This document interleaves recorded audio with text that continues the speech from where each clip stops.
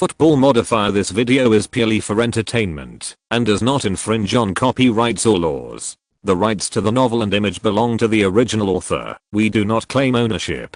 Don't like waiting and want to listen to this fanfic in full now? Subscribe to our Patreon, where you'll find the best fanfics. Chapter 526, the best players and the best head coach. Messi joins hands with Madly, the best coach and the best player. This news, published on the front page of Argentina's Independence, represents the views of most mainstream media in the country. In the past few years, Leo Messi has grown into one of the best superstars in the world in the Barcelona team, and Madly's past coaching career has also proved that he is the embodiment of victory in championship. What kind of terrifying power will the best coach and the best player burst out? No one will doubt whether Madly can solve Messi's poor performance in the Argentine national team. Messi's outbreak in the Argentine national team has entered the countdown because, as the head coach, Madly seems to have no problems that cannot be solved. European media reported this incident with great effort. L'Equipe described the incident as God helped Argentina come back to life. Like the ecstatic Argentines, although the Argentine national team was on the verge of death in terms of points, the French obviously believed that after Crazy Lee took over, Argentina's qualification for the World Cup finals was a foregone conclusion and beyond doubt. Bild, the newspaper with the largest circulation in Europe and Germany, used 25 distinctive pictures to vividly describe the world's reaction after Crazy Lee arrived at the Blue and White Army. The jubilant Argentine football officials, the carnival of fans with blue and white paint on their faces in the Plaza de Independencia in Buenos Aires, and the Argentine teenagers walking on the streets wearing t-shirts with Crazy Lee's head and the Chinese words "We are all big eaters." The Crazy Lee phenomenon swept Argentina overnight. Of course, not everyone is happy about the news that Crazy Lee agreed to take charge of the Argentine national team.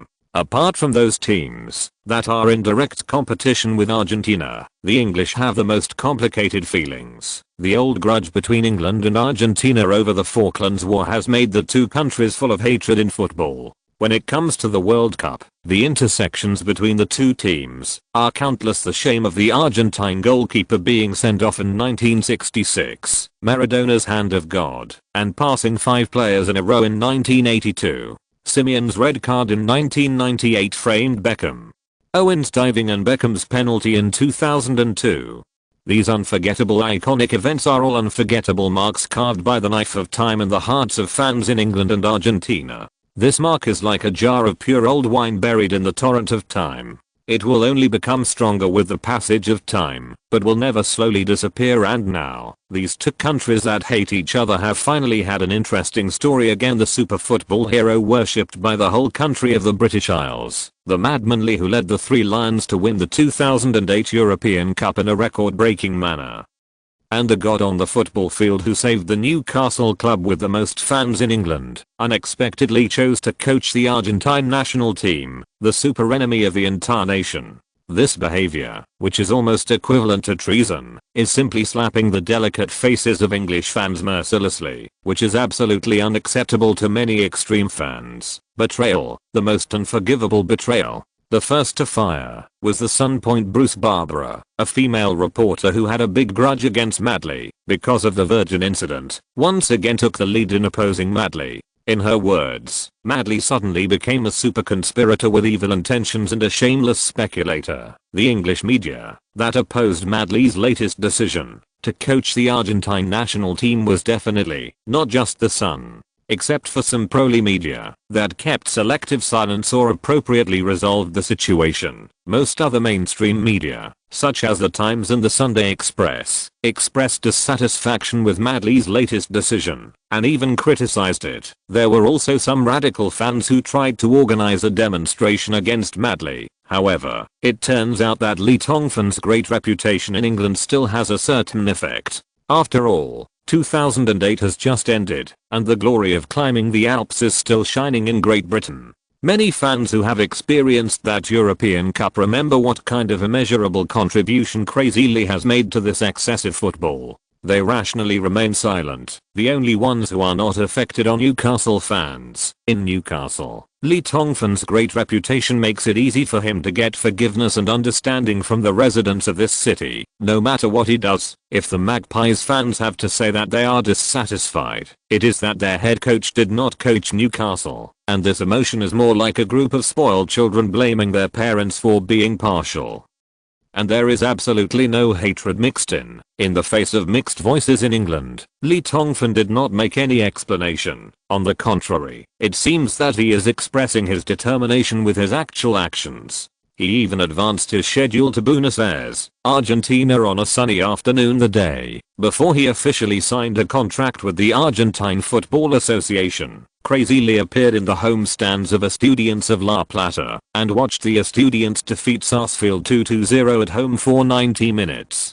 Team game. At such a sensitive moment, Lee Tongfan's appearance did not escape the attention of the Argentine media. In fact, not only the media, but also the Argentine fans at the scene recognized the man sitting in the stands when the game was about to end.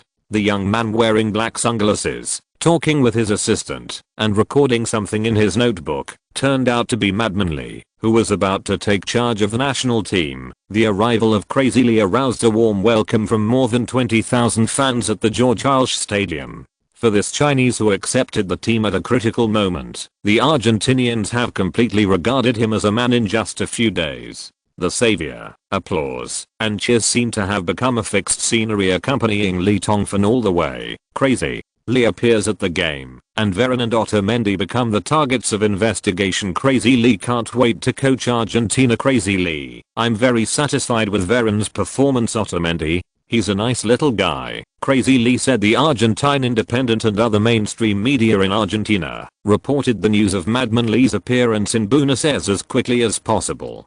For such a dedicated head coach who started thinking about the team before he took office, Argentina people's liking for him instantly rose to a higher level. At the very least, this is a responsible man. At this point, one has to admit that, although the people in the Pampas have long been aware of the famous name of Crazy Lee, their understanding of this Chinese who turned European football upside down is still a little pitiful. Because, if they really knew Lee Tongfan, they would definitely add the word cunning and crazy to the judgment of strong sense of responsibility. The following is the conversation between Lee Tongfan and his dog-headed military advisor, Tolosi Tang, and the Hotel Lee. Although I'm not qualified to give you any advice on your decision, I still want to say that your decision this time seems a bit reckless. Don suggested cautiously. Sitting on the sofa point opposite him, Lee Tongfan was lying on the recliner with his legs crossed like a pet dog that had just woken up, squeaking and rocking up and down. After learning about Lee Tongfan's early arrival, the Argentine Football Association took the initiative to contact and provide the hotel for free. Lee was arranged in the most luxurious noble suite point. The living room of the suite is decorated in a typical European classical castle style, with scholared carpets and huge complex crystal chandeliers, plus imitations of Van Gogh's sunflowers on the walls, giving the entire living room an air of nobility and luxury. You mean the feud between Britain and Afghanistan in the field of football? Lee Tongfan was unfazed. I know all this, but I'm a Chinese, and this has nothing to do with me. Tolosi Tang was silent for a moment. He quickly raised his head again and continued. Lee, you are already a national hero in England. No foreigner has ever been able to win the hearts of fans in this country like you. They love you so much. That's why you will look angry and overwhelmed when you take over Argentina. Some people think this is a betrayal. Don, you are wrong. I do not belong to any place. I'm just a head coach. Even if I lead the England team to win the European Cup, it does not mean that I belong to this country. If I have to, what do you mean? My only connection to this country is that I own a Premier League club, and that's okay. If anyone is unhappy with that, I can always sell the club to anyone in England who can afford the price. We all need to learn to be grateful rather than possessive. Lee Tongfan's words were a bit like a child's anger. Tolosi Tang didn't speak anymore, knowing too well that this was definitely not out of anger. He knew the young man before him. The young man in front of him, at the moment he spoke just now, suddenly made him realize that there was something stubborn and crazy in the bones of this young man who had always been very kind to others outside the stadium, and this kind of thing is just like the aura he exudes when directing the team to play on the sidelines of the court. It is crazy and strong, and no one can stop it. Although sometimes, this young man's way of thinking about problems is too simple, it seems not unreasonable. After the 15th, the busy year really begins, brothers. Zyodea will fight with you for this long year. Thanks for your support. If you are able to subscribe, please subscribe to the Modifier. Chapter 527 Assistant Coach and Warm-Up Match Opponent. One day later, the Argentine Football Association held a press conference directly in the hotel where Lee Tongfan was staying and officially held the signing ceremony for Crazy Lee to take charge of the national team. The spotlights were like an endless sea of thunderbolts. More than 300 reporters from all over the world attended the press conference, including many from England. When their microphones and cameras witnessed the scene of Lee Tongfan picking up a pen and signing his name on the contract, everything had become a foregone conclusion. Standing up and shaking hands with the president of the Argentine Football Association, Grondona, Lee Tongfan smiled at the media reporters below, and the spotlights flashed again, as if the god Zeus was releasing his divine rod, the lightning rod. This is destined to be recorded in the history of the Argentine national team. After the signing, Grondona smiled so hard that his wrinkles bloomed like a blooming chrysanthemum. He thanked God for his good luck. It was the result of too many coincidences that he could invite Lee to coach. This coincidence made Grondona admire his own character again. At this time, he even felt that Maradona's injury was such a wonderful thing. In front of more than 300 reporters from all over the world, Grondona firmly expressed the Football Association's support for Lee's upcoming work and said that it would never interfere with any decision of Lee's. Lee Tongfan expressed his gratitude. Soon it was time to answer reporters' questions. The first reporter from England who couldn't hold back, a middle-aged reporter with a Sun work card on his chest, stood up and asked, "Lee, many fans in the UK are very disappointed with your decision. Do you have anything to explain?" "Nothing to explain. It's my freedom to choose which team to coach, Lee." Tongfan rolled his eyes and didn't care about the strong taste of provocation in the reporter's question. He answered very straightforwardly, although he knew that this sentence might be magnified by the media reporters and sold to readers. But Lee didn't care. "First of all, congratulations, Lee. Many people want to know, what do you think of Digo's national team lineup? Will Real Madrid striker Gonzalo Higuain, who has been rejected before, get a chance?" The question was asked by a Spanish reporter. There is no doubt that Gonzalo has the ability to play for the Argentine national team. There is nothing to guess. He will be called up soon. "You know, we once had a pleasant cooperation experience in Real Madrid, Lee." Tongfan did not shy away from this question. He had admired Higuain very much during his time at Real Madrid. This was known to the world. Old Lee felt that there was nothing to hide. Many head coaches liked to reuse their direct subordinates who had worked with them before, which was understandable. There was a buzzing noise among the reporters. Most of the reporters were local Argentine reporters. They were obviously not used to the straightforward way of answering questions by Crazy Lee. The entire press conference lasted for 15 minutes, until the hotel security began to drive the crowd out. The reporters who did not have time to ask questions were still shouting Lee Tongfan's name, hoping to get a chance to ask questions at the last minute. Real Madrid, Spain. Early morning. Drops of sweat dripped onto the wooden floor, shattered, and bloomed with sparkling brilliance. This was a private gym with simple decoration.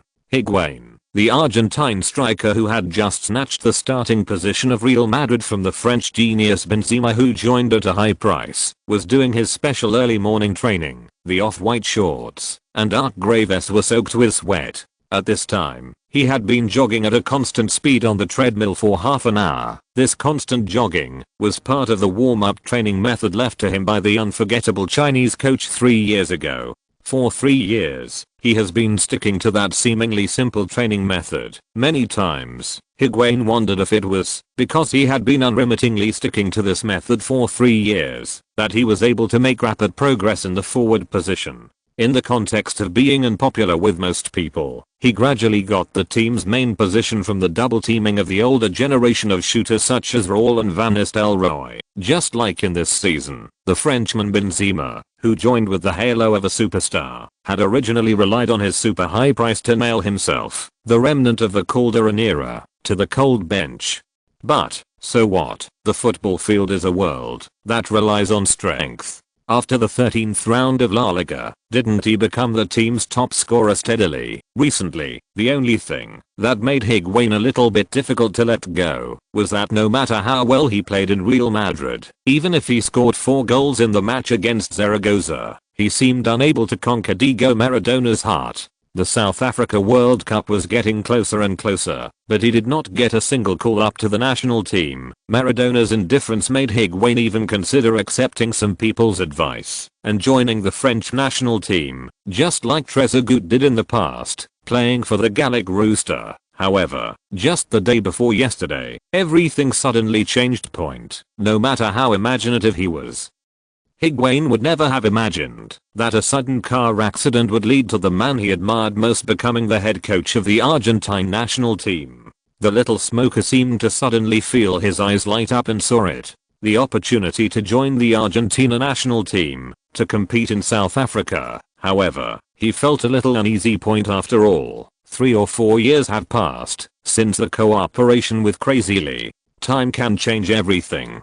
Compatriot Gago has already been favored by that person and joined Newcastle, but he has never received any call. Could it be, Crazy Lee, has this person whom he secretly admired so much, already forgotten about him a long time ago? Thinking of this, Higuain's breath began to become a little confused. He was about to turn off the treadmill and come down to rest when the phone rang. Zio Yankian looked at the number. It was his father calling, and the call was connected. Hey, Gonzalo, look at today's newspaper. Oh ha ha ha, guess what Crazy Lee said at the signing ceremony? He said he would definitely call you into the national team. He really said that, son. You can rest assured and work hard. The door to the World Cup is already open to you. His father laughed and said something behind him, but Higuain didn't hear it. He raised his head and saw that the early morning sun had gradually emerged from the horizon. The Argentine boy thought of that early day 3 years ago. At that time, it was also such a fresh morning.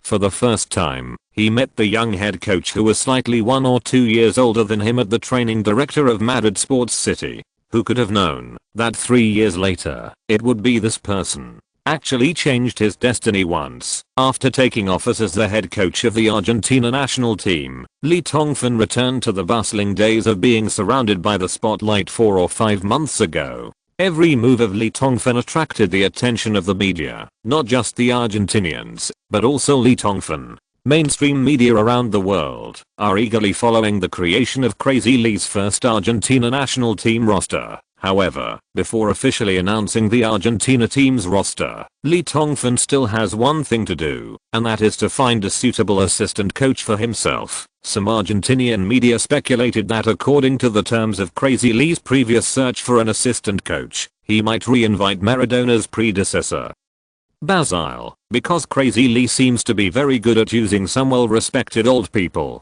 to help him manage the team. However, this time, Crazy Lee once again let South Americans see his tendency to play cards that do not follow the rules. On the 3rd day of taking office, he announced the name of his assistant coach to the outside world. A name that few people have heard of in European football, Liebing. To be honest, even Liebing himself never thought that Crazy Lee would ask him to be the head coach of the Argentina national team. The first time I heard Lee Tongfan's invitation on the phone, it felt like a dream at that moment, an incredible dream. Although in the 2008 European Cup, his extravagant hopes became a reality. With the permission of Crazy Lee, he witnessed the preparation process of the world's top teams at close range, and witnessed the England team's triumphant victory all the way to the top of the Alps. Over the years, he and Crazy Lee have occasionally contacted each other and maintained a personal relationship that was neither cold nor cold. But, however, that is the position of assistant coach of the Argentina national team. Looking at the entire world of football, there are countless people who are more famous and stronger than themselves who dream of this position.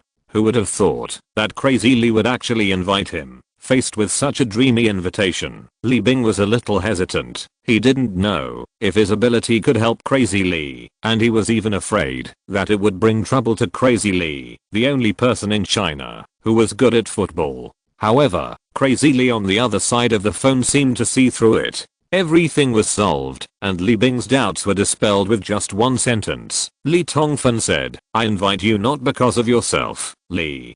Tongfan didn't finish what he said, but Li Bing immediately understood what the other party meant. All his concerns were put to rest, and he immediately agreed to the invitation. Inviting a little-known Chinese as his assistant coach did not arouse the dissatisfaction of the domestic media in Argentina. The Football Association also expressed 100% support for this matter. In order to give Li Tongfan greater confidence in the match against Peru in November, the Argentine Football Association plans to organize a warm-up match before then. However, considering that the World Cup qualifiers have reached a feverish stage at this time, few national teams are willing to accept invitations to participate in friendly matches. Therefore, when choosing the targets for the warm-up matches, we can only focus on those who are already determined to miss the chance. World Cup national team. The final result once again made the international football world scream, because the target was Chinese national team. The day after confirming the targets for the warm-up match, Crazy Li announced the 24-man roster of the Argentina national team.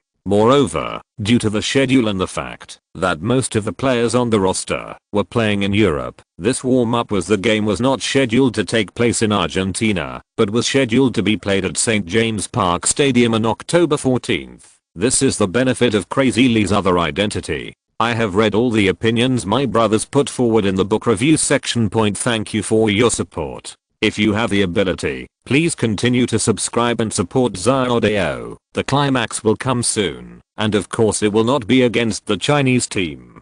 Chapter 528 Chapter 536 Crazy Lion-039's first blue and white army roster. After arranging all the work, Crazy Li did not play a mystery to whet his appetite, nor did he go to the stands of the major European leagues to observe the performance of the Argentine stars. Instead, he simply indirectly announced the team's 24-man roster list. Goalkeeper position. Among the goalkeeper trio from the Maradona era, only Sergio Romero, the young goalkeeper from the Dutch Eredivisie team AS Alkmaar, remains, and the other two are Catania's Antigua, Pozo and Argentina's Cologne were ruthlessly excluded from the squad by Madmanly, replaced by Getafe goalkeeper Oscar Usturian, the former national goalkeeper who transferred to Galatasaray in Turkey. Leo Franco. In this position, the changes are not small, and they basically completely overturned the goalkeeper configuration originally prepared by Diego Maradona, the god of Argentine football. For the Pampas Eagles defensive line position, it is understandable that Gabriel Milito from Barcelona lost the selection due to injury, and Hines of Marseille bid farewell to the squad for no reason, leaving many people unable to guess the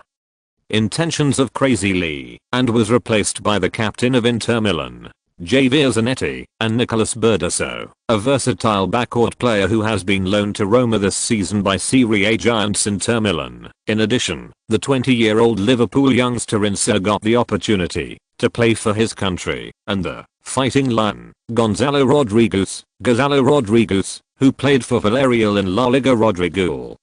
Youngster Nicolas Otamendi, Inter Milan, Rock, Walter Samuel, Bayern Munich nerve agent Martin Demichelis, and Manchester City fullback Saba Pablo Zabaleta has become the lucky one to be summoned by Crazy Li. Back waist position. If the selection of Franco Zucchellini, the new midfielder of Bundesliga dark horse Hoffenheim last season, was a small surprise, then for Argentinian fans, the real big surprise was the core of Inter Milan's offensive and defensive transition. The return of Esteban Cambiasso. After a year, this absolutely powerful midfielder who was excluded from the lineup by Maradona for unfounded reasons finally got the opportunity to play for the country again. As for the selection of Crazy Li's favorite player Fernando Gago and former national team captain Javier Mascherano, they were both expected by the media and fans, and it makes sense. Midfield veteran Sebastian Veron was unexpectedly retained in the team by the madman Lee, who likes young players, and the name of another famous veteran, Roman Requelme, miraculously appeared in the team on this big list. Previously, Requelme voluntarily withdrew from the Argentina national team due to his bad personal relationship with Maradona. I wonder if he will return to the international team this time when faced with the call-up of Crazy Lee. Javier Pastor, the young player who was loaned to Palermo by Newcastle, appears on the squad, which is also speculated by many media. You must know that in the past year, Crazy Lee, the coach of Newcastle, has expressed his love for this young player more than once, and for his favorite players. Crazy Lee has never been stingy about giving them opportunities to grow. The newly rising Benfica winger Di Maria, Barcelona's popular King Lionel Messi, Madrid captain Maxi Rodriguez, Lazio's popular star Mauro Zerrit appears on this list. Among the midfielders, the biggest surprise occurred with 3 people. The first one is Big Head D'Alessandro, who currently plays for the Brazilian international team. This bad boy once made a big name in the Bundesliga. His career development has been quite unsatisfactory. After many years, he finally got a call up from the Argentina national team. The second one is Clown Neymar. This talented technical player who plays for Benfica has not been very happy with the national team. I wonder if Crazy Lee can let this amazingly talented player bloom the brilliance it deserves. The third one is the Argentinian player Eduardo Salvio, who has just transferred to Atletico Madrid this season. Although this player introduced by Atletico Madrid as a guru second has not yet proven himself in La Liga, even many Argentinians don't know much about him, but Lee Tongfan,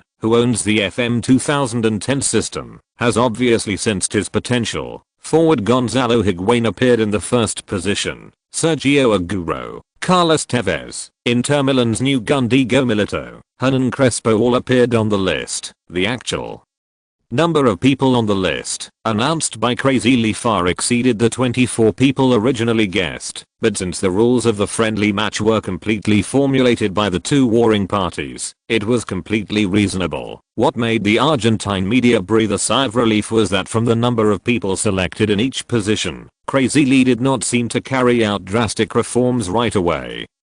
Because, except for a few people such as Ines who were not selected and Neymar, D'Alessandro and others who were unexpectedly selected, the main structure of the Maradona era was still retained. For Argentines, this is a good phenomenon. At least Crazy Lee did not act arrogantly under his fame. Many people were worried that Crazy Lee's changes would eventually backfire. Now, the Chinese people's strict and orderly work attitude shows the demeanor of a world-class coach. It seems that Crazy Lee himself understands that in the severe situation, where the last 2 games will determine the fate of Argentina, any caution is not too much. After announcing the list of the Crazy Lee's first Argentina national team friendly match, Lee Tongfan did not stay in Buenos Aires, but returned to Newcastle with his assistant Lee Bing and the coaching team, provided by the Argentine Football Association, because, according to the plan, the friendly match will start in St. James in 5 days. Lee must make preparations in the early stage, and after a short period of contact, Lee Tongfan found that he was not very accustomed to some of the ways of doing things in the Argentine Football Association, compared with the English Football Association, which he had cooperated with before. The Argentine Football Association gives people a feeling more similar to Chinese football. Lee Tongfan, who was criticizing the Chinese Football Association, did not expect that when he returned to Newcastle, the Chinese Football Association actually gave him a big surprise, the opponent of the Argentina friendly match.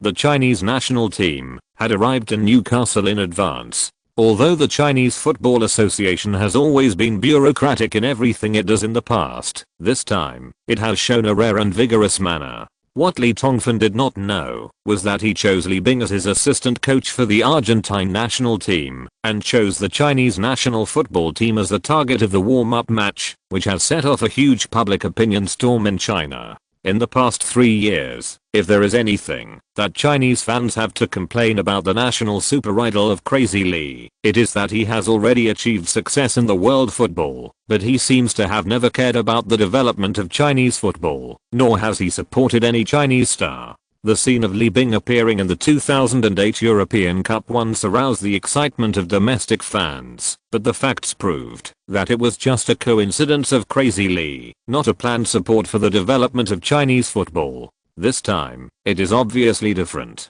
Li Bing's appointment and the opportunity for the Chinese national football team to learn from world-class teams were deliberately exaggerated by the domestic media and were seen as a sign that Crazy Li wanted to support Chinese football. The idol returns, and the hope of Chinese football has arrived. Crazy Li intends to revitalize Chinese football. Crazy Li will coach the Chinese national football team after the World Cup. The Football Association and Li Tongfan reached a mysterious agreement, and the Chinese national football team ushered in an opportunity to take off. Faced with this flying news, the fans are both looking forward to and worried, expecting that if the omnipotent Crazy Li can really promote the development of Chinese football with his personal strength as reported and imagined by many sincere fans, and make Chinese football undergo a qualitative change, what a wonderful thing it would be. And the worry is that the Chinese football, a super strong divat, will harm Crazy Li, the only pride that China can show off in the football world. If that is the case, then they would rather Crazy Li stay away from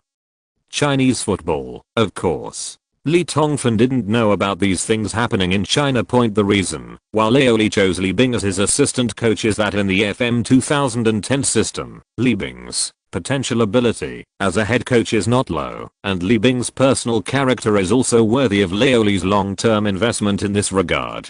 Perhaps in the future, there will be more than one Chinese coach who can be praised in the world football. Moreover, Li no longer needs to invite an old man like Venables to settle the scene like when he coached the England team. Nowadays, the power of these three words Crazy Li is enough to shock any star in the world. The reason for choosing the national football team as the warm-up match object is also very simple. It is just a stopgap measure when there is no suitable object. This warm-up match is just to test several Argentine players who are on the edge of their own plan, and by the way, let the main players in their minds find a feeling of cooperation, so the strength of the opponent is not important. As for supporting Chinese football, coaching the national team after the World Cup, these things, Li Tongfan has never thought about it. If it is a single person, Li's personal strength is still possible, but facing the super monster of Chinese football that has grown into a shape, even if he has a super cheating killer like the FM 2010 system, Li Tongfan will soon be eaten up without leaving any residue. This is absolutely no doubt. October 12. There are still 2 days before the friendly match.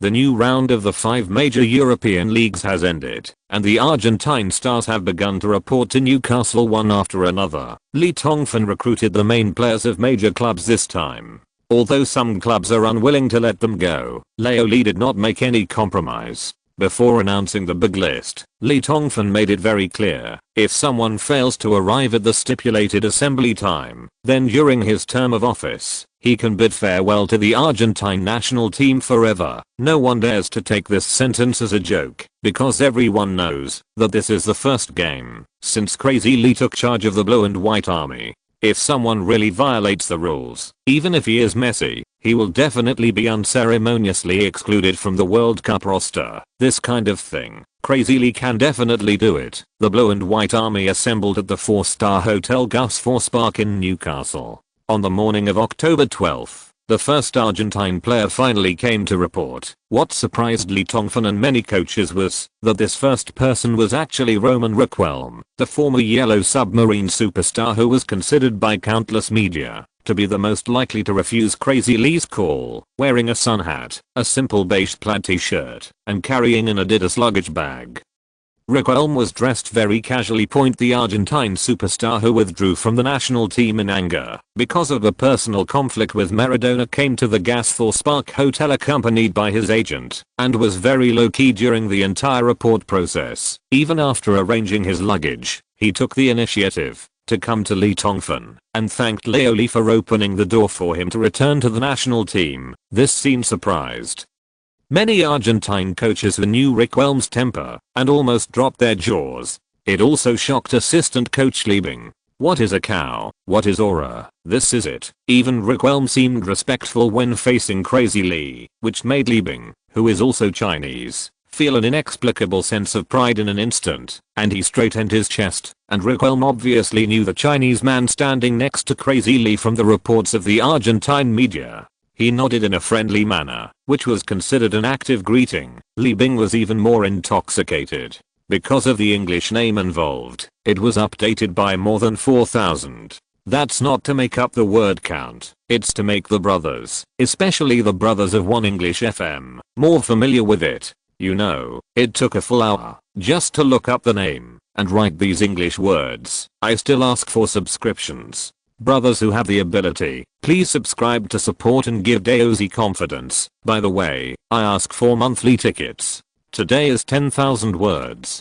Chapter 529 Crazy Englishman. Walking out of the player tunnel, all the players of the Chinese team felt a raging heat wave hit their faces instantly, like a huge wave in the boundless Pacific tsunami. The blood is boiling at this moment. Obviously, this is the largest game among all the players. The most obvious point is the number of fans. The scene of more than 50,000 people cheering and shouting in one moment is far more spectacular than imagined. And such a scene, such a hot attendance rate, is almost never seen in the Chinese Super League. To the surprise of all the Chinese young players, 80 to 90% of the flags and slogans displayed in the stands supported the Chinese team. Even some blonde foreigners also held up slogans drawn in Chinese, shouting excitedly in the stands. What's going on? Are we more popular than Argentina? Why do I feel like I'm at home? Deng. Zhuo Xiang turned around and asked Hao Junmin behind him with a strange look on his face. This is normal. Whether it is politics or football, there is an irresolvable hatred between England and Argentina. Moreover, you have to remember that this is Newcastle St. James. It is his territory, and the Chinese are welcome here. The level is second only to the England national team. As an overseas player who has experienced the atmosphere of European football, Hao Junmin is very clear about the attitude of Europeans towards football. Such a scene is actually easy to understand. The moment the Argentine players came on the field, they felt the unfriendliness of the English first. Among the 11 players in the starting lineup, only Fernando Gago, who played at home, received applause from the Newcastle fans in the stands when he came on the field, while other Argentine players were shouted out whenever their names were shouted by the on-site commentator. Shout out, and St. James will erupt with deafening boos, insults, and a middle finger raised like a white forest. The middle finger has become a popular term here. This endless abuse and booing, when it reached its climax, suddenly turned into cheers. It was a kind of cheers that covered the sky, just like welcoming the arrival of a king. Surging the rhythm makes everyone's soul tremble involuntarily. The players on both sides were stunned, but they quickly got the answer. The figure of Crazy Lee appeared on the large electronic screen hanging from the ceiling of St. James. Just a simple smile and wave takes away everything here. Newcastle people have been waiting for this scene for too long. Although Lee Tongfan did not appear here as the head coach of Newcastle this time, the treatment he received did not drop 1 point. Force the referee on duty, David Dick, blew the whistle to start the game. The Argentina team took the lead to kick off. Amidst the boos, Crespo knocked the football to Agüero, and the Atletico Madrid forward immediately passed the ball back. Behind him, Riquelme controlled the ball and organized the attack. The whistle blew and the game finally started. This was a game without any suspense. It felt like the best head coach in the world was leading the Lions to slaughter a group of sheep. In my opinion, it seems that the only interesting question is, how many goals will Argentina score? Although he was full of disdain for the Argentinians due to his righteous stance, Sester, who condescended to be the onside commentator, had a rare moment of rationality and began to analyze the strengths of both sides. Argentina's number 1 star Leo Messi unexpectedly sat on the bench. Is Madmanly really trying to establish his authority? Haha, this is crazy. Crespo just transferred from Newcastle to Manchester United and still got with the favor of Crazy Lee. He and Atletico Madrid striker Sergio Agüero jointly serve as the sharp front court of Crazy Lee's 4-4-2 formation. In the midfield, Riquelme is in the middle. Di Maria and Maxi Rodriguez are on both sides of the town, and Gago is slightly further back. Sister's voice was clearly heard by the fans through the St. James sound system. England's crazy hatred of the Argentinians was clearly demonstrated at this moment. Whenever the name of an Argentine player appears in the commentator's mouth, St. James's boots will instantly reach a new peak like a space rocket being ignited. The Chinese team's formation is also 4-4-2, with forwards Gao Lin and Guobo, midfielders Hao Junmin, Deng Zuoxiang, Zhao Xuri and Yang Hao, and defenders Rang Hao, Zhao Peng, Gui and Zhang Linpeng. Goalkeeper Yang Zhi. Player number 8 Hao Junmin is currently playing for Schalke 04 in the Bundesliga, and may cause a little trouble for the Argentine team. Sester almost finished reading the Chinese team's starting list while looking at the information point. Although called a humanoid database by the English media, Sester is completely unfamiliar with these Chinese players. Among them, it seems that only Hao Junmin, who plays for the Bundesliga giants Schalke 04, can make it. He would like to say one more thing. Argentina had the ball in the backcourt. Still booing. On the field, the young players of the Chinese team worked hard to show off their strength in front of Tongfan. Each one of them seemed to be pumped. However, they were so excited that their performance seemed to be counterproductive. 3rd minute. As a defensive midfielder, Yang Hao ran hard all over the field. He suddenly made a tackle, but instead of intercepting the ball from Gago's feet, he left a big gap behind him, allowing the experienced Argentina team to seize the opportunity. Fernando Gago dodges and then makes a pass. Midfielder Riquelme had his back to the goal, leaning on the defense of Dewey, and missed the ball the moment he caught the ball. In the oblique stab, big skywing, Agüero rushed out like an arrow from the string point at this moment. Another central defender Zhao Peng used practical actions to profoundly explain to more than 50,000 people what the gap is. Agüero's foot didn't even touch the football. It was a change of direction while running, which made this big man of more than 1.8 meters stand frozen, as if someone had cast a body holding spell. He stood on the spot and watched helplessly as Agüero stepped on the football with his toes and rushed past. His center of gravity had long since been shaken. On the other side, Big Skywing obtained a single sword. There was no suspense about what happened next. Yang Zhi misjudged the direction of Agüero's shot, and the latter shot through the Chinese team's goal! 1:0. After scoring the goal, Argentina stars hugged each other happily amidst the boos from St. James, who were uncooperative. Sergio Agüero, the hero of the goal, even went to the sidelines to high-five Lee Tongbium. This can be regarded as a disguised expression. Goal. Agüero scored. In just 3 minutes, the Argentine team scored. The gap between the strength of the two teams is too big. Whether it is the strength of the players or the head coach, their abilities are too far apart.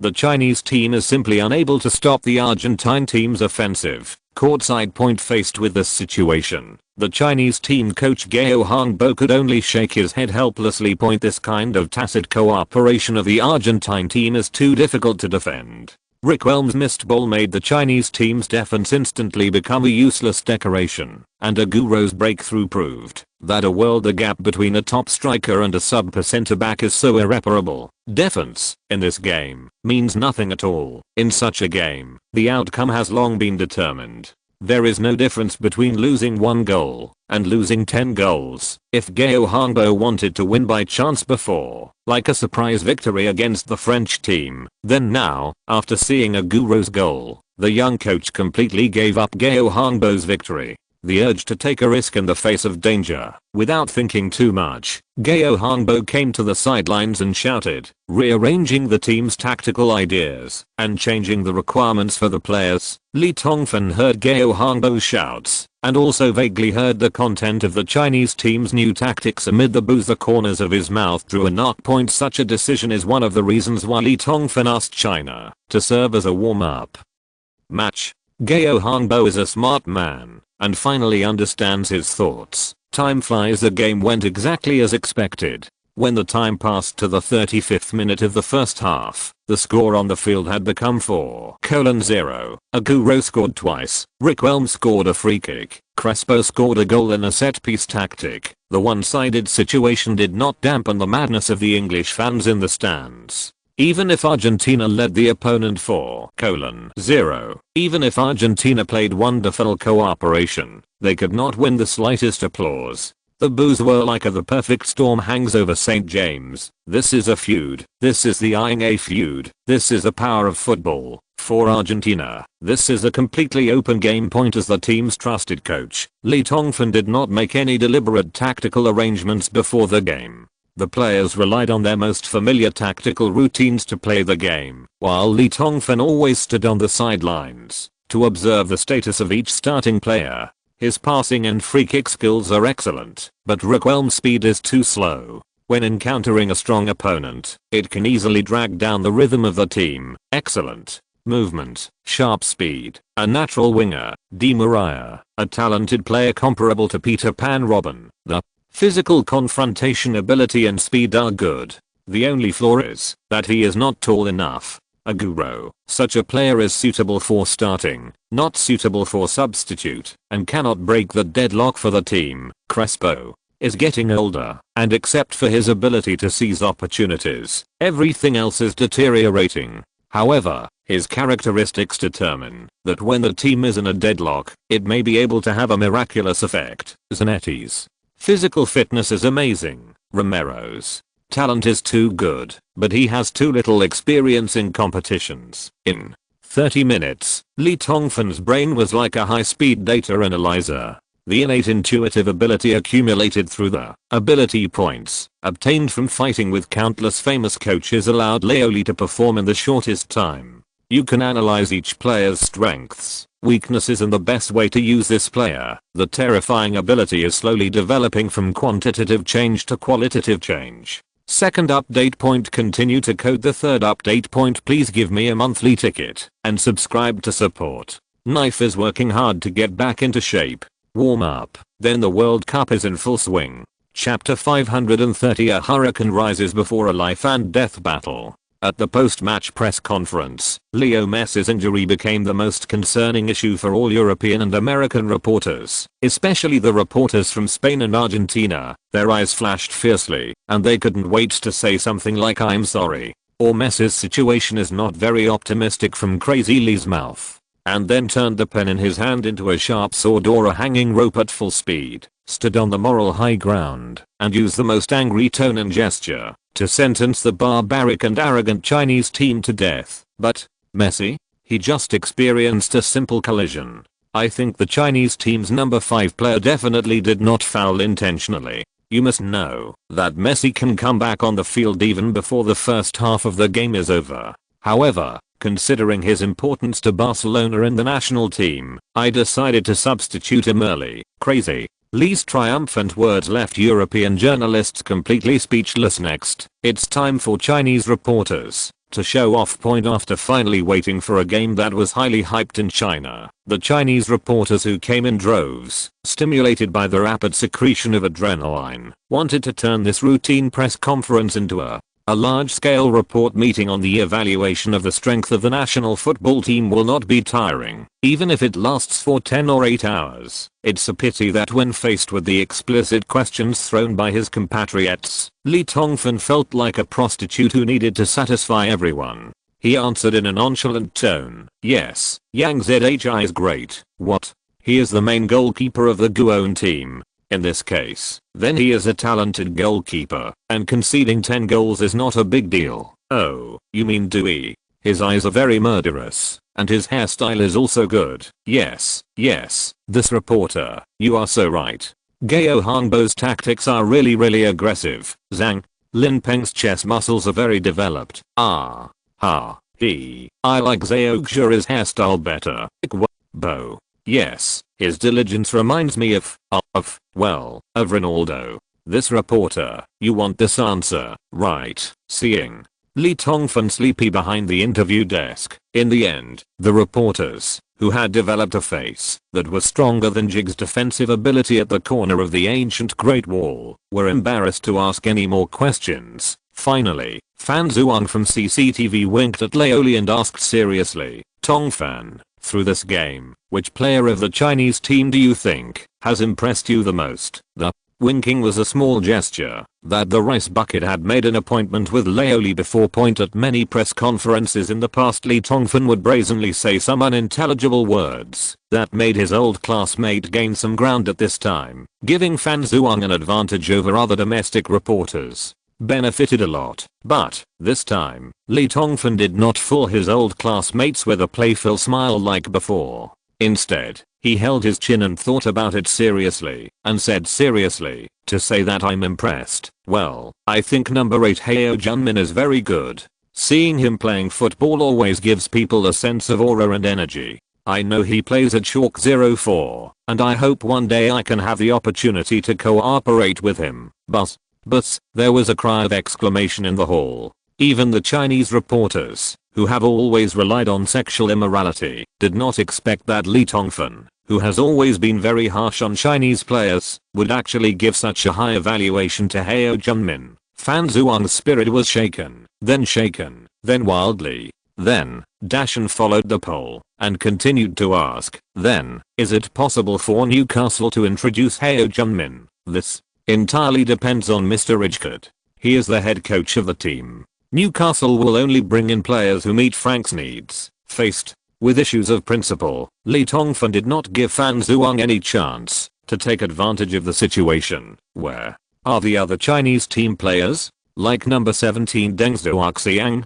Someone asked again. His free kick level is eye-catching. It was a world-class goal. However, I think he still has a lot to learn about how to handle the ball in sports battles. After Lee Tongfan answered this question, he stopped entangled with any reporters, turned around and left the press conference hall directly. An inconsequential emergency-friendly match between the Argentina team and the Chinese team has basically no hype value for the Europeans. Their eyes are more focused on the Argentine superstars, and they are discussing which one the player may become the lucky one next, and be favored by Crazy Lee. As for the Chinese team, it can only be regarded as a soy sauce in Newcastle.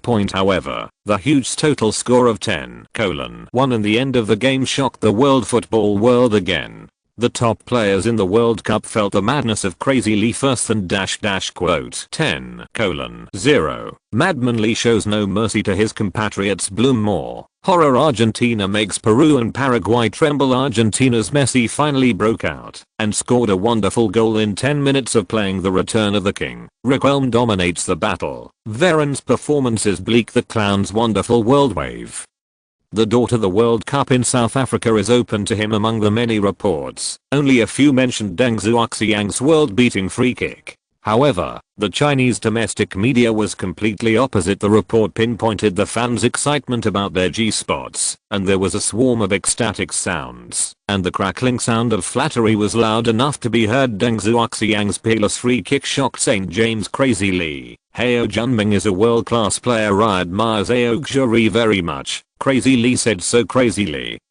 Iqbal's diligence makes him comparable to Shevchenko. His tackle is unparalleled. Newcastle is full of interest in Heo Junmin. Yang Zhu. Tell you about a real madman. Lee. True and false reports have left domestic fans confused, especially after Lee Tongfan's praise of Heo Junmin was proven to be true by the European media. Domestic fans were surprised and wondered, could it be that the national football team was fed a 10:1 score and still poured it out? A prosperous and peaceful age. This is so fucking bullshit. After the warm-up match, the Argentine national team announced its disbandment the next day, and the stars went back to their homes to look for their mothers. According to the World Cup South American qualifying schedule, the life and death battle between the Blue and White Army and the Peruvian national team will take place on the next national team match day, which is November 10th, with less than a month left. Lee Tongfan's main job during this period was to fly back and forth between top leagues in Italy, Spain, Germany, and England, constantly observing the status of the stars who were eligible to be selected for the Argentina national team, in order to draw conclusions. First-hand information officially determined the list of life and death battles. This time, Lee Tongfan truly fulfilled his responsibility as a head coach. The FM 2010 system has never been activated by him. relying on the terrifying calculation and decision-making ability gradually formed by relying on the FM system. Ability points. Lee Tongfan analyzed detailed information in more than 20 days. As an assistant coach, Li Bing was astonished when he saw the data piled up to more than 1 meter that Lee Tongfan had worked hard day and night to collect and sort out. He once felt the madness of Crazy Lee and thought he had discovered the reason for this young man's success in the blink of an eye. Time has passed silently for more than 20 days as 2009 enters the penultimate month. Half of the 2009-10 season has passed by in a blink of an eye. The winning situation of the 5 top European leagues has finally begun to show certain clues. La Liga point Real Madrid, which spent nearly €200 million crazily in the summer and boasted 2 world superstars, Kaká and Ronaldo, did not leave the century-old rival Barcelona as far away as Florentino expected.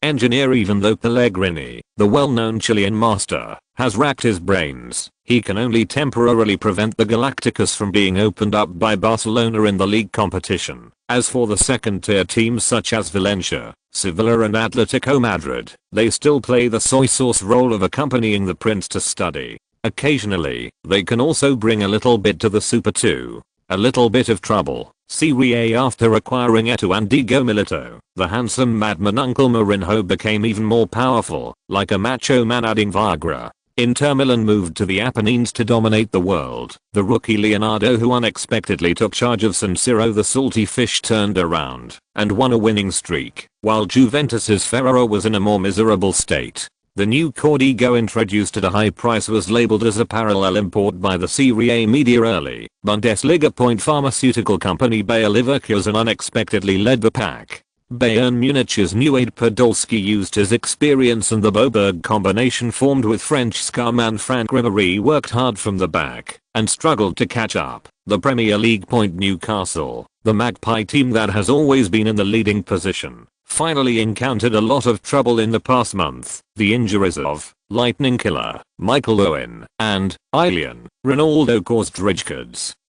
4-3-3 tactical system to completely collapse, and the new 4-4-2 tactics did not fully integrate successfully. Next, the Magpies only had 2 draws and 2 losses in the past 4 games, and their lead in the standings was only 2 points, after being chased by Chelsea. This is really not the biggest trouble point. The main trouble Rijkaard faces is that this season's new centre Andy Carroll is a naturally restless player. In the past half month, he has been accused of drunken driving and speeding, assaulting his girlfriend, and late at night. Not so glorious things like clubbing have become the focus of media attention across England. The indiscretion and arrogance of young Andy Carroll caused Newcastle's locker room, which had been known for being a bad guy since Crazy Lee moved in, to unknowingly begin to permeate with an atmosphere of bad blood. At such a fatal juncture, facing such a high-flying Andy Carroll, Black Swan Rijkaard once again exposed his fatal weakness when coaching Barcelona. Too soft-hearted, with Irving and Ronaldo injured and absent, Carroll and Nicolas Gigi have become hard to get frontline scorers. Carroll's height, strength and aerial advantage, in particular, are the team's most indispensable tactics. Fulcrum. Under such circumstances, Black Swan, who was under tremendous pressure, did not delve into the details and acquiesced in Carroll's series of inappropriate behaviors. Lee Tongfan is busy with the Argentine national team and has not put much energy into Newcastle recently. By the time Leo Lee discovered that something was not right about the situation at St. James, things had become dire and out of control. November 3rd point on the front page of the day, the English media The Sun suddenly exposed a set of photos that caused an uproar throughout the Premier League. Although the picture was a bit blurry, people familiar with it could quickly tell the story. The background is at Newcastle's Rigbottom training base. On the photo, a tall player was waving his fist as big as a casserole, beating his teammates viciously. That ferocious and twisted face makes people vaguely think that what is going on at the Rigbottom training ground is a life and death fight in the notorious underground black market boxing match in the United States, not a football training. Andy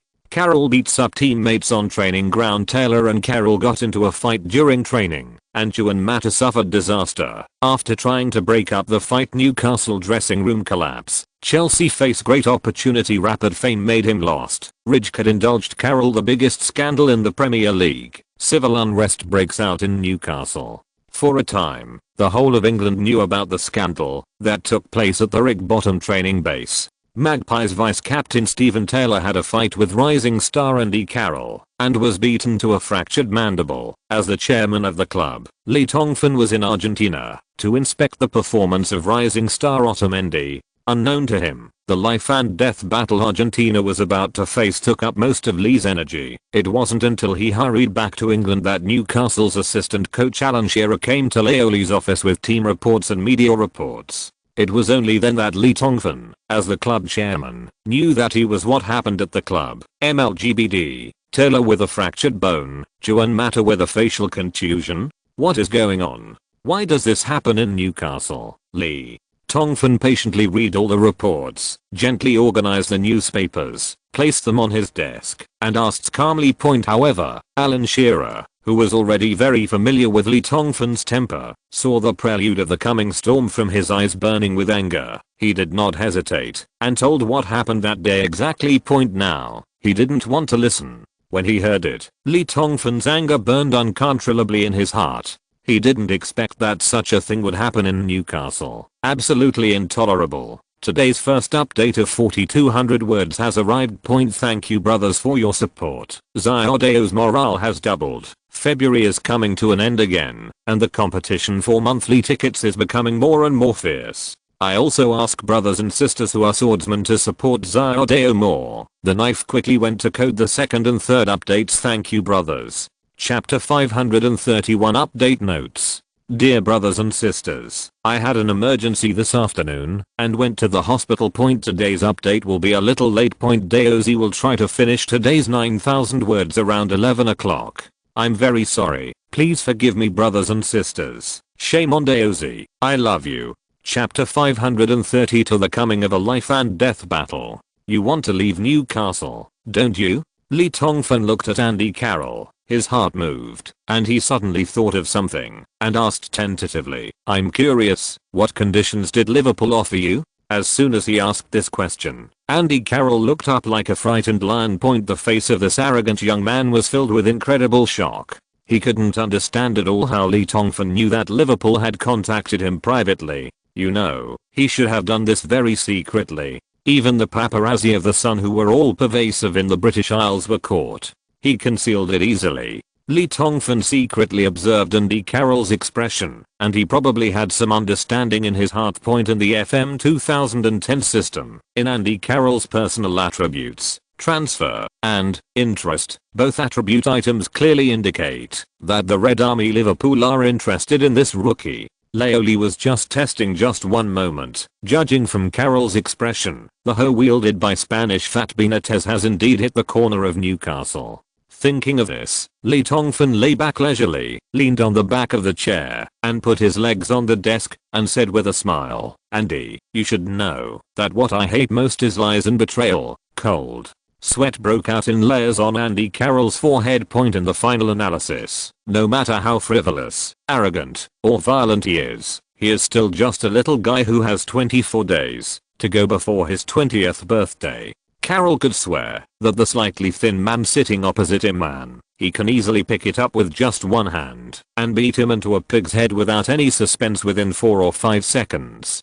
But he didn't dare. An inexplicable fear that comes from the soul and the worship that has been deeply rooted in his blood since 2 years ago made Carroll face the madman Lee with his strong body, muscles, and the innate bad temper will disappear without a trace in an instant. Yes, Carroll adores Crazy Lee. In fact, in Newcastle, and even in the whole of England, there are few football teenagers who do not admire this young man from the mysterious ancient country in the east. Ferguson and Wenger have conquered the Premier League in the past years, but Crazy Lee is closer to the teenagers. Age is an advantage that the two godfathers can never surpass. 60 or 70% of those young people who are full of love for football in football schools dotted across Great Britain, sweating in youth teams of all sizes, will Crazy Lee as an idol. Andy Carroll is one of these teenagers. He admires Crazy Lee and longs to play football under Crazy Lee, just like Juan Mata and Marcelo, just like Ronaldo and Irving, who run the football world and reap glory under Crazy Lee.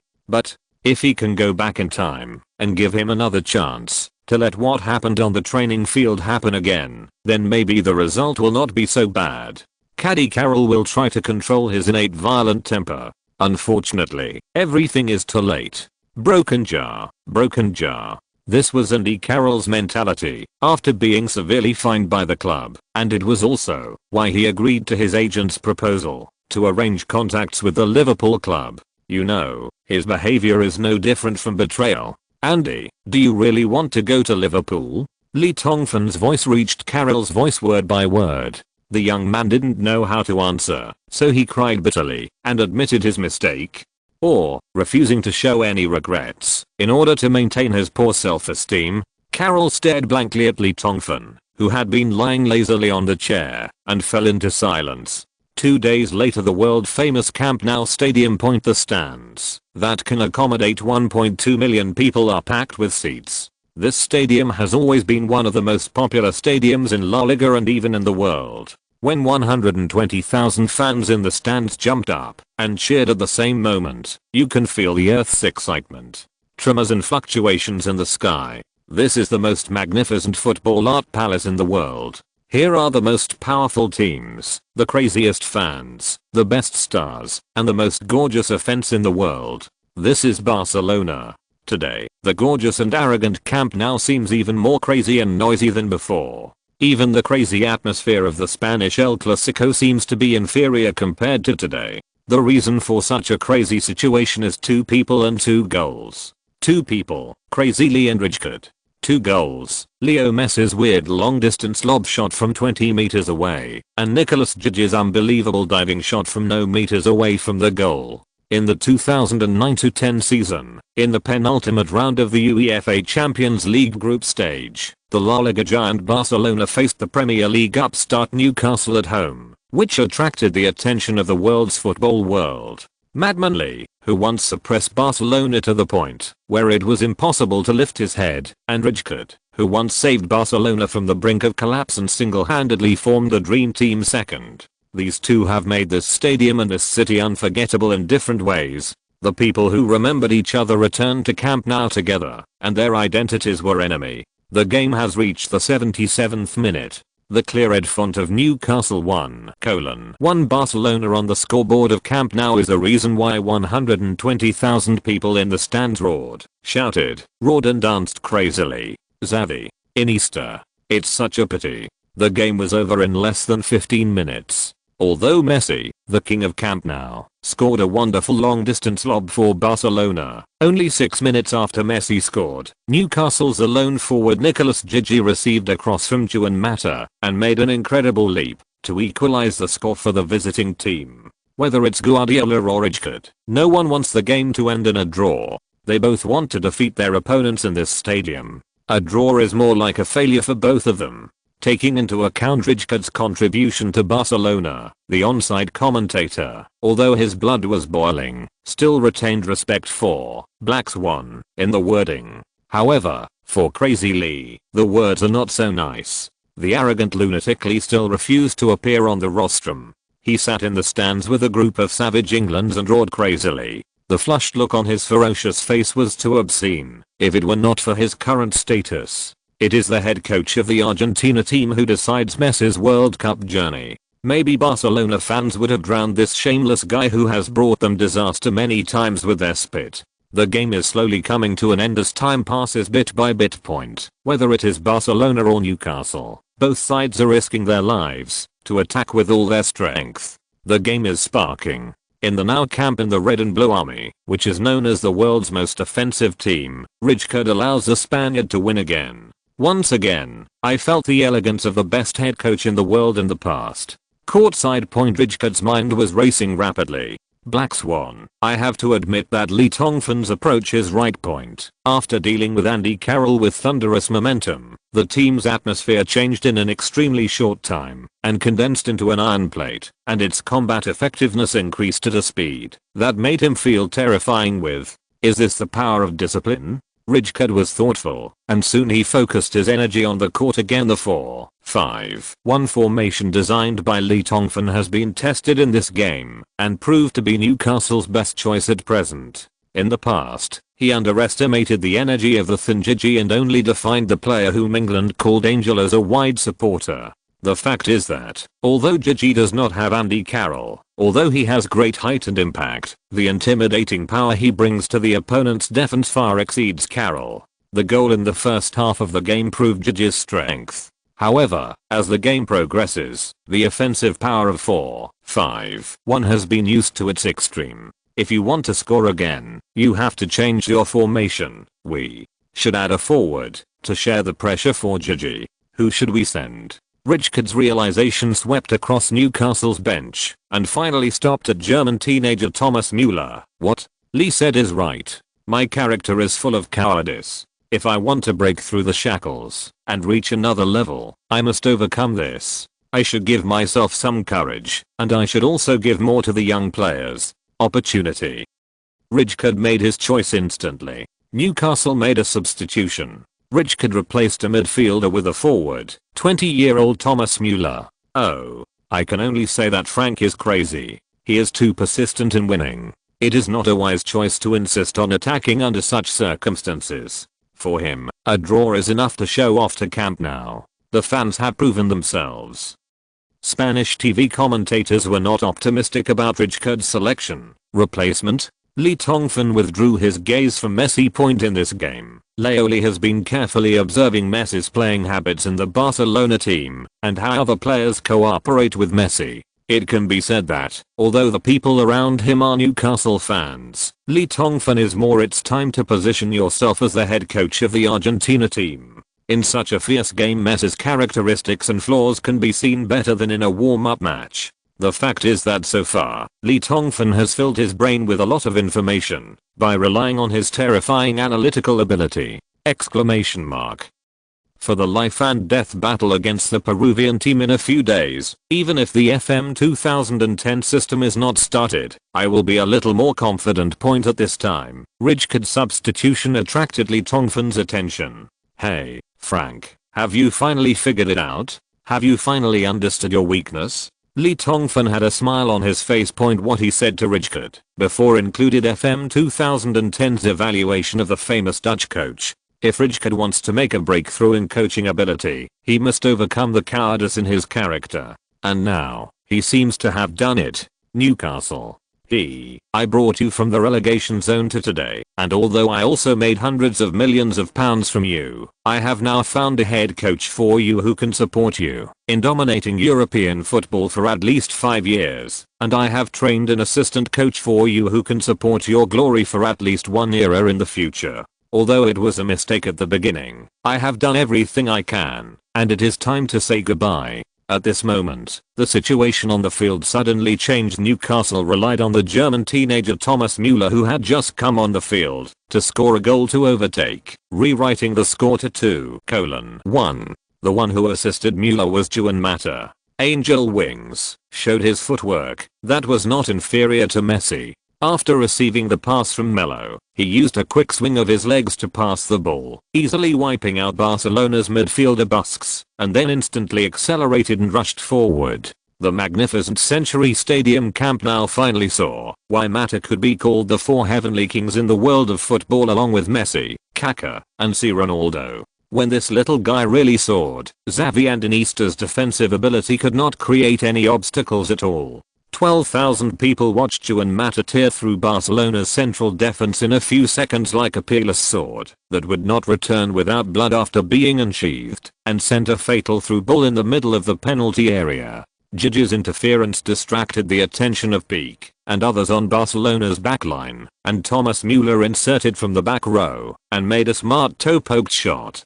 Camp Nou fell. In the last minute, the Catalans couldn't believe it. Guardiola shook his head helplessly, as if he was admitting defeat to his predecessor, or complaining about the team's bad luck. Rijkaard didn't celebrate as wildly as everyone expected. He was still thinking about what Lee Tongfan said to him in the office that day, and the goal he just scored to come back from the dead, and the most important victory that came at Newcastle's most difficult time. Back to camp now, he gained much more than a victory in the opponent's bow. The Magpies conquered Camp Nou. Rijkaard's revenge successfully didn't matter. Madley's favorite dominated the game with 2 assists. Angel Nicholas Gigi makes people forget Carroll. An unexpected offensive battle. A victory that overturned people's impression of the coaching style of Black Swan. Made Newcastle, which seemed to have fallen into trouble, rise again.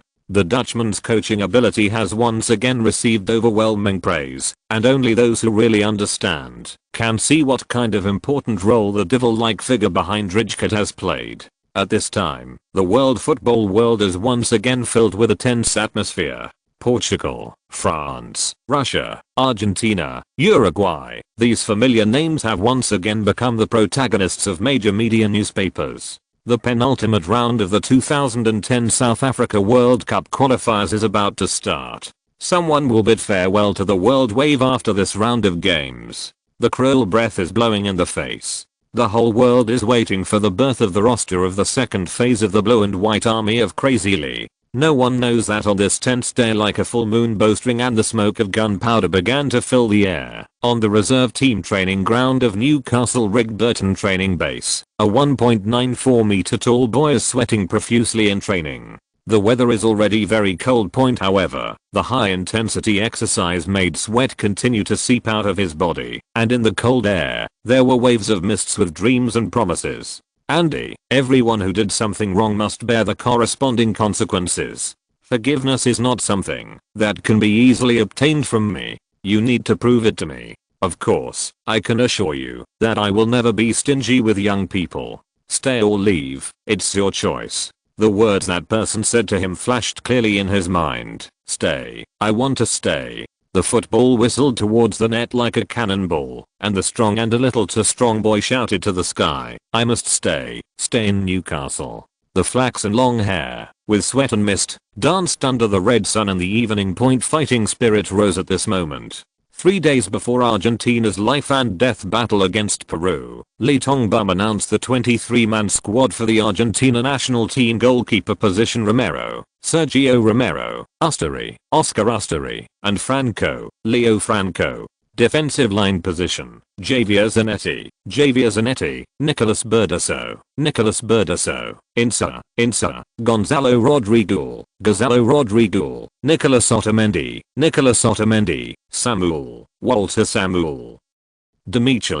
Martin Demichelis, Barletta, Pablo Zabaleta. Defensive midfielder position: Esteban Cambiaso, Fernando Gago, Javier Mascherano. Point midfielders: Roman Requena, Javier Pastor, Di Maria, Lionel Messi, Maxi Rodriguez. Aimer forwards: Gonzalo Higuain, Sergio Aguero, Keyless Tevez, Diego Milito, Hernan Crespo.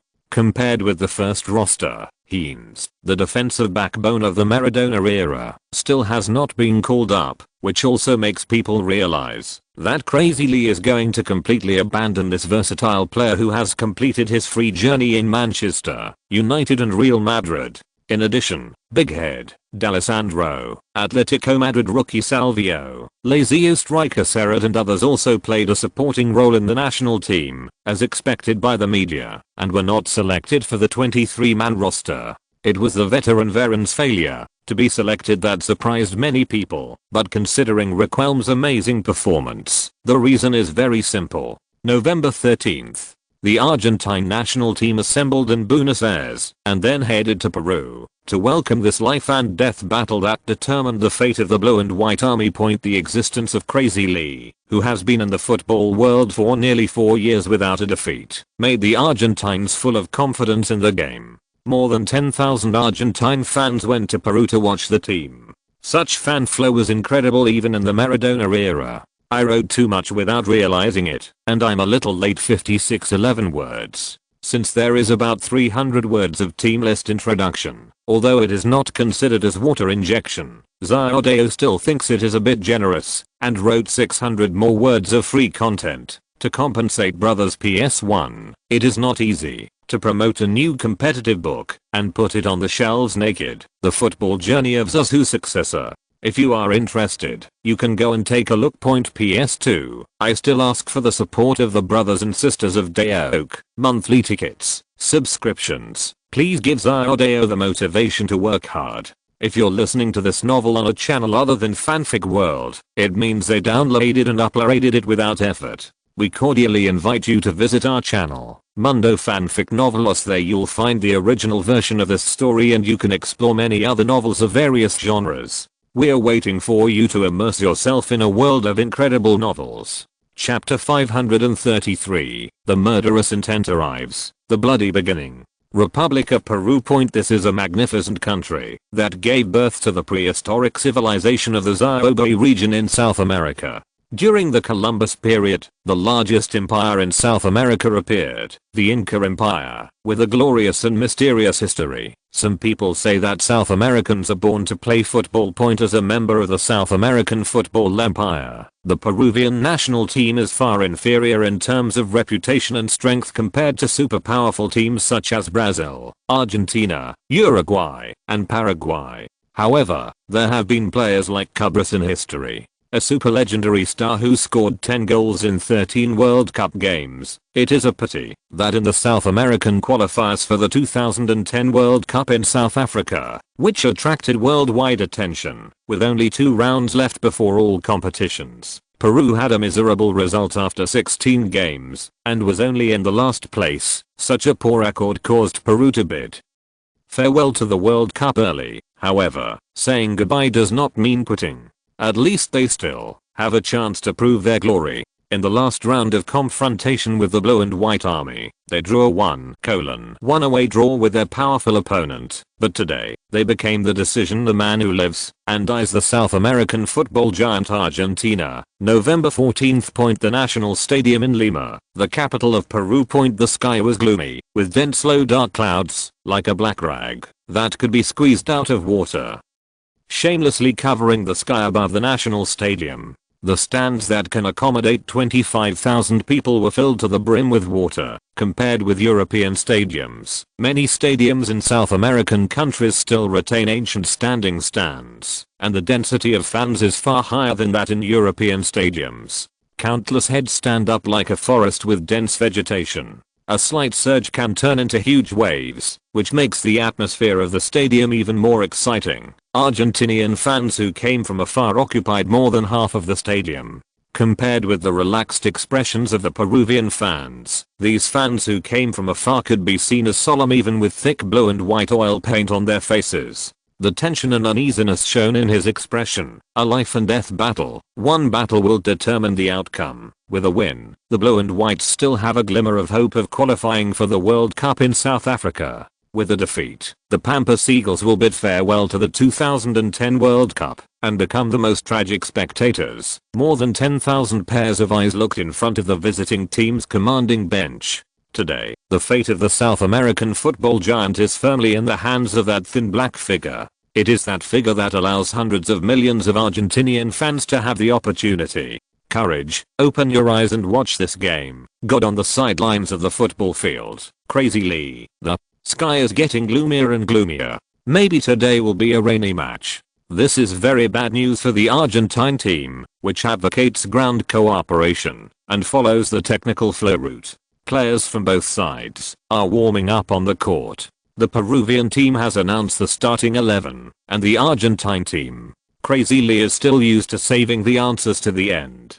The game is about to start in less than 15 minutes. Let's wait and see. The result of this game will directly determine the fate of the Argentine team. They have no choice but to win, participated in the World Cup 14 times, and lifted the Hercules Cup twice. The brilliant record has made the Argentine team recognized in world football, the team of the top kings, but the Pampas Eagles also failed to qualify for the World Cup finals 4 times. In The 1970 World Cup qualifiers in Mexico. It was Peru who drew with Argentina twice, especially the 2-2 draw with Argentina in Buenos Aires in 1969, which directly eliminated the latter's last hope of qualifying for the World Cup. This it is also known as the darkest day in the history of Argentine football. In this sense, today is also a battle of revenge for the Argentines. Commentators from various countries, taking advantage of the fact that the game has not yet started, continue to instill the importance of this battle to the audience in front of the TV, and instilled the grudges and resentments between Peru and Argentina due to the World Cup. Today will definitely turn into a rainy battle. Well, it will definitely rain as soon as the game starts. Guys, if you see your name on the tactical board, quickly put on your spiked rain boots. Argentina. Dressing room point. Tongfan announced the starting list, and after firmly asking the players to put on rain boots, he began to do the last pre-war mobilization. You know the importance of the game better than I do. In Argentina, some media actually think that even God can't save us. I don't know how you will view this game. Speaking of this, Tongfan suddenly laughed, but, in my opinion, those bastard media have always been alarmist. A battle of life and death. Bullshit. His voice suddenly rose an octave. This is just a simple game. An opponent like the Peruvian team is too weak. Guys, if you think you are men, put down those messy things in your heart. Listen, as long as you use half of your strength, you can turn this so-called life and death battle in the media into a battle between you and me. Come be the protagonist of the game. A one-sided goal exhibition match. You. No, we are the team that wants to win the World Cup. Go out, guys, let's compete. Go and tell the world that you not only have gorgeous skills, but also a strong heart. Go and tell the world what offense is and what football is. When Tongfan said this, he suddenly walked over and opened the door of the locker room. This is the road to the pinnacle of glory. Only true warriors can touch the light at the end. The sound was like a roar, making the tactical officers in the room tremble. Almost as soon as the head coach's voice fell, Javier Zanetti, who was reappointed as the team captain, stood up and walked towards the player tunnel. Although he has long passed the age of being young and impulsive and easily getting excited, the head coach's words still gave the Inter Milan legend a sudden urge to run with all his strength. He is the captain of the national team. Therefore, he knew that he must be the first to stand up and let the young juniors behind him feel the blood boiling for the glory of Pampas. Sure enough, following the captain's strong back, the stars of the blue and white army stood up one by one without saying a word, followed Zanetti with murderous intent, and walked towards the battlefield. The meaning of a life and death battle, the media's concerns, the opponent's ridicule, the sworn enemy's gloating, all of this, in the past period of time, has brought huge pressure, which made them, who are used to being the masters of football, feel physically and mentally exhausted, and even more angry. And this anger suddenly burst out after being compressed. That is the flame that can destroy everything. The person who ignited this terrifying flame was none other than Madman Lee. With his determined actions and seductive words, the locker room opposite point, the Peruvian team coach Mark Arian, who didn't know what had happened to his opponent, was still proudly promulgating his policy program. Listen, gentlemen, I bet that, when the game starts, the Argentine team will definitely attack with all their strength. Every second is more important to them than life, so our solution is only one word: delay. You guys, you must protect your goal with all your strength. Wait until those arrogant stars become impatient, because they cannot attack for a long time, and then use quick counterattacks to give the proud opponents a fatal blow. I will tell the world that Crazy Lee is actually nothing to be afraid of. Mark Arian said proudly. That man is now just a semi-crippled man who has something growing in his brain and is about to die. His so-called myth is destined to be destroyed here today. Haha, after the game is over, the angry Argentines will tear this liar to pieces. Ha ha ha ha. This situation is not uncommon. In fact, before this, many pretentious head coaches who had never played against Crazy Lee would happily think that what they were facing was a once-in-a-lifetime opportunity. I fantasize about the huge fame and money that I can get after defeating Madman Lee. However, only when they witness Crazy Lee's energy on the court will they understand their insignificance, like a grain of sand at the foot of a giant statue. Apparently, Markarian is that kind of person. The game is about to start, and the players from both sides are lining up under the guidance of the referee. Wow. Deafening cheers. The Argentinians, who occupied more than half of the stands of the national stadium, let out huge cheers. In despair, they try to motivate their team this way. Argentina's starting lineup is also out, with goalkeeper Romero, defenders Otamendi, Gonzalo Rodriguez, Samuel Zanetti, midfielder Mascherano, and midfielder Mascherano. Wing Di Maria and Pastor, Requelme as the attacking midfielder, Higuain and Inigo Milito on the front line. God, what's going on? I didn't find Messi's name in the starting lineup. Messi didn't start the game. What's going on? It's unbelievable. Is Crazy Lee crazy? Oh, God, this. What kind of medicine is Crazy Lee selling in his gourd? The on-site commentator, who spoke fluent Spanish, was panicked for a moment, as if he had seen a cheetah and a rabbit jumping out of the grass. Force Brazilian referee Cordeiro blew the whistle to start the game. The Peruvian team, playing at home, took the lead. Vargas, Peru's number 1 star who plays for Fiorentina in Serie A, knocked the football to his teammates and then quickly stepped forward. Vargas' original position was as a fullback. However, considering that the 25-year-old player has an extremely outstanding cross, sharp breakthrough, and excellent long-range shooting ability, the Peruvian head coach will use Vargas in this game. Put it as a surprise player in the front court, obviously to create a threat to the Argentine team. After Vargas ran a few steps, the football was once again sent to his feet. Courtside. The smile on Peruvian team coach Markarian's face has frozen. He felt a bit of something bad. What the hell is going on? Messi didn't appear on the field.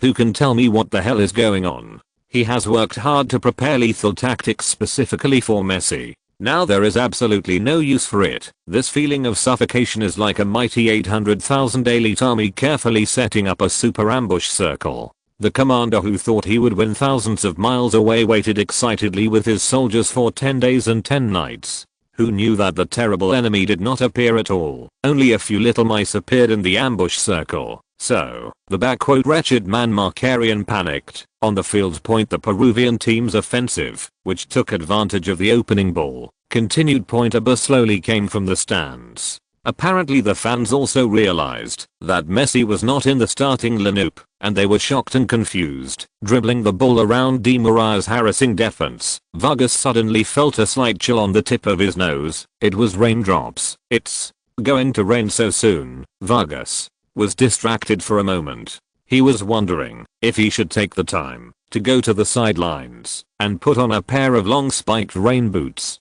Suddenly, there was a loud exclamation in his ears and a huge earthquake under his feet. Football has been taken away. Mascherano only left his opponent with a back view. He kept in mind what coach Madman Lee said about the habitual movements and weaknesses of Peru's number 1 star, and he succeeded in the steal just now. After the steal, Mama decisively passed the ball, because he remembered that head coach Madman Lee said that Vargas' counter-attack ability is particularly strong, and he must play the ball immediately after stealing the ball. Although Mario does not believe that this Peruvian long-haired man can really steal the ball at his feet, but he has always been a player who strictly abides by the head coach's tactics, so he obeys the requirements of the head coach Crazy Lee. The football was passed to Di Maria on the wing. Benfica Magic Wings immediately rushed forward. When people expected him to show off his famous breakthrough skills, Di Maria chose to pass the ball without hesitation. Passed to Requelme with 3 simple passes and no show off of personal skills. The football moved from the Argentina half to the Peruvian half in an instant, and less than 10 seconds passed. Some people have already felt the strong murderous intention. Be careful. Pay attention to assisting defense. Don't let him kick the ball. Peru goalkeeper Brent shouted loudly, but it's too late. Requelme passed the ball, and the football passed incredibly between the 2 central defenders. Requelme seemed to have foreseen the reaction of the Peruvian defenders. The route he took to block the ball was the only fatal route. A fleeting route. The defender wanted to turn around, but it was already too late. Higuain came up from the side like a ghost and raised his foot to shoot. The ball went in. Peruvian goalkeeper Brent only had time to bend down and stretch his arms downwards before the football rolled past the goal line. Higuain's shot was urgent and fast, and the angle was even more tricky to the extreme. This is an unanswerable shot. The national stadium exploded with a bang. In an instant, more than 10,000 Argentine fans jumped up from their seats in a frenzy. The moment when they needed a goal the most, the goal really came so easily. The whole stadium is boiling. The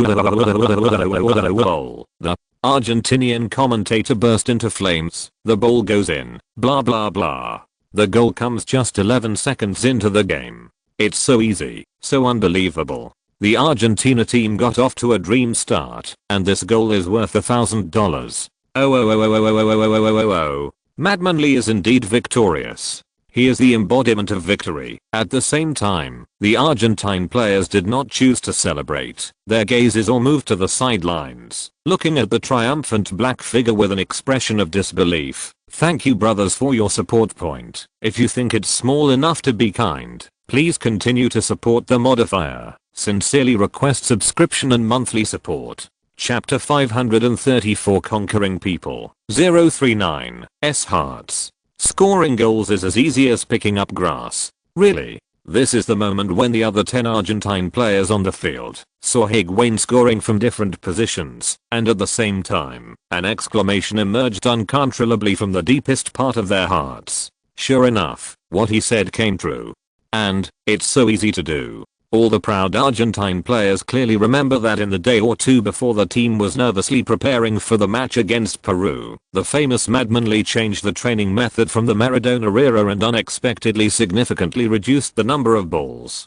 Training. He spent more precious time in the conference room. He stood in front of the tactical board, patiently explaining the tactics over and over again, and analyzing the opponent's weaknesses over and over again. This seemingly put the cart before the horse. Training method once made players who were used to having football by their side as a partner very uncomfortable. Even the experienced coaches of Argentina's coaching staff seemed to have some objections.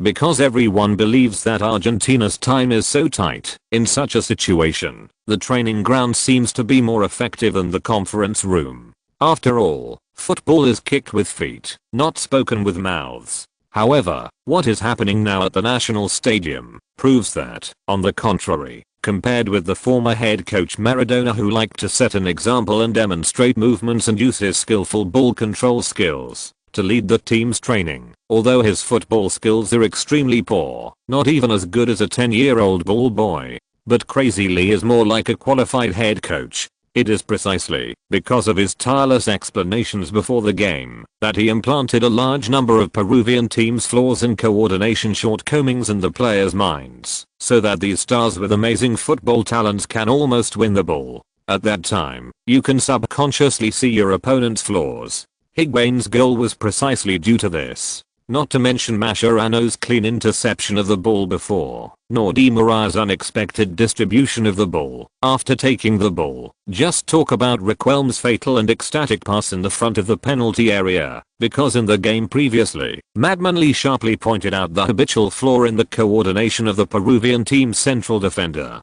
When Peru's main central defenders Rodriguez and Vilches face an impact or pass, they will always make a small movement slightly closer to the center in the first moment, well, probably within 2 or 3 seconds. If at this moment the player holding the ball suddenly shoves the football down the ribs, we have a 76.435% chance of being able to form a single sword. Hey, Roman, Gonzalo, Diego, you 3 guys, don't doze off anymore. Listen, I have to keep this in mind. If conditions permit, the first attack after the game starts, you can try to take advantage of the opponent's weakness to carry out sneak attacks. According to my calculations, there is an 89.5% probability that we can score. This was a point that Lee Tongfan emphasized many times during the last tactical briefing meeting this morning. Apparently, although he was a little dozed off at the time, Riquelme, who was mentioned by Leoli, finally remembered Lee Tongfan's words. This reminder. So, the goal came as expected so easily. At this moment, all the Argentine players finally agreed with what Higuain and Gago had said more than once. As long as you do what the boss said, scoring goals will become easier than drinking water. Don't doubt it, he is so magical. After the goal, Gonzalo Higuain began to set sail in front of the Peruvian team's goal point. The cheers and applause roared like a tsunami in the Pacific. He opened his arms, like a high-altitude bomber returning after victoriously bombing Hiroshima and Nagasaki with Fat Man and Little Boy, and let out a cheering cry from his mouth. Rushed high. This is his first goal for the national team. A football goal that made him the national hero of the entire Pampas. At this moment, the first person Higuain wanted to thank was not his teammate Riquelme who assisted him, but the black figure standing on the sidelines giving him a thumbs up. Like a petrel returning to its nest, Higuain jumped high using the inertia of his running. On the other side, Tongfan, who was standing on the sidelines with a proud look on his face, originally wanted to open his arms and hug small smoking gun, but who knew that this kid would be so cruel? Leo's smile instantly froze on his face. Soon it turned into panic again. Just as he was about to turn around and run away, it was already too late. Thump thump thump thump. Before Tongfan yelled out a cruel no. He was hit by Higuain and took several steps back. At this time, the unknowing guy behind him stretched out his foot, and Leo was hit by Higuain. I stumbled and tragically fell down on my butt. Click. Amidst the crunching sound, Leo felt that his tailbone was about to break. More tragic things are yet to come. After Higuain set the precedent, the Argentine team stars who had just gotten to know Leo during this period also lost their proud faces. They were as excited as lambs seeing mother's milk, screaming and pounced on them. Amidst the popping and popping sounds, they began to pile up our hats with great interest. At this time, the raindrops dripping in the sky gradually became denser. However, this cold rain cannot extinguish the passionate and terrifying flames in the hearts of the Argentine players, and their fighting spirit is burning like a fiery eruption. Finally, at this time, the proud Argentine stars truly accepted from the bottom of their hearts the head coach Crazy Lee who came from the air, and accepted such a head coach who is as young as them. It has nothing to do with Crazy Lee's fame before. This time, it was because of Tongfan's incredible coaching ability that they were convinced. Gonzalo, are you really sure that the boss really likes this way of celebrating? But, why did I see that he seemed to be in pain just now? Moreover, have you noticed that he is looking at you now? His eyes seem to want to strangle you by the neck and bite you to death. 1 minute later Riquelme asked Higuain strangely, while returning to the court still unfinished. Small smoking gun shuddered and felt a look full of murderous intent coming from behind through the rain. He forced a smile and said, "Oh, really? Roman, I think you must have seen it wrong. When he was at Real Madrid, the boss always liked this style of celebration. In fact, don't be deceived by his cold appearance, he is definitely a very sultry person." Even after returning to the court, the smiles on the faces of the Argentine team stars are always blooming. Even the players themselves never noticed that the originally tense atmosphere of the team suddenly became much more flexible and lively after the goal and the crazy stacking. So much so that even Riquelme, who has always been eccentric and unsmiling, started to call the head coach Crazy Lee with a casual title like boss. Everything is gradually developing in the direction someone wants, but someone, at this time, was lying on the seat complaining incessantly, gritting his teeth as he accepted the massage on his buttocks by the team doctor. Assistant coach Lee Bing couldn't help but laugh. However, he finally understood more or less what the young man beside him was thinking. The game restarted under increasingly heavy rain. The Argentinian fans in the stands of the national stadium are so crazy and enthusiastic. The crowds of heads and waving arms are like a magnificent firework that is burning brightly and blooming, dyeing the sky of the national stadium red. 1:0! Exclamation mark.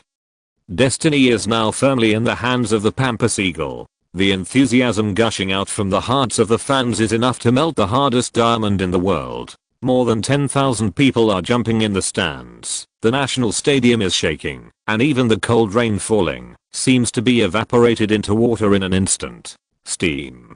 Passionate as waves. On the field. After the game started to focus, the Argentine team completely controlled the situation on the court. A 1-goal lead lifted a heavy boulder from the players' hearts. and also strengthened the players' trust in the percentage data that the boss said in the conference room during pre-game preparations. Their pace became be more flexible, implement Lee Tongfan's tactics, and become more determined. After the Peruvian team took possession of the ball for less than a minute after the restart, the football returned to the feet of the Argentine team again. The blue and white offensive was continuous, hitting the Peruvian team's defense like a violent storm. It seemed that a series of huge waves roared on the field. In this gloomy, cold and drizzly afternoon, the myth, at 1 o'clock the continuation of dripping. The game went to the 8th minute point. The Argentine team strikes again with strong winds and huge waves. It was human stealing beast, Mascherano stealing the ball again. This time, he gave the football to the young player Pastor on the other side.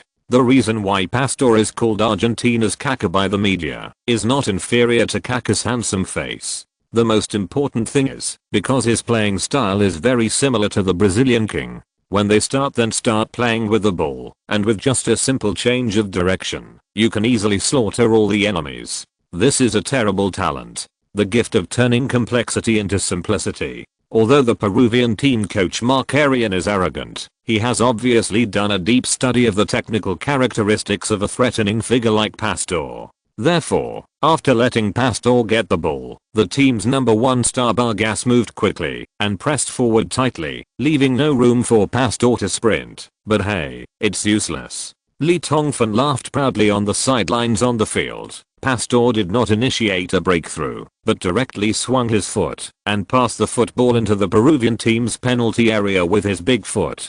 Direct cross. Mascherano. Pastor. Oh. There was no breakthrough, just a cross. Unexpected. This is not Pastor's characteristic. Higuain and Diego Milito both inserted into the penalty area to receive. High altitude bombing tactics. The Peruvian team's defense is in a mess, and their defenders are generally not tall. The football fell. This yes. Goal. The Argentinian commentator once again burst into flames. Digo. Me, Lee, to. Ouch. The Inter Milan striker scored a wonderful header. Higuain. After blocking Bilges and occupying the front point, everyone thought he would shoot by himself, but the Real Madrid forward chose to ferry and help Diego Milito from the back point to easily score the goal. Roaring crazily to the end, the Argentine commentator suddenly changed his emphasis and screamed even more heartbreakingly and hysterically, crying. She screamed of him. The sound reached an incredible height and never stopped for a long time. Far away Buenos Aires in front of the TV in a living room. Argentinian fan A. This commentator's lung capacity is really high. His commentary is unique, his emotions are revealed, and his passionate patriotism is clearly revealed. Like. Argentinian fan B. Yes, I support it. National Stadium in Lima, Peru. In the commentary box. The Argentinian commentator took off the pencil that was deeply inserted into his palm, and his lips were black and trembling in pain. That bastard actually put such a sharpened pencil on the table in the commentary box. It hurts me to death. RRR. It turns out that this tragic man, when he was excitedly clapping his hands after seeing the goal, he unfortunately caught the tip of the pencil pointing upward. At the same time. Boom. The National Stadium exploded for the second time. Exclamation mark. Another goal. Actually, scored another goal. This is only 8 minutes. Before this, no fan in the world would admit the strength of the Argentine team or the potential of this star-studded supernational team, but, however, no one expected that only 8 minutes had passed since the start of the game. Such a life and death battle that countless Argentinian fans had previously regarded as an extremely difficult life and death battle was regarded by countless football experts and media as a direct possibility. The place of destruction that caused the Pampas Eagle to tragically break its wings suddenly became a performance stage for the Blue and White Army. The Argentina team, which was originally full of tragedy, is just picking up goals. The Peruvian team, which originally clamored to fight for honor, to use destructive tactics, to stifle its opponents' hopes of promotion, and to give Argentina a second dark day in football history, felt as if they were being poured out of nowhere in the heavy rain. Hiding hen. What kind of visual impact and spiritual impact is this? The rain is still falling. Markarian's heart gradually cooled down bit by bit in the gentle drizzle, along with the temperature of the national stadium. The blow is so big. Markarian, who was so proud 10 minutes ago, never thought that everything that happened in reality was completely contrary to his confident guesses before the game. He thought that Madman Lee, who was under huge pressure, would cling to the team's number one star Messi like a drowning man desperately grasping at straws, and would try his best to build a set of tactics around Messi. However, in fact, Messi didn't even get the starting qualification. He thought that Crazy Lee would continue the Argentina team style when he took office, would explore the team's technical advantages, and would firmly continue to advance on the ground. Who knew that his opponent would actually play a crude English style cross from the wing? Just 2 miscalculations allowed the opponent to score 2 wonderful goals. Markarian was stunned. He didn't know what else he expected wrongly in the next game, and what other methods Crazy Lee would use to allow his team to score goals so easily again. He turned his head. The black figure not far away stood sideways on the sidelines, and the figure in his sight seemed to be infinitely magnified. Finally, Markarian finally felt that Madman Lee was like a huge statue thousands of meters high at this moment, and he, more like a tiny grain of sand under the statue, negligible. The rain seems to have become lighter. The game continues after the goal. The Argentina team still firmly held the advantage on the field, with the ball possession ratio reaching an incredible 68% to 32%. Courtside, what do you think now? Lee Tongfan turned to ask Li Bing, the assistant coach next to him. Li Bing lowered his head and thought for dozens of seconds. Thoughtfully, I think I finally understand a lot now. Oh. Lee Tongfan's eyebrows jumped. Tell me about it. When you were preparing for the game before, you resisted the public opinion and did not conduct ball training. There are many reasons. First, to save the players' physical strength, because they had just finished playing club games and were very tired. Second, because the personal abilities of the Argentine team players are unparalleled, there is no need for this kind of on-the-job training. Third, you don't agree with Maradona's tactics, but you can't develop a new set of tactics in 3 days.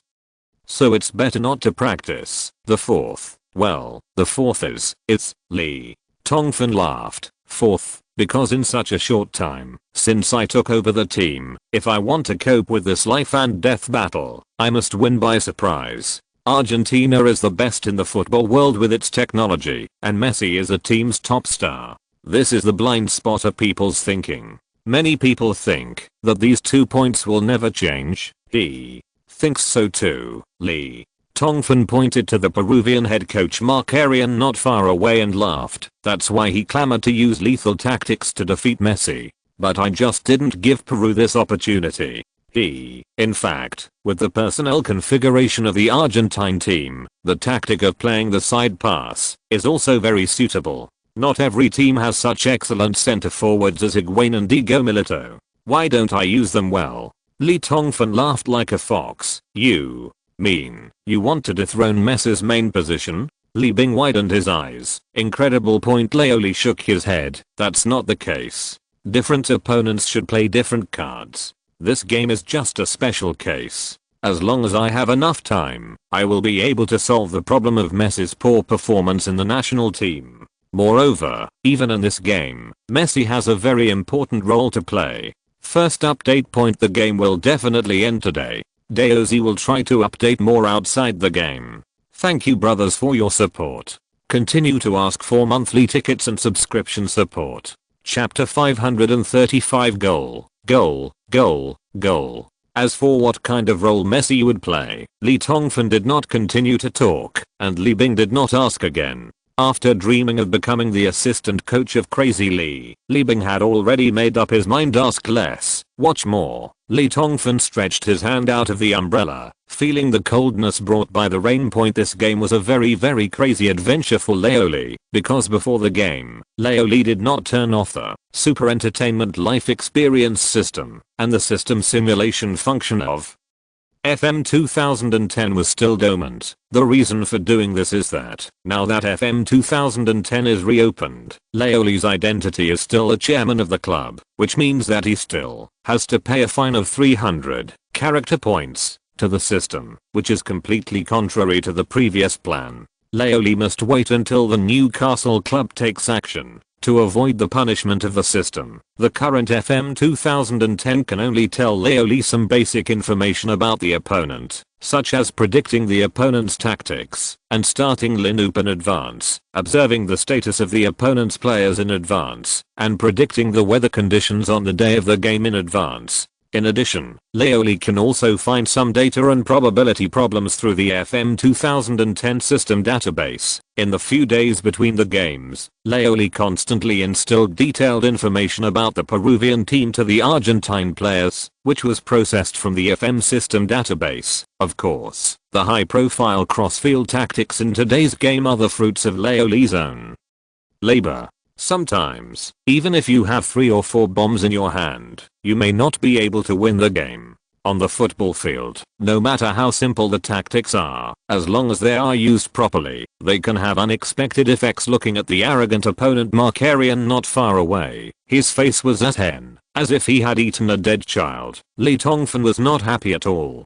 This kind of opponent is too weak. It is not even ranked in the top 100 in the FM 2010 system coach rankings. Even if it wins, it is not something worth showing off. The Peruvian team was in chaos. The 2 lightning fast goals of the Argentine team completely made the pre-match coach Markarian's drag decision a ridiculous pie in the sky. Before the new tactical instructions were issued, the players had no idea what to do, so the Argentine team scored again. When Diego Milito took the ball with his back to the goal at the front of the penalty area, he was retaliated by the opponent's central defender Rodriguez. The Brazilian referee did not hesitate to award a free kick. Despite all his explanations, the perpetrator Rodriguez was still given a yellow card. The penalty spot is about 27 meters away from the goal, on the right side of the penalty area. This is an excellent direct free kick opportunity. Standing behind the football is Roman Riquelme. In FM 2010. Riquelme's free kick attribute value has reached an incredible full value of 20, making him one of the few players in the world football today with this value. This is why Lee Tongfan recruited Riquelme into the national team as soon as he took office. In fact, it has always been one of the key principles of Leoli to build a team, to find an absolutely deterrent free kick operator for the team. Beckham in the Real Madrid and 3 Lions eras and Gareth Bale in the Newcastle era are all representative tasks. When Riquelme stood in front of the football, the Peruvian goalkeeper Brent's calf began to cramp. In South America, no one does not know the power of this black-faced star's free kick force. The referee blew the whistle. Whoosh, the football went into the net. The whole process was just that simple. It was as simple as a free kick from Riquelme, the most common arc, the most obvious direction, and the slow speed of the ball. However, the place where the football finally went into the goal made the best goalkeeper in the world look up and sigh. It was too easy for Riquelme to complete such a free kick. After the football left his feet, he didn't even watch the final result, but turned around and opened his arms like a soaring eagle and ran towards his teammates. Boom. The stands of the National Stadium were boiling for the 3rd time. At this time, the game was only in the 15th minute of the first half. The Argentine fans didn't know how to celebrate. They crossed the border to Peru with an extremely tragic mood, and they had prepared themselves to watch a tragedy, or better, a drama. Who knew that what was waiting for them was actually a one-sided comedy, a drama that belonged to them, although the game was only played for less than 15 minutes. They were completely conquered by Crazy Lee, not only because of the 3 goals, but also because of the unstoppable momentum shown by the Argentine team in these 15 minutes. The momentum of destroying the masts and oars in the midst of laughter and chatter. This momentum is exactly what the blue and white army lacked in the Maradona era. In that era, sometimes even if they won, it was like constipation, dragging and struggling.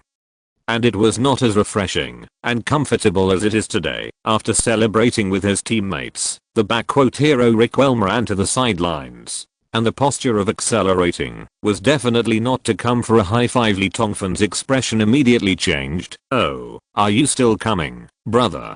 Duan Zuan, who was commentating on the game in the BJ broadcast room, also laughed. This is a good sign. Riquelme, who is known to have a reserved temper, jumped up and hugged Lee Tongfan. Ha ha ha, it seems that Crazy Lee Tongfan is here again.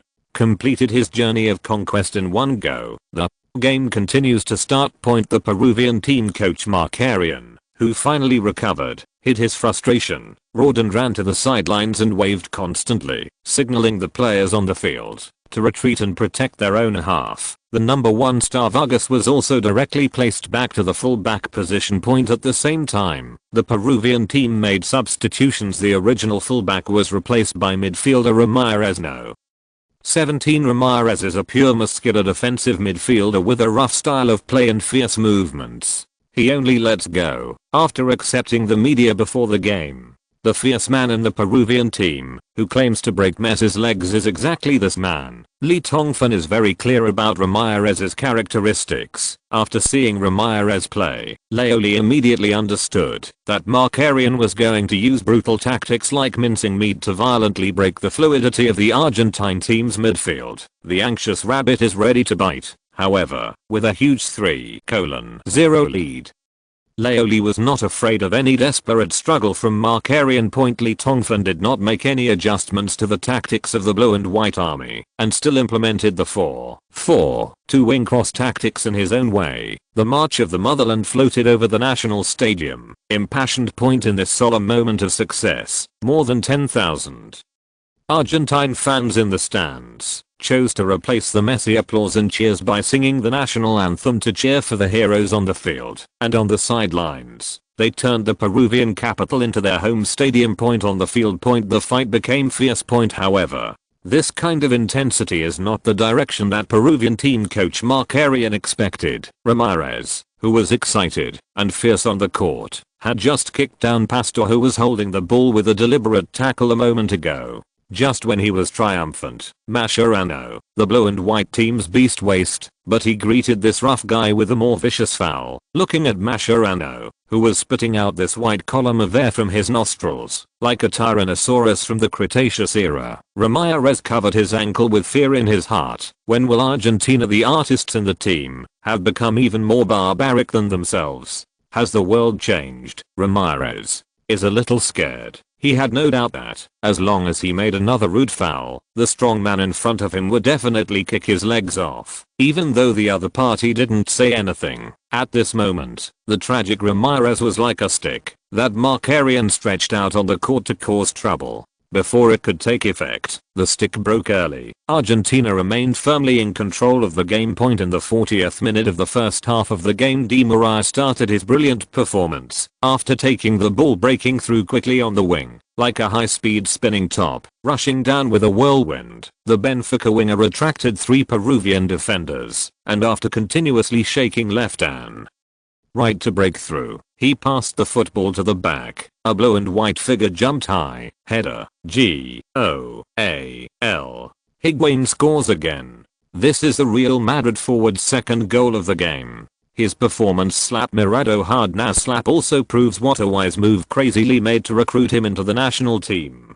Higuain's goal killed the suspense. Argentina only took half a minute. No, to be precise, they ended the game 20 minutes ago. The aggressive Peruvian team before the game was like a blocker. The ant in front of the wheel is crushed to pieces. Although he almost died young due to a brain tumor, when he recovered, Crazily was still irresistible. Markarian was no match for Crazily. He was tricked by the Chinese in the locker room. How about it? Let me say this is just an exhibition match for you, Lee.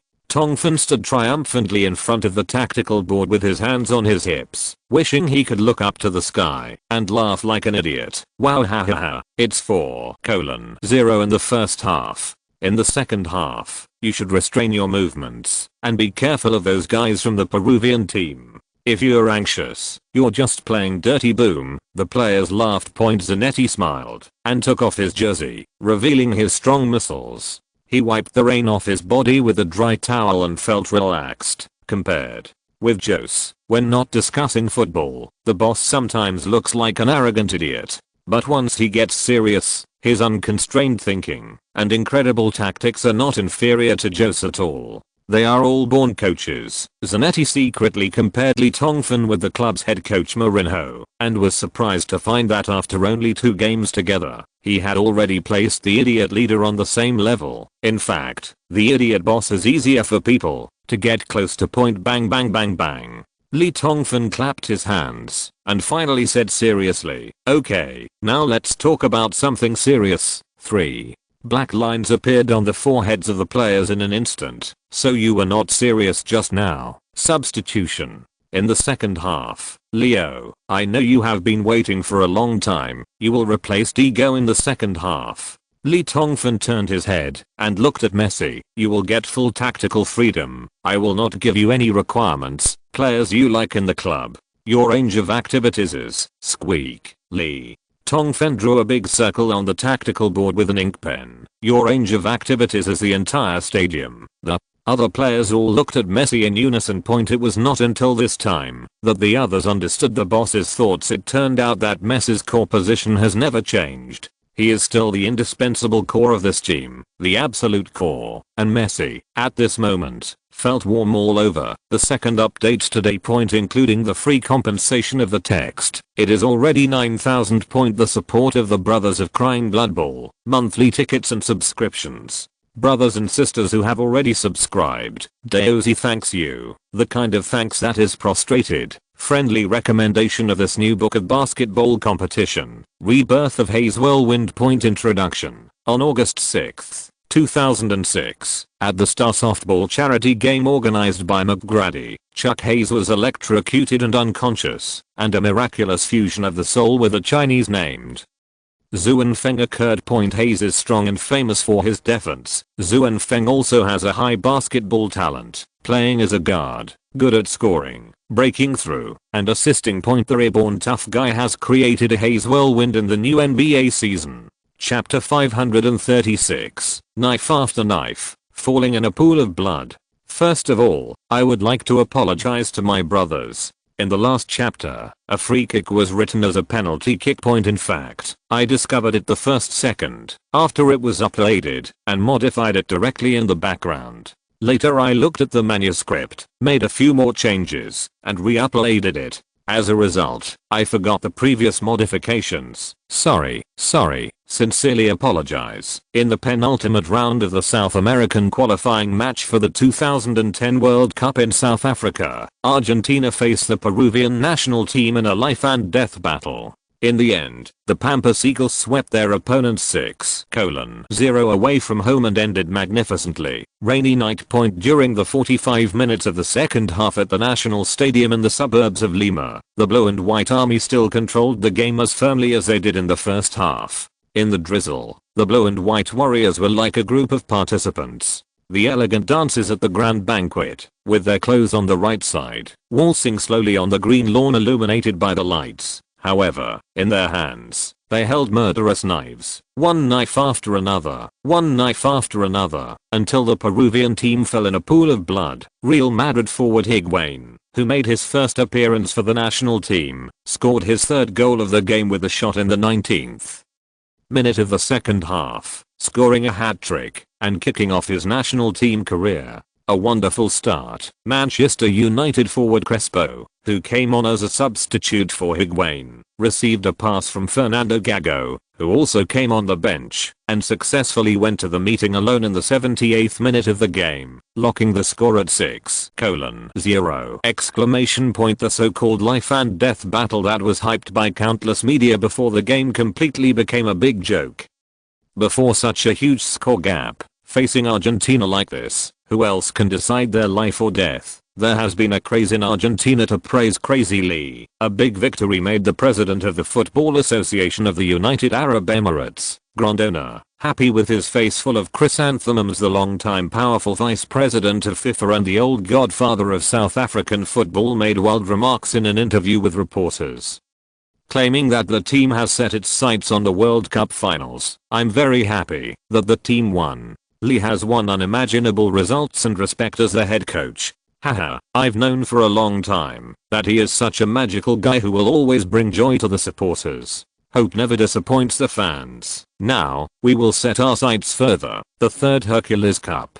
Haha, what reason can we say not to? As the mouthpiece of Argentina's domestic newspapers, Argentina's independence was also full of praise for Madman Lee's first official game since taking charge of the coaching staff. This is Crazy Lee. He solved the team's offensive problem in just a few days. He turned the little guys into sharp spears, like piercing tissue paper at the national stadium. The same, breaking through the Peruvian defense. There is no doubt that such a smooth and gorgeous offense is exactly what a real Argentine team needs. Most European media agree with the Independent point in England. The Observer, the representative media of the Pro League faction, spent a lot of time reporting on this game that brought great hope to the Pampas Eagles in the darkness. Congratulations to the Argentine team, because they finally found a promising team. A head coach whose qualifications are worthy of their player configuration. In just one day, the praises can be seen in the headlines of newspapers and website homepages of major heavyweight media in the European continent. Italy's Gazzetta dello Sport. Madman Lee boldly reused Pastore to show his style as a famous coach, and just when the new Kaká embarked on his own superstar ode, the late blooming Inter Milan forward Diego Milito,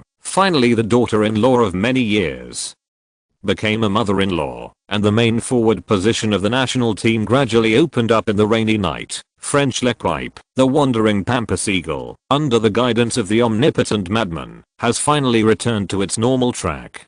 Be careful, the most ferocious bird has returned. Spain's Marca, with a mercury-laden offense and a crazy 16 goals in 2 games, Argentina's terrifying combination of luxurious strikers finally showed its due strength. Madrid's as the master tactician Madman Lee activated the most terrifying smoking gun. With 3 goals in 1 game, Little Watermelon became the biggest savior of the Blue and White Army. He surpassed Messi and became the new Batty of the Blue and White Army just around the corner. Germany's wild, gorgeous coordination, unexpected tactics, and an increasingly united locker room atmosphere. All of this heralds that the Blue and White Army of the Crazy Lee era will set sail and begin to show its prowess. The Times of England. Crazy Lee defeated Markarian in terms of tactics. The poor Peruvian coach looked like an ignorant child in front of him. Of course, as so many times before, not everyone is singing its praises. Some media unceremoniously pointed out the worries hidden behind the victory of the Crazy Lee Blue and White Army, and the most fatal issue was raised by the Catalonian media World Sports, although this has long been a cliché.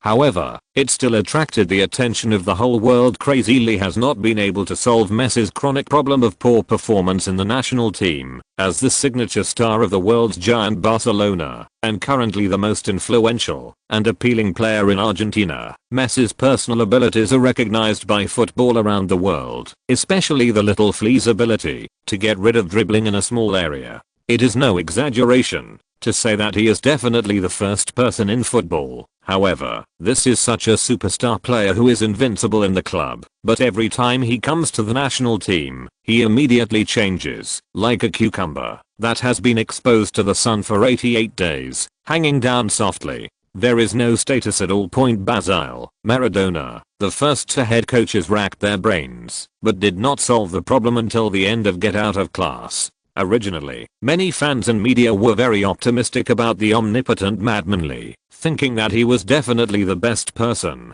to solve this problem that has troubled countless Argentines. However, everything seems not optimistic.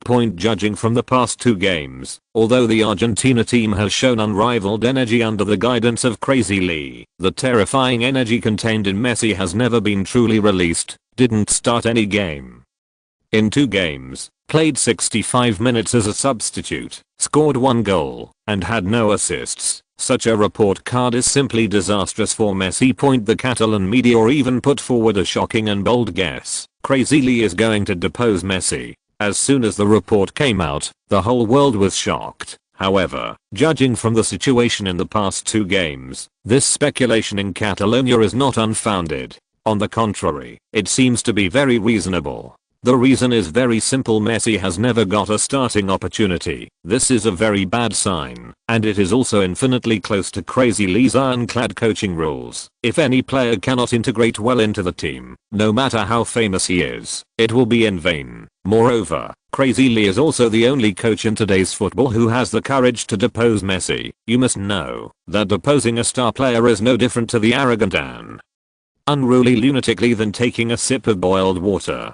As long as he can bring victory to the team, no matter how much turmoil and criticism it will cause before he will finally win, the person being worshipped will always be this lunatic. This speculation in the Catalan media caused a stir suddenly. Countless enthusiastic fans, countless football experts and celebrities all jumped out to say good things for the little flea through various channels. However, regarding this issue, both Crazy Lee and Messi remained silent to the media. No one knows the truth, or those who knew were asked to remain silent. As a result, the media throughout Europe and Latin America saw with anxiety Messi's position in the Argentine national team seems to be in jeopardy. The smoke of the World Cup continues. The away victory over Peru is just the first step for the Pampas Eagles to complete their redemption point. The tense atmosphere hanging over the Pampas did not dissipate because of a gorgeous 6-0 point, because only by defeating Uruguay in the final round can the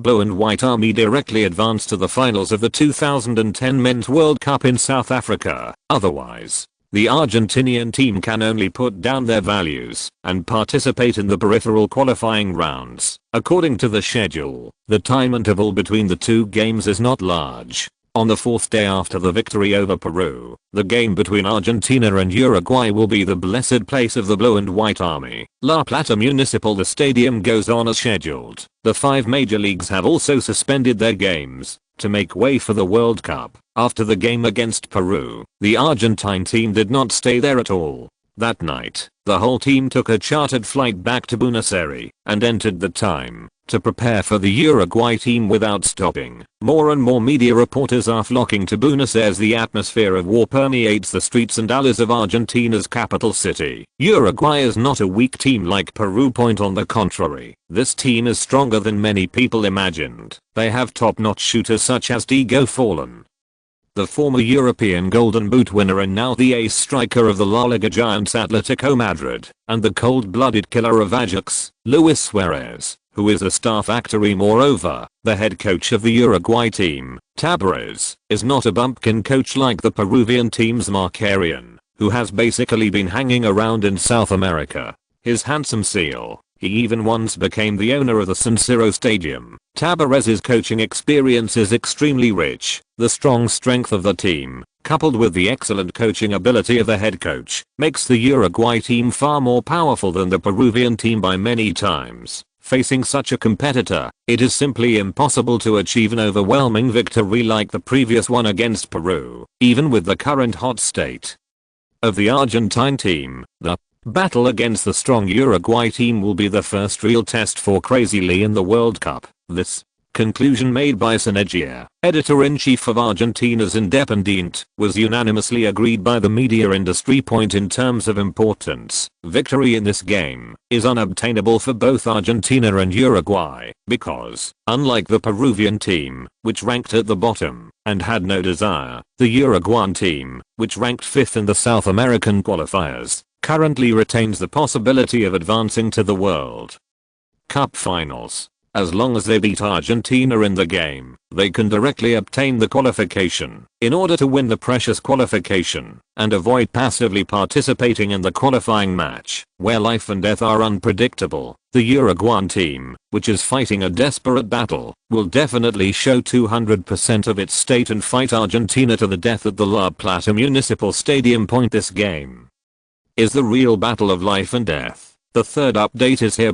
I rejected my fiance's legitimate request to accompany me for dinner. I have been typing until now. My waist and back are sore, and the muscles on my face are stiff, itchy, and uncomfortable. Please vote for the monthly ticket and subscribe to support. Another climax will be delivered tomorrow. Uruguay team, this is the real battle of life and death. PS. Friendly recommendation of Aunt Lang Menk's new book, Super Football King, a Football King created by a watch lost by God in the world.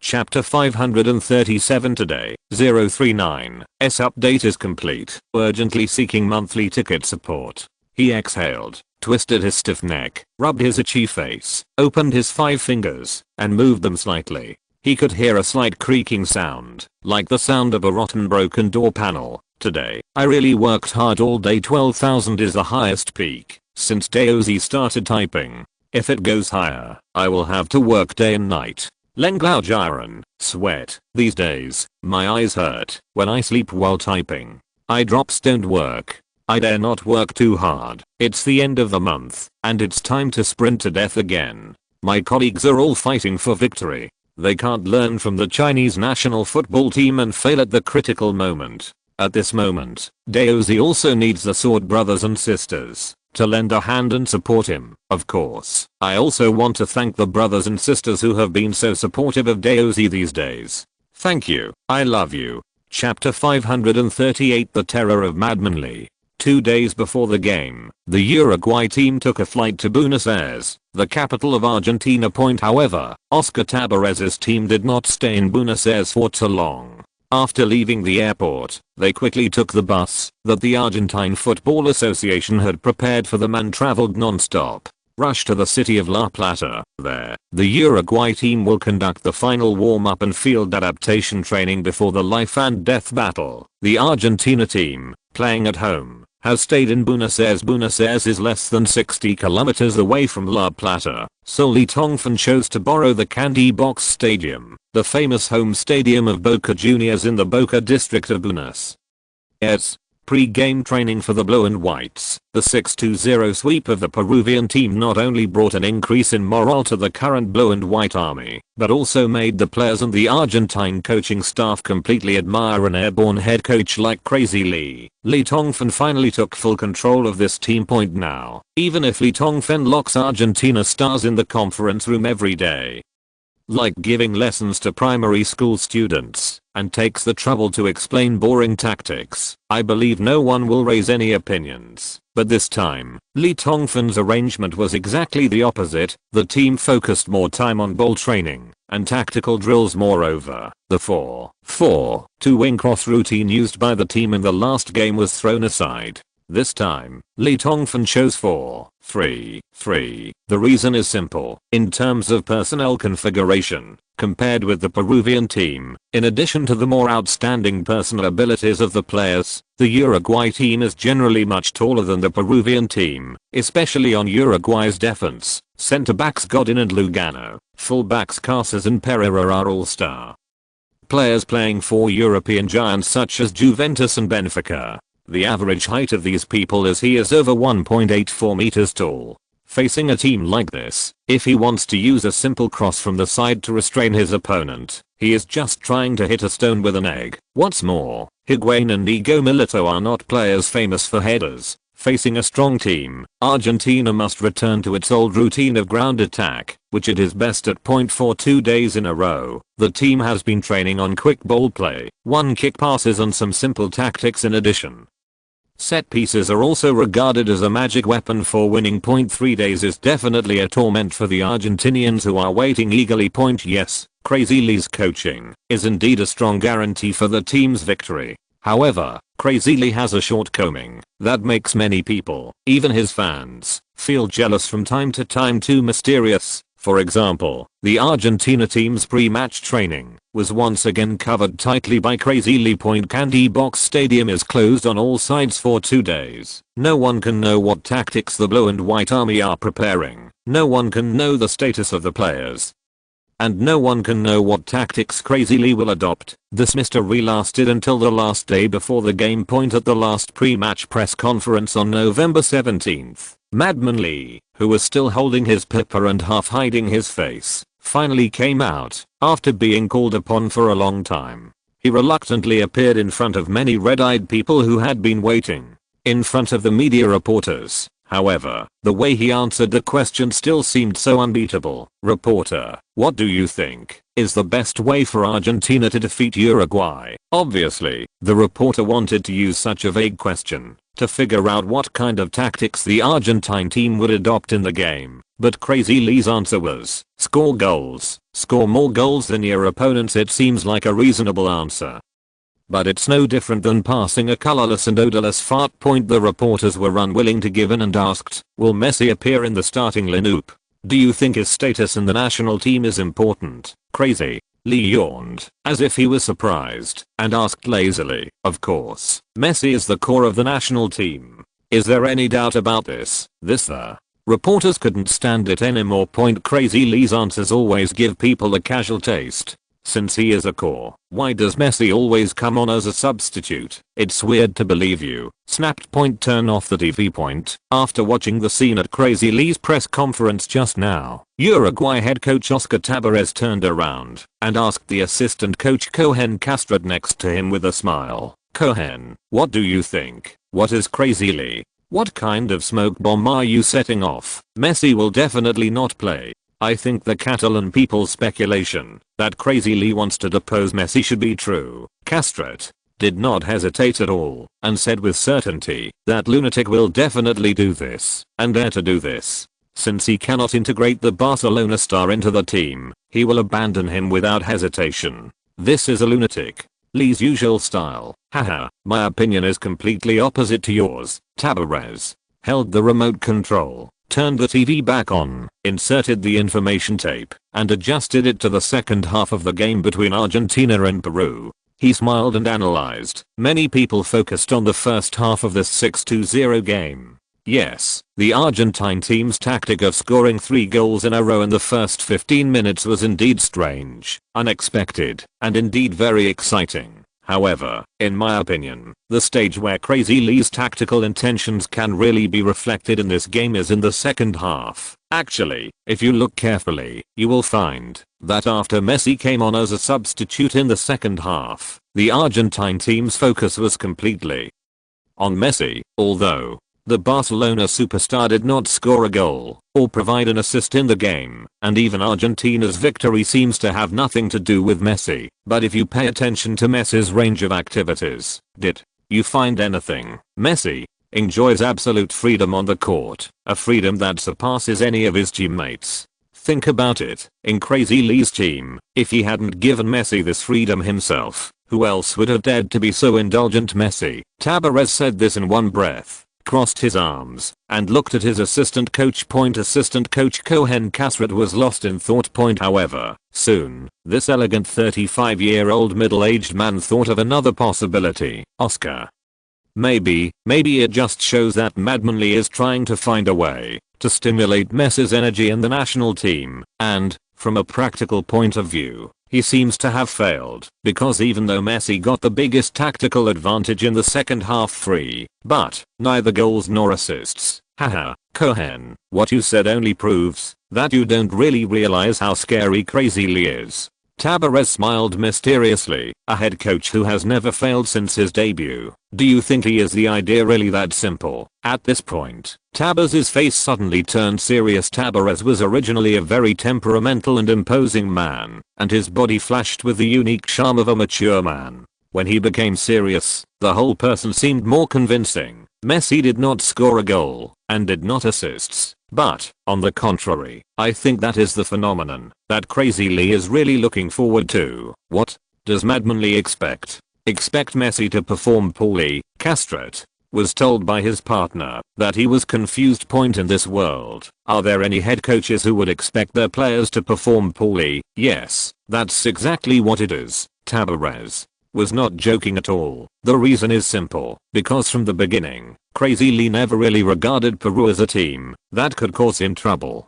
Haha, speaking of which, I really feel sad for poor Markarian. He wanted to defeat Crazy Lee in an upset and gain great glory. However, in the eyes of Crazy Lee, the Peruvian head coach was not even a qualified stumbling block superior at this point. Assistant coach Cohen Castret seemed to understand what Tabarez meant. He suddenly thought of a possibility and looked horrified. Oscar, what do you mean? You finally thought of it? Tabarez raised his hand and turned off the TV, walked to the window, and pulled up the blinds. The bright sunlight couldn't wait to shine in, making the whole room suddenly bright. The only world-class coach in Uruguay's history, the wise old man who was honored as mentor, looked at the scenery outside the window in ecstasy, remained silent for a while, and finally sighed. Peru is just a whetstone. Crazy Lee, the opponent we really value is us, the Uruguay team. He turned around, looked at his partner who was much younger than him, and continued, what a scary young man.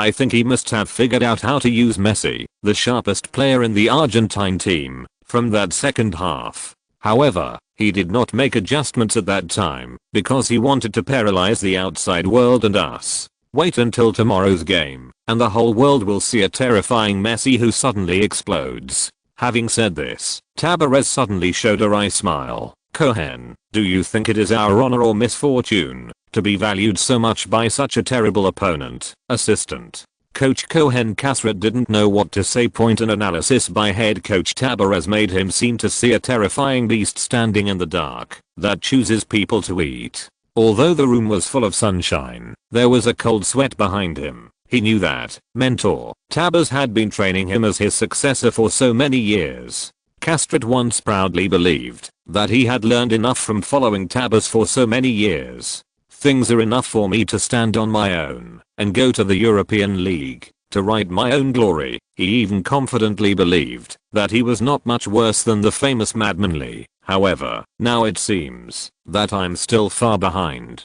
Castret had never thought that a person, a football coach, could be so thoughtful and terrifying to this extent. However, a trace of unwillingness deep in his heart still made Castret try to ask, Oscar, are you describing Madman Lee as too scary? Maybe we overestimated him. No, it's not an overestimation at all. Tabarez shook his head seriously. Cohen, you must remember that for a coach like Crazy Lee who has never failed since his debut, no matter how terrible you imagine him to be, it is not too much. Caslet nodded unwillingly. However, if Crazy Lee only has these means to take victory from me, it is far from enough. Uruguay is not a weak team like Peru. I also have a good hand in my hand. Sure.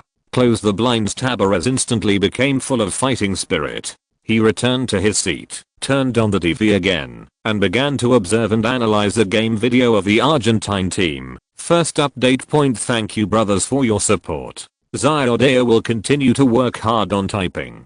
Chapter 539 Argentina. The final stop.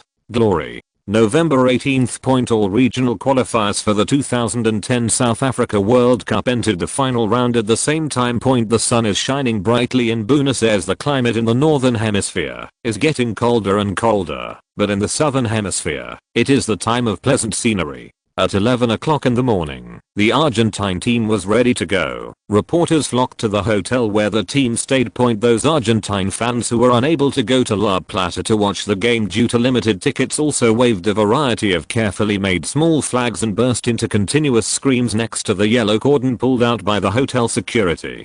Call. A blue and white bus with a long and graceful body slowly passed through the crowd and stopped in front of the hotel. The color of the blue sky and white clouds is embossed on the bus. Four abstract football fans are running happily, playing flutes and holding high the Argentinian flag, a line of cartoonish Spanish, Argentina. The final stop, glory. This is the slogan of the Argentina team for the 2010 World Cup in South Africa, carrying the dreams of countless Argentine fans. The staff pushed all kinds of luggage out and put them in the bottom compartment of the bus. At the same time, the stars of the Argentina team came out from the hotel revolving door with their own small luggage bags, smiling and waving to the fans. The fans once again erupted in screams. Long live Argentina. Long live World Cup. Glory. The final stop. Leo Messi, please show your performance. You are the pride of Argentina. Crazy Lee. Crazy Lee, you are the new hero of Pampas. Please grant us victory. Amidst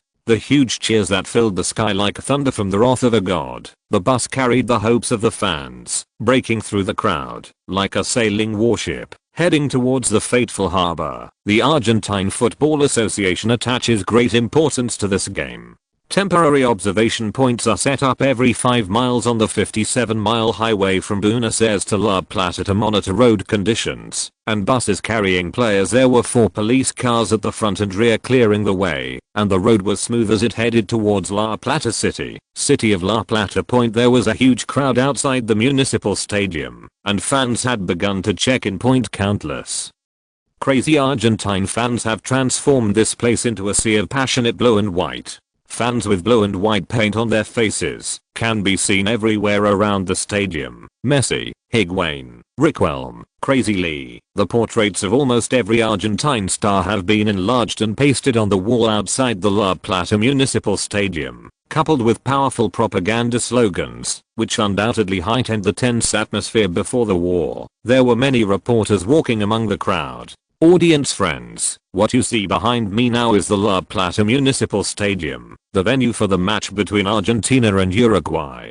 There are still about 40 minutes before the start of the game. A graceful and beautiful host gathered her wind-blown blonde hair and continued to speak to the camera lens. I just made a visual inspection and found that at least 60,000 fans have come to the outside of the stadium. There are also many fans who have not bought tickets and are asking for tickets. They came to the outside early and waited patiently at the entrance with signs asking for tickets. At this moment, there was a sudden commotion in the distance. The crowd surged, and the fans screamed one after another. In the distance, a beautiful blue bus was slowly approaching. AWW. It's the Argentine team's bus. They arrived at the stadium early, and the fans are going crazy. Hey, Bazak, we have to squeeze through quickly. Maybe we can interview Crazy Lee. After saying that, the beautiful host seemed to have seen the lazy big wolf and ran towards the bus regardless of her demeanor. Obviously, the last words were spoken by her to the cameraman Bazak, who was carrying the machine point. However, after running for 2 steps, the beauty seemed to feel that the high heels were hindering her speed, so she kicked off the red shoes neatly 2 or 3 times and started running barefoot. After running 2 more steps, the beautiful host made an even crazier move.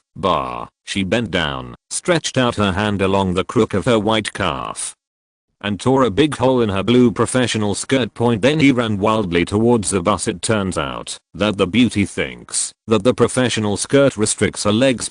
Too crazy. For a moment, as far as the eye could see, there were surging heads, ears filled with screams everywhere. What's going on, Lee? Tongfan got off the bus with a smile. As soon as he raised his head, he saw crowds of people coming from all directions, like a flood that burst a bank, especially the crazy barefoot girl running at the front. She lost her shoes and even her skirt was torn. She looked disheveled, looking like a hungry tiger pouncing on food. Leoli was startled. He quickly ordered the staff to stop the crowd, and he led the players to escape and got into the player tunnel. It was so damn crazy that it was unbearable. Crazy Lee, don't leave. I want to interview you. The girl screamed loudly. Other reporters who gathered around frantically held their microphones high, stood on tiptoes, and shouted, "Will Messi start today? You sure you can beat Uruguay? Crazy Lee, what formation will Argentina adopt in today's game?" 30 minutes later, Argentina's locker room. After the team warmed up, Lee Tongfan began to make the final pre-war mobilization. "Okay, today's game is very important to us. Uruguay's strength is several levels higher than Peru's. We can't take it lightly, especially their forward line." At this point, Lee Tongfan looked at veteran Zanetti. "Javier, you guys will be under a lot of pressure today. Save your energy, pay attention to Diego Fran's long shots, and beware of Luis Suarez's running position. When defending these two, stick to them tightly, and try not to give them the opportunity to shoot." Zanetti and other defenders nodded to show that they understood. At the same time, Uruguay's locker room. "Argentina will definitely strengthen its defense against you too, old." Coach Tabarez looked at his favorite players Fran and Suarez, and drew a big circle on the tactical board with the ink pen in his hand. "You must increase your range of activities, retreat to get the ball when necessary, and disrupt the opponent's defense system." Fran and Suarez listened very seriously. "Today, Leo's position is not a center forward. I need you to appear more often between the front midfielder and the shadow striker. Your task is not to score. After getting the ball, try to pass as many times as possible to create scoring opportunities for Gonzalo and Diego." Lee Tongfan said here, and turned his eyes to Riquelme. "In this case, Roman, you need to retreat a little further and give Leo some space in the midfield. Also, try not to control the ball too much and play to your advantage of long passes. I need the team's rhythm to speed up." Messi and Riquelme nodded to show that they understood. The core of the Argentine team will be Messi, when necessary lethal tactics can be adopted. Tabarez looked at his midfield generals Perez and Gargano and said firmly, even if it is a foul, it will not matter. In addition, Riquelme is also a dangerous person. We must press closely. Be careful not to give the opponent a free kick opportunity in front of the penalty area. Everyone in the locker room concentrated on listening to the tactical arrangement of the mentor. If someone uses tactical fouls to stop our attack, then tooth for tooth. Lee Tongfan pointed out Mascherano's name on the tactical board. Listen, Javier, you must make yourself look more fierce in the game, more fierce than you were in Liverpool. Of course, be smart and try not to let the referee reward you with a sign. How about it? Can you do it? No problem, boss. Mascherano pinched his chin and made a face. In fact, I have wanted to be more fierce for a long time. Haha. The players laughed. The atmosphere in the locker room was relaxed. La Plata Municipal Stadium night is gradually falling. The lights of the stadium are all turned on, shining brightly, like the palace of gods in myths and legends from a bird's eye view. This modern stadium, known as the blessed land of the Argentine team, is like a white giant egg upside down on a huge square, pure and flawless. The huge retractable roof on the top of the stadium can completely cover all the stands, and the all-seat floor-heated stands can accommodate at least 30,000 fans to watch the game on site. Today, the stands are full of fans. The passionate air goes straight to the sky. Players from both teams have started to enter the field. Argentina is wearing traditional blue and white striped shirts, while Uruguay is wearing the latest pure white away uniforms. There is no doubt that this is a life and death battle. In comparison, I'm more optimistic about Argentina. After all, Crazy Lee is standing behind them. From the starting lineup, Uruguay adopted the usual 4-4-2 formation. Goalkeeper Mulra, defender Pereira, Lugano, Godin and Casas lined up, midfielder Pereira, Gargano, Rodillo and Erguilen. As for the forward position, it is former European Golden Boot Diego Fran and Ajax killer Suarez. Argentina's starting lineup is also in the long-awaited Messi, who was at the center of controversy, finally returned to Argentina's starting lineup. Higuain and Inigo Milito formed Argentina's new front trident. Riquelme, Mascherano and Fernando Gago appeared in the midfield. Otamendi, Samuel, Burdisso and Zanetti were still the defenders, and the goalkeeper was the young Alcama teenager Romero. While the players of both teams were performing the pre-match ceremony, the commentators from various countries in the commentary booth were introducing the starting lineups of the two teams to the TV audience. Soon, Chile's referee Macias Fernandez blew the whistle to start the game. Uruguay kicked off first. Diego Forlan, the top star of the visiting team, passed the ball to his partner Suarez and rushed forward, but Suarez did not pass the ball immediately. He was like a moth to a flame, rushing towards the Argentine team with the ball without hesitation. Suicide attack. Lee Tongfan was watching from the sidelines and was amused. The second update is here. Thanks to Hades, Lucifer, Fu 2719. I love smoking and drinking. Marbiji, a sharp man RR3. Wanzakyozu, Zenwei, Hunandu Angsha, Unruly Ranger. I love smoking and drinking. Alwari, it's hard to register. Little Kid, Gangziken, Klinsman, Dark and Windy Day, 20th God, Book Friend. 110,220,202,053,331. Powerful. 20th U barbecued pork. Yushanran sword. Born and Kun. Book friend 15,421,205. Krabby 77. Still. In. Long Song of Sorrow for 9 days. 17U. Ladiga. Book friend 09020422431663R18. Mortal fans. Wings of Heaven Lie. Shadow Hand. Unruly Ranger. JK8611. Bloody Misty Rains IOZ *********************************************************************************************************************ğ Wanzakyozu, Kenny, Meng, Zyokeo, and all the brothers and sisters for your support in the past few days. DOZ goes to code the third chapter. If you're listening to this novel on a channel other than Fanfic World, it means they downloaded and uploaded it without effort. We cordially invite you to visit our channel. Mundo fanfic novelos. There you'll find the original version of this story, and you can explore many other novels of various genres. We're waiting for you to immerse yourself in a world of incredible novels. Chapter 540. An incredible scene. Lee Tongfan was enjoying himself, but he couldn't be happy anymore. Point on the field. Point Ajax. Killer. Suarez moves very quickly when sprinting. Point he swayed gracefully, as if he had transformed, and the football seemed to stick to his feet. The South American player's innate sense of the ball made him look like a fish swimming in the water. Amid the exclamations of the Argentinian fans in the audience, Suarez quickly passed Messi and Riquelme, who stepped forward to defend. Lee Tongfan felt the danger on the field. Point Mascherano shouted and stepped forward to steal. Point facing Liverpool's defensive midfielder, Suarez no longer sticks to the ball. He passes the ball to Fallen on his side, and then accelerates around Mascherano. The whole process was completed in one go, like flowing clouds and flowing water. Extremely enjoyable. The screams of the Argentinian fans in the stands became louder and louder. Fernando Gago, another midfielder of the Blue and White Army, did not dare to neglect at all. After seeing Fallen get the ball, he immediately stepped forward to press for it, or pass the ball. Point Fran didn't even look at the approaching Gago, and passed the ball diagonally forward. The white figure shook. Point Suarez responded, and got the football.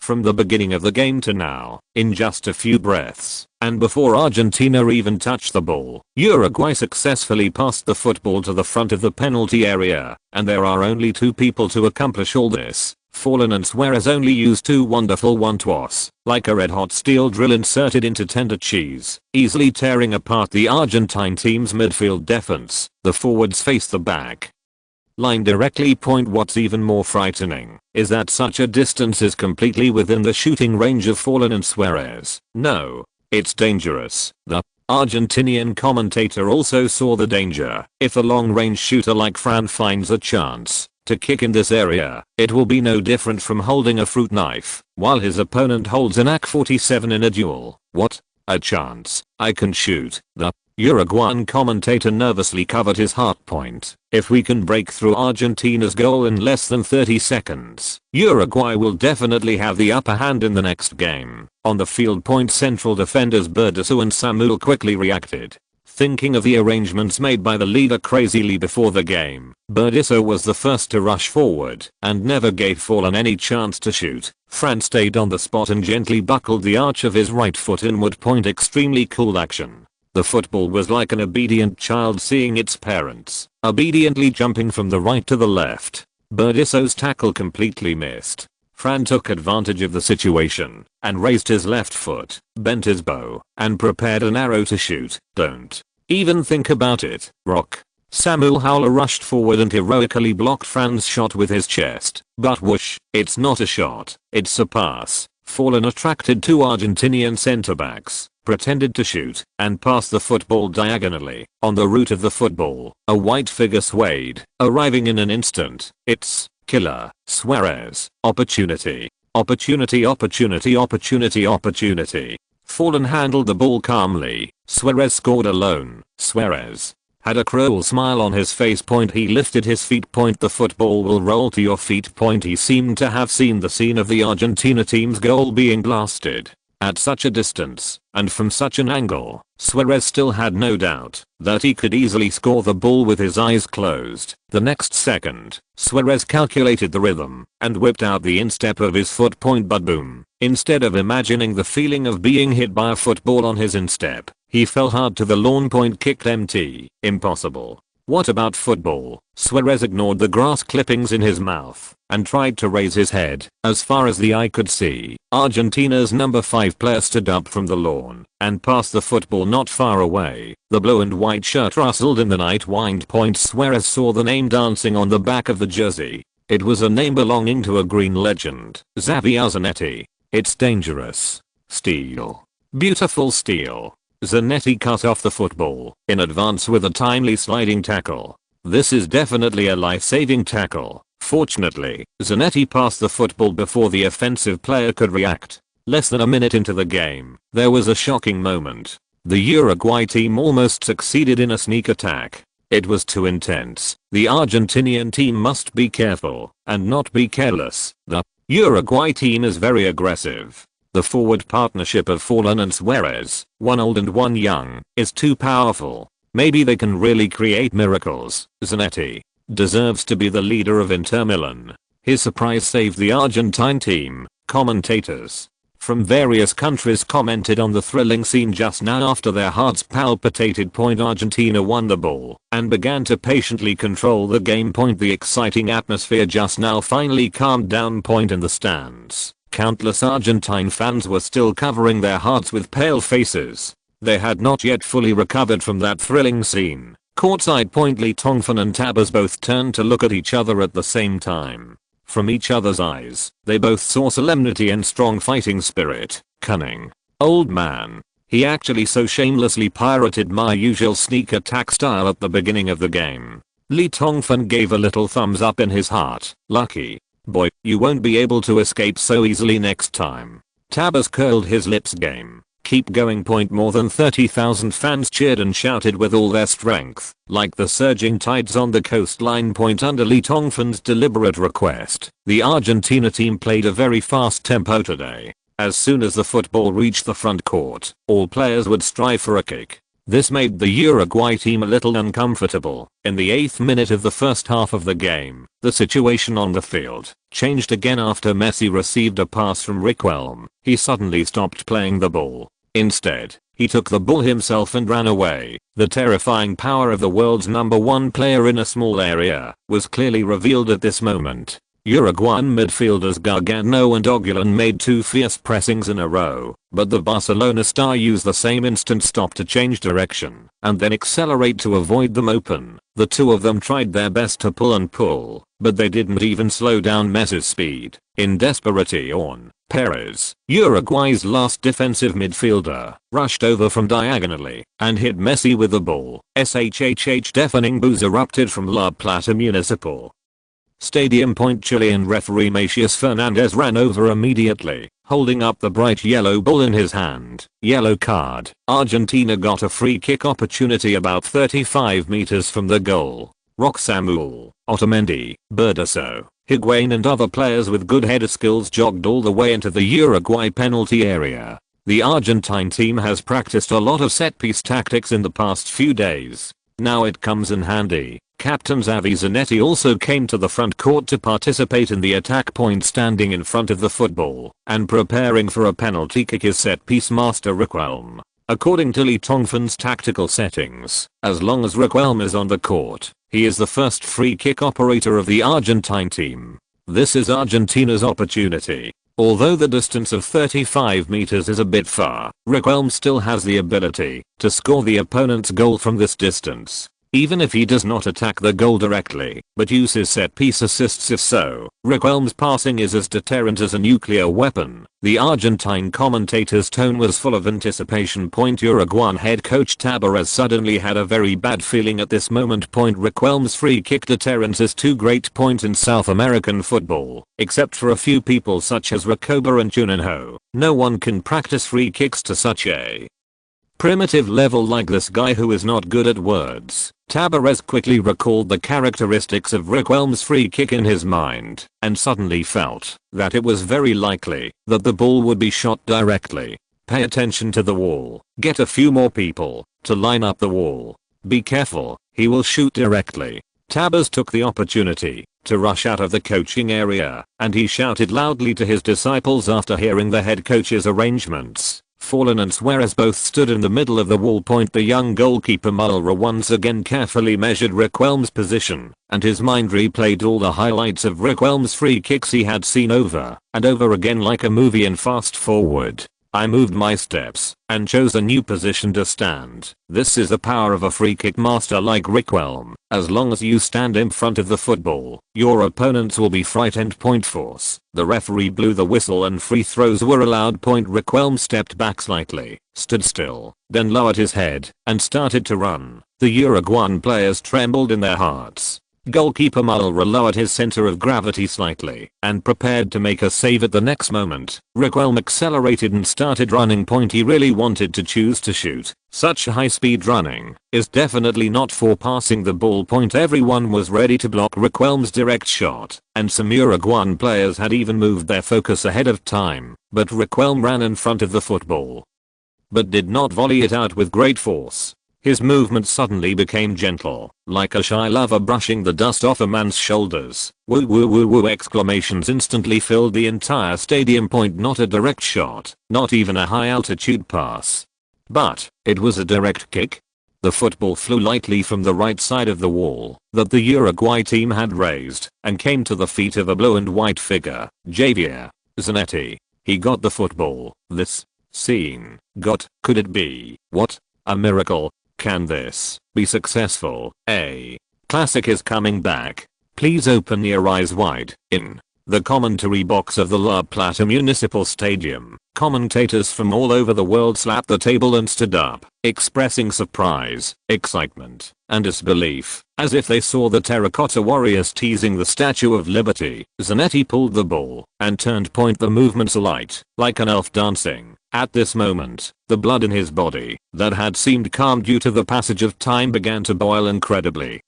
Like a flame burning crazily in his blood vessels. Take a step forward gently. Zanetti looked up and saw the panic expressions on the faces of the Uruguayan players, and the goal had already opened in his sight, and Mulra looked so tiny. Using all his strength, Zanetti turned sideways and shot the football out. Whoosh! White flashes roared up. At this moment, everything that has happened is so unforgettably familiar to Zanetti. At that time, he was in his prime, young, and full of vigor. That free kick cooperation has long been recorded in history forever. And today, he got the chance to replicate the miracle. Looked up. The blue and white jersey rustled in the wind, and Zanetti raised his arms high, like the god of war descending from the mortal world. In his pupils, there was a scene of the football passing over Mulra's desperate arms, and hitting a large white net in the net. The ball went in. The huge stadium was as noisy as a busy city a second ago, but at this moment, it suddenly became quiet. Everyone was silent at what they saw. What more than 30,000 pairs of incredible eyes were looking at was the man with his arms raised in the Uruguay penalty area.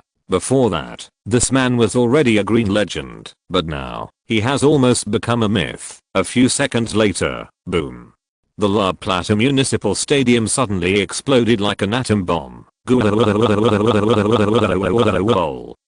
Zanetti, he recreated a classic scene from the 1998 World Cup, an incredible free kick coordination. Incredible. The Uruguay team, including the head coach and players, were all deceived by this extraordinary free kick coordination. No one can stop such a shot. No one can. Requelme played the role of Veron in Argentina's match against England in the 1998 World Cup quarterfinals. His fake moves and passes completely deceived the opponent. Zanetti turned around and shot after getting the ball. It's all done in one go, no worse than it was 11 years ago. At this moment, people seem to be seeing the fearless young player Zanetti again. 1:0 exclamation point exclamation point exclamation point. In the 8th minute of the game, the Argentina team, which had escaped disaster, got off to a dream start. Their luck was much better than their opponents. Requelme completely shocked the Uruguayan players. Everyone thought he would shoot directly.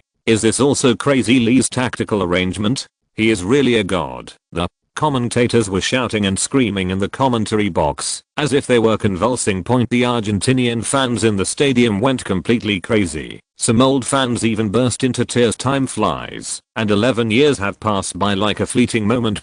However, Zanetti's wonderful performance seemed to bring them back to that prosperous era, that crazy era. I could have updated it earlier, but it turned out that the internet was installed at home today. My parents happily applied for questions and AOZ for video chat. It was the first time for the two old people to chat in this way. They were very interested and delayed some time. But the knife is very happy. I wish every brother and sister's parents good health. Today's update is over. The word count is enough. DOZ continues to ask for everyone's monthly support. Let the monthly tickets also burn. Chapter 541. The trajectory suddenly changed. Zanetti stood quietly with his hands raised in the air. The excess of excitement and ecstasy made him appear calmer at this moment. Messi rushed over from behind, screaming happily, jumping high and lying on Zanetti's back. Riquelme, Higuain, Diego Milito, Otamendi, everyone was like a blazing flame of passion, running over with joy. Some patted Zanetti's hair, some kissed his forehead, and some held his shoulders tightly. The team members are expressing their respect and gratitude to the old captain in the most intimate ways. They surrounded Zanetti tightly in the middle of the crowd, like a general leading his brave and capable soldiers. Zanetti carried Messi, who was 14 years younger than him, on his back, and took his teammates who were crowding around him to cheer, and came to the edge of the stadium to greet the cheering fans. The fans pay tribute. The cheers were like the roaring roar of Niagara Falls, deafening. The arms, the dense white forest, that grew out of reality in an instant, stretched out from the stands. Stretch your fingertips as straight as possible, just to touch the breath of the hero not far away. The surging crowd, the face was so excited that it was ferocious. The blue and white flag of Argentina rustling in the night wind. The march of the motherland is surging throughout the entire city of La Plata like a rising tide. This is a moment that belongs to Zanetti, a moment that belongs to Argentina as a whole, a moment that belongs to football, a moment that belongs to heroes, and a moment that belongs to glory. The enthusiasm finally subsided gradually. Zanetti turned around and hugged every teammate around him, then came to the sidelines and walked towards the leader. Crazy Lee. He walked slowly and vigorously. This time, Lee Tongfan no longer had to worry about being brutally beaten. The captain gently opened his arms and gave Leoli a loving hug. Thunderous applause erupted in the stadium. Only applause. Thank you, Lee. I thought that such a moment only happened once in a lifetime. This free kick was originally proposed by Lee Tongfan whimsically during the preparations for the game a few days ago. Lee Tongfan, who was once an ordinary fan, was too impressed by the scene in the 1998 World Cup, so it was considered a joke. The players were asked to rehearse several times. Unexpectedly, in a critical battle like today, it really worked wonders! 1:0. Argentina takes the lead. On the field. Uruguay has picked up the football back into the center circle. Diego Forlan put the football under his feet and waited quietly. He didn't urge his opponent. Watching Zanetti hugging the crazy Lee on the sidelines, Forlan was distracted. The rejuvenating goal scored by the captain of Inter Milan just now vaguely touched an inexplicable chord in Forlan's heart. Suddenly, Forlan discovered that he was already considered a veteran on the football field. Time is like a knife, taking away Zengran. The closer their careers are to the late stages of their careers, the more they will long for and cherish these last green years. A strong fighting spirit surged in Fran's heart for a moment. Just like Zanetti, just like himself, Diego Forlan. He turned his head and looked at his young partner Suarez and secretly vowed in his heart, I must reach the World Cup, definitely! Even if the enemy standing in front of him is the omnipotent madmanly force. The referee Macias Fernandez blew the whistle and the game restarted. The Argentine team, which took a 1:0 lead, played more confidently. When the players handled the ball, their movements were elegant and flowing, showing the style of the Kings team. The strong self-confidence that was once lost is slowly returning bit by bit. The Uruguay team was obviously stimulated by this unexpected goal loss. The players made a bigger splash and ran harder. Judging from past games, the Uruguay team has continued this rough and simple style in the qualifiers. They have been shown a total of 47 yellow cards and red cards in the previous 17 qualifiers, ranking first in the South American region. And today, in a life and death battle, facing a team with inferior skills like Argentina, the Uruguay team, under the request of head coach Tabarez, took this rough and simple style to the extreme. The Uruguay team's performance was like a wild man coming out of the mountains, stumbling into the brightly lit waltz dance floor, completely out of rhythm and footsteps, disrupting a grand and beautiful dance. They are saboteurs. Until the 25th minute of the first half, the game was crawling slowly like a tortoise in such a repeated struggle for rhythm. Among all the 22 players, the most eye-catching performance is the blue and white Team's top star Leo Messi. Point compared with the previous 2 games, the little flea seemed to have taken a powerful pill. Breaking through, passing the ball and even shooting on his own, he showed his true level. So far, except for the free kick that helped Argentina break the deadlock, Messi has sent 3 threatening balls, made 8 breakthroughs successfully, been violated 12 times, and given 3 yellow cards to his opponents. The wonderful performance made the Argentinian fans in the stands roar again and again. The Uruguayan fans almost closed their eyes and did not dare to watch. Every time Messi took the ball, it was like the god of death dancing with a shining sickle in a grin, which is breathtaking. The situation gradually began to become very unfavorable for the Uruguay team. The balance of victory and defeat has tilted. Courtside. Uruguayan coach Tabarez's 2 grey and thick eyebrows were tightly knitted together, and a big one was written on his forehead that was filled with wisdom wrinkles carved by time. This is his habitual action when thinking quickly. Actually, moved Messi's position back, instead of letting him play on the right wing, where he was best at Barcelona. In this case, the number of shots, passing, what a madmanly. This is Messi's ears being used as bait. Tabarez quickly saw the clues. Messi is like a piece of sweet bait waiting for fish to take the bait. As long as the Uruguayan player's defensive action is slightly larger, it will immediately be a foul. If it is serious, the referee will show a yellow card, and players who get yellow cards will be timid in defense. 3 Uruguay players have already received yellow cards from Messi. If this continues, Uruguay will probably be forced to make early substitutions before the end of the first half. As smart as Tabers, he couldn't think of any good way to solve this problem for a while. If the Uruguay team's style of play was changed, the consequences would be even worse. Taking advantage of the dead ball, he beckoned Gargano, the team's other defensive midfielder who had not received a yellow card, to his side and loudly arranged something. When the game continued, Gargano was like a piece of rice cake, sticking tightly to Messi's side, acting as intimately as an inseparable lover. No matter where Messi went, Gargano would follow him closely, be around. His task is not to prevent Messi from dying. Instead, it interfered with Messi's movement of taking the ball at the first time, making it impossible for Argentina's number 1 star to take the ball comfortably. If he made 2 or 3 adjustments, other Uruguayan players would come up to grab the ball and destroy the offensive. Strict man-to-man tactics. It's simple, yet surprisingly effective. Messi's performance soon became dim like a kerosene lamp covered with a cover during World War I. Tabarez's adjustments. Gargano sticks closely to Messi. Uruguay's offense has improved. Hey, why are you passing the ball to Messi? Oguilan intercepted the ball successfully with the help of Gargano. Counter-attack. The football came to the feet of Casas and he assisted. Breaking through Otamendi. Cross. What a chance. Samuel pushed it out. And Suarez. Ouch. What a pity. Didn't find a chance to kick. Passed back. Dangerous move. Ball. Flan wins the ball and shoots furiously. Beautiful. Long shot. Romero. Romero, who is 1.92 meters tall, made a wonderful save. He jumped hard and lifted the football over the crossbar.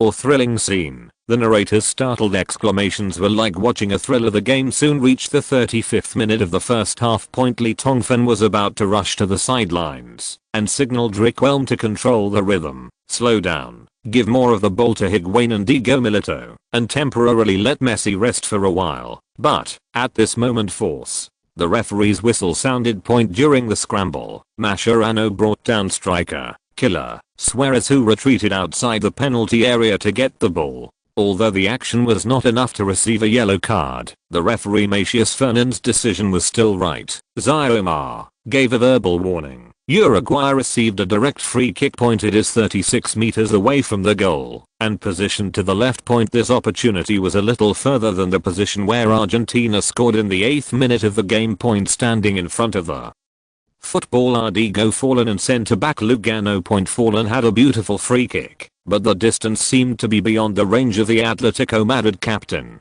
Lugano, who plays for Turkey's Fenerbahce, is good at powerful long-range shots and is the team's top gunner. It's time to take the penalty. In the camera, 2 people stood together, discussing something in a low voice. Fran was talking, while Lugano listened. He raised his head and looked at the goal in the distance, nodding in response. Taking advantage of this moment, Uruguay's big men rushed to the penalty area point when the Argentine team lined up the wall. The referee took a few steps back and blew the whistle. All eyes were focused on the two men standing in front of the football. Lugano slowly retreated, as if to increase the running distance for a powerful shot, while Diego Forlan stood still and did not move. There is not much time left in the first half, and the Uruguay team faces a huge test. Lugano took one last look at the goal, and then started to run with his head down. Romero lowered his center of gravity, and prepared to save point. At this time Fran, who had been standing still, suddenly moved. Explodes instantly.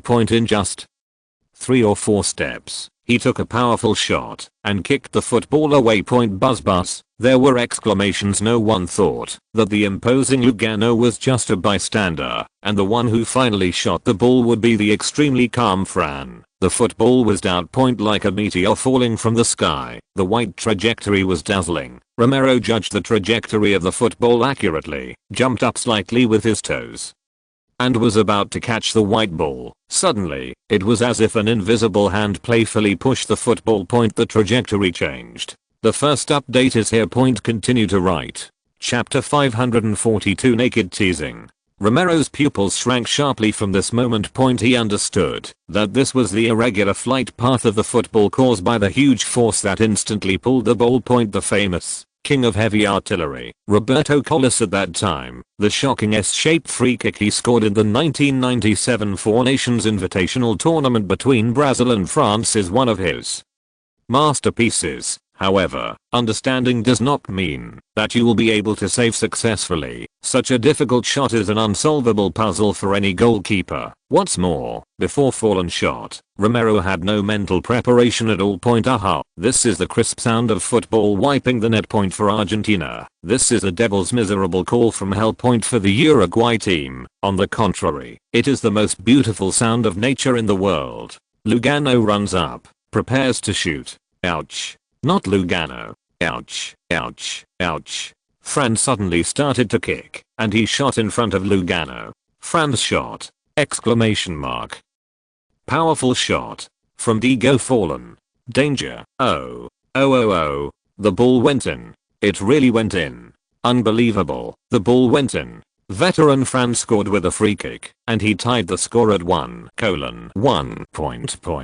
Both sides are back on the same starting line. Slow motion. Look carefully. Romero has already reacted. Yes, he judged the angle of Forlan's shot at the first time. However, the football suddenly and mysteriously appeared during the flight. An obvious arc changed direction, drifting to the opposite angle. Romero was caught off guard and the football flew into the goal from his right side. The young Alkmaar goalkeeper is not to blame for conceding such a goal. The quality of Forlan's free kick was too high. Even if Buffon was standing on the goal line, he could only surrender. Veteran Forlan scored a wonderful free kick. He saved the Uruguay team and the suspense of the game returned. Argentina is in trouble. On the field. The celebration gesture chosen by Forlan was exactly the same as after Zanetti scored. He raised his hands and raised his head slightly.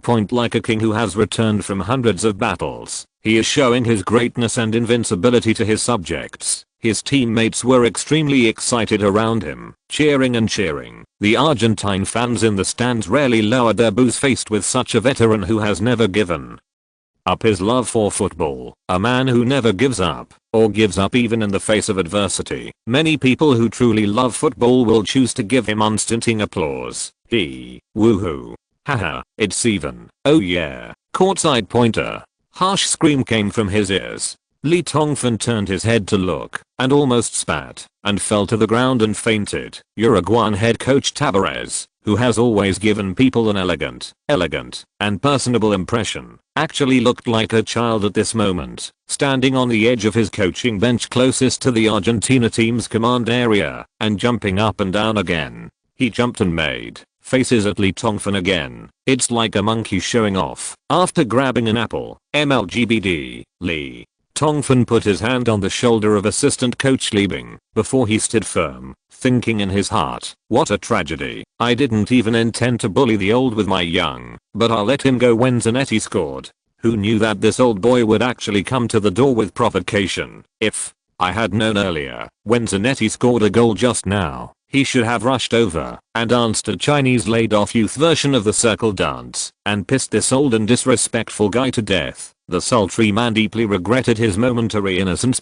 This is Tabas deliberately teasing himself. Kai Guoguo's teasing. Interesting. Old man. The game quickly resumed. Li Tongfan no longer hesitated and quickly made adjustments. Messi's position continued to retreat almost to the midfield and then moved to the wing. Riquelme was a little ahead of schedule and returned to his best attacking midfielder. At the same time, Mascherano's terrifying coverage and stealing ability also allow Fernando Gago, who is also a defensive midfielder, to have the energy to shoulder part of the responsibility of organizing the offense. Although he does not have the classical sorting ability of Riquelme, in the past year, under the training of Li Tongfan, Gago has long had the ability of Europe's top midfielders to pass the fatal ball in an instant. In this way, the Argentine team is like being equipped with two propellers with completely different styles. Even if one is restricted by the Uruguay team, the other can still play a role. Want to limit both? The cruel situation of 4 midfielders carrying 3 yellow cards makes them seem powerless. Messi's position has also changed under Li Tongfan's insidious arrangement. Messi turned into an oversized brush dipped in yellow paint.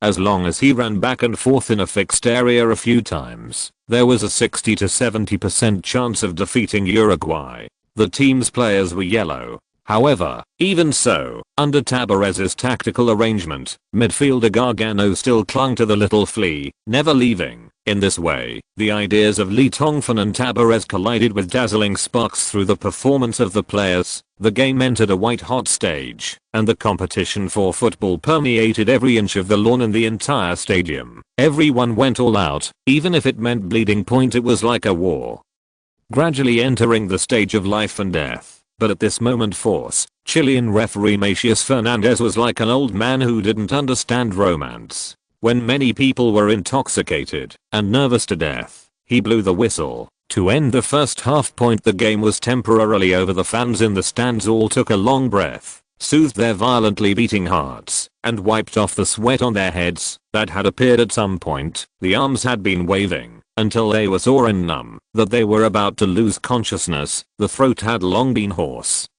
and it seemed as if fire was about to spit out of the mouth. They were even harder, more nervous, and more worried than the players on the field. Hoo. But, guys, I want to congratulate you, because you brought a wonderful first half to the fans. Argentina team locker room. The draw score did not seem to disturb Li Tongfan's good mood. He stood in front of the tactical board with his hands on his hips, jumping around and showing off proudly. Of course, the most exciting thing is Javier's goal. Oh, it's so fucking great. To be honest, when I arranged the training before the game, I didn't expect that you could actually score such a goal. This is crazy. Speaking of this, Li Tongfan suddenly lowered his voice, looked at the door of the locker room furtively, and then continued. You didn't see that when Javier celebrated, the old face of Oscar Tabarez, the protagonist of the Uruguayan team, turned green like a caterpillar. Wow. Li Tongfan laughed, and a stream of shiny saliva flowed from the corner of his mouth. The players all lowered their heads in dismay when they saw this scene. Although they were already in awe of this man, they still couldn't help but secretly say in their hearts, idiot. However, just as Li Tongfan was bragging like an idiot, the tense atmosphere that had just filled the locker room quietly dissipated. Li Bing had been carefully observing the way crazily adjusted the atmosphere in the locker room. The effect was perfect. The method was idiotic. This was the conclusion Li Bing came to after observing. Enviable. However, he seemed unable to imitate this method. In Li Bing's opinion, Li Tongfan was a complex of contradictions, a mixture of genius and idiocy. This was a unique talent that others could not learn, even if they wanted to. On the other side, seeing that the players were relaxed, Li Tongfan nodded with satisfaction. Then, he turned around and asked Riquelme a strange question. Roman, I want to know, at the distance where Diego Forlan scored, if it was you, how likely would you be to score? Riquelme was stunned. He didn't know why his boss asked this, but he thought about it carefully and answered honestly, a distance of more than 35 meters. That angle, well, only about 20%. Lee Tongfan pretended to be enlightened, pinching his chin and muttering to himself, aha, that means that Fallen scored the ball by chance. Uruguay's lead was completely due to damn luck. The players finally understood what the boss meant. To be honest, Fran's wonderful free kick in the first half did give them a heavy blow to their confidence that they had finally built up. Obviously, the players suddenly lacked the fluency and ease they had when playing football before in the subsequent games. Now that I think about it carefully, the boss is right. Since even Requelme, a world-renowned free kick master, is not sure about that distance, it can only mean one thing. Fran was lucky to score points and good luck can't always be with you. After all, strength and technology are the real king of victory on the football field. And when the train of thought returned to the scope of strength and technology, the stars of the Argentine team straightened their backs immediately, and their confidence was like a blown up pig bladder, which instantly expanded and magnified countless times. The Argentines are all masters of technology. Who are you afraid of? Okay. Now, everyone pay attention. Papa. Lee Tongfan saw that the mental state of the Hammers had returned to the state he hoped for, and habitually clapped his hands. Let's start to arrange the tactical requirements for the second half. The Hammers saw that the boss was serious, and they all became serious. However, at this sacred moment of arranging tactics, the next sentence of the boss crazily made them, who had finally become serious, almost bite off their tongues. The sultry man said, MLGBD, at the beginning of the first half, the old man Tabarez actually used a sneak attack to trick me. In the second half, I must trick this old guy back, force. 15 minutes later, the second half of the game began. The Argentine team still maintained the starting lineup of the first half. The Uruguayan team made personnel adjustments. Tabarez replaced the defensive midfielder Paredes, who had received a yellow card in the first half and had been verbally warned by the referee many times. The new player was called Gonzalez, also a defensive midfielder. He was also a good man who could tackle, pull, and kick. It seemed that Tabarez was going to be brutal to the end. The Argentine team kicked off. Messi returned to the front line, and Higuain handed the ball to him. The little flea began to dribble the ball, attracted the defense of the Uruguayan players, and suddenly passed the ball to the wing. The one who received the ball was Otamendi, the full-back. It was not until this time that the fans discovered in exclamations that this young defender who played for the Argentine club Cesfeld was so bold and crazy in his forward movement that he almost became a winger, facing the blockade of Gonzalez. Otamendi did not pass the ball, although breakthroughs were not his strong point. He chose to accelerate suddenly, like a knight riding a red rabbit horse, splashing a piece of grass, his clothes fluttering, and he successfully inserted it. The new Gonzalez obviously didn't expect a defender to dare to be so crazy. When he reacted, he could only see Otamendi's back. Fullback Casas rushed to steal the ball. Otamendi didn't stick to the ball this time. He passed the ball to the middle and continued to run towards the bottom line. It was Requelme who received the ball. Requelme, who was called the last classical attacking midfielder in the post-Zidane era, didn't let the ball stay at his feet for even a second and sent it out again. Scissor like a bleak pass, like a pair of cold scissors. It tore the left side of the Uruguayan team's defense system. 2 passes to 1. It was Otamendi who rushed to the right place to receive the ball. He left Casas, a famous defender playing for Juventus, far behind. Facing the ball, Otamendi kicked the ball directly. Little Smoker, Higuain, and Prince of Inter Milan, Diego Milito have already entered the penalty area of the Uruguayan team, and they are stuck in their positions one after the other, waiting for the response. No one dares to ignore these two forwards in the penalty area. They are the absolute main force and trump card of the most famous club in the world. The Uruguayan team dares not to do it either. So, almost before Otamendi kicked the ball, the two central defenders Lugano and Godin were tightly attached to Higuain and Milito. However, the flight path of the football soon showed that these two guys were actually playing soy sauce in the penalty area. The football flew to the back point. Messi, who had been ignored, appeared like a ghost at the place where he should appear and shot the ball. The football stuck to the green grass like a high-speed maglev train and rushed out straight towards the lower right corner of the Uruguayan team's goal. Goalkeeper Mulder sank down like lightning, exerted force on his waist and abdomen, and stretched out his right arm as far as possible. The next second point the Lazio goalkeeper felt that his fingertips seemed to touch the football point. However, a sound like a tsunami rang in his ears. That was the cheers of the Argentines. The second update. 4,000 words. Deozi is about to give up. Brothers and sisters, please support me more. Brothers who have the ability and rare modifiers, try to give subscription support. Deozi bows to thank everyone who has supported the modifier in various forms. Thank you. Chapter 543. 2 major events. As of November 18th, all 32 teams have qualified for the 2010 South Africa World Cup.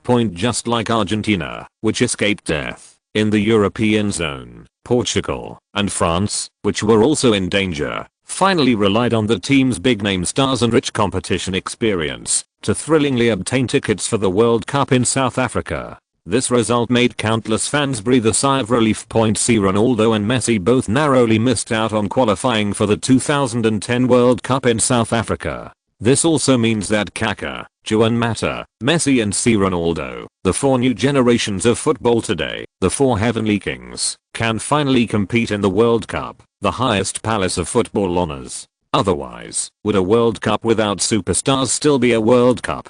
What the fans are even more looking forward to is that due to the success of taking charge of the Argentina team, they can finally see that young and crazy figure on the sidelines of the World Cup. Almost everyone agrees that in this crazy football era, if that arrogant man is missing from the sidelines of the highest level competition in the football world, it will also be an irreparable regret. At the end of the national team match day, the Argentine team announced its disbandment the day after its victory over Uruguay. The war in the 5 major leagues intensified.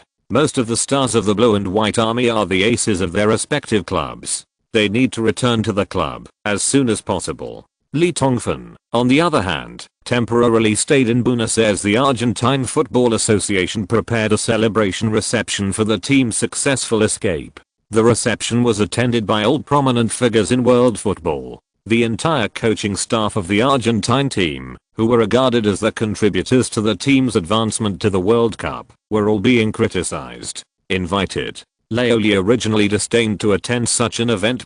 However, considering that the assistant coach Li Bing, who has been following him, may need such an opportunity to expand his network, and that there is one thing in his plan that requires the support of Grondona, a powerful local snake, Laoli finally decided stay. The reception is scheduled for the 3rd night after the game. It's night. The night is cool. The beauty of Buenos Aires is revealed at night. It is not only the capital of Argentina, but also the largest city in the southern hemisphere. Moreover, during the 2008 BJ Olympics, it was the only South American city to conduct a torch relay. In Spanish, Buenos Aires means "very fresh air," and this beautiful prairie city is indeed worthy of such a name. There is very little pollution and the greening is very reasonable. The air in the city is as fresh as freshly squeezed milk. When there is no cloud at night, the starry sky is prosperous, vast and mysterious. The whole sky is blue, very beautiful. The reception was held at the Prairie Star Hotel, the largest and most luxurious hotel in the city center. When Tongfan and Li Bing arrived, the place was already crowded with people.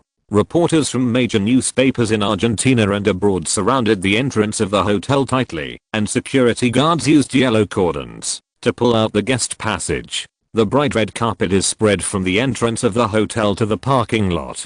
The entire battle forces the Oscar ceremony to be even grander. As the star of the reception, Tongfan attracted the attention of the crowd. Before he got out of the car, the first people to react were the reporters. They rushed over with cameras and microphones like soldiers who heard the charge. Crazy. Mr. Lee, do you think Argentina can win the World Cup? Can Tevez get a starting spot? Why do you insist not to recruit Gabriel Hines to the national team? Is it because of personal grudges? I heard that you and the Argentine Football Association only signed a short-term contract that ends after the World Cup. Is this true? Have you considered renewing the contract? Crazy Mr. Lee. The scene was chaotic for a moment. Facing the crazy crowd, Tongfan smiled and waved without answering any questions. The 2 personal bodyguards who had been following Laoli immediately got out of the car and separated the surging crowd. At this time, the hotel security guards also quickly ran over to block the reporters. Under the flashing spotlights, Lee Tongfan and Li Bing stepped onto the red road. The carpet goes all the way to the hotel lobby. In addition to reporters, hundreds of Argentine fans also gathered in front of the hotel. They have long heard that Crazy Lee will appear. The Argentine fans are waiting hard just to get a close look at this magical coach who saves the blue and whites from crisis. Cheers and screams arose one after another. Lee Tongfan, who walked to the ordinary, stopped and waved after seeing the fans. Another crazy Argentinian female fan pushed past the security guard and crossed the yellow line. Fortunately, she got the signature of Crazy Lee. The scene seems to be in chaos again. At the hotel entrance, the security guard bowed respectfully and opened the hotel door. Lee Tongfan and Li Bing entered the lobby one after another. At this moment, a luxurious atmosphere rushed towards them. The inside is a completely different world compared to the outside. The splendid chandeliers, simple and elegant decorations, the tranquil atmosphere, the melodious and soothing music, all these make this spacious hotel lobby look more like a magnificent medieval palace. In the dance floor, there were already many men and women in luxurious dresses embracing and dancing. In the entire hall, well-dressed men and women, holding their glasses high, walked back and forth, occasionally meeting acquaintances, greeting each other elegantly, and raising their glasses frequently. And on the small stage in the distance, several vicissitudes of life old musicians with grey hair, wearing top hats and plaid suits, closed their eyes and reveled in the music they created. Some of them puffed their cheeks and blew melodious saxophone tunes, and some played the accordion. The waiters in black uniforms held trays in their hands and moved gracefully among the crowd. This was the largest and most luxurious cocktail party Lee Tongfan had ever seen. Soon, a waiter came over from the side, whispered a few words in Lioli's ear, and then led Lee Tongfan and Li Bing through the crowd all the way to the far right of the entire hall. Here was a small seating area, and Lioli saw the initiator of this banquet, Julio Grondona. Grondona, who is 78 years old this year, has a head of white hair. Since he became the president of the Argentine Football Association in 1979, he has been sitting in this position until now. Grondona not only founded the Argentine Football Association with his brother, but also, in addition to being the president of the Argentine Football Association, he is also the first executive vice president of FIFA and the most important right-hand man of Blatter. Even though Lee Tongfan does not have a clear understanding of South American football, he still knows clearly what kind of power this grey-haired and kind-looking old man has in this land. Let me give you a simple example. According to the statistics of the FM 2010 system, in the past 37 years, although countless politicians and celebrity businessmen have wanted to overthrow him, this seemingly kind-looking old man has successfully escaped from more than 40 doping incidents, 8 player strikes and 3 referee strikes. Objectively speaking, he is the omnipotent local emperor of South American football and a real hero-like figure. Oh, Dilly, you are finally here. We have been talking about you. Seeing Lee Tongfan coming with the waiter, Grondona, who was talking happily with the people around him, put down the wine glass in his hand, laughed, stood up and hugged Lioli warmly. Then, he shook hands with Li Bing behind Lee Tongfan. Dilly, let me introduce you.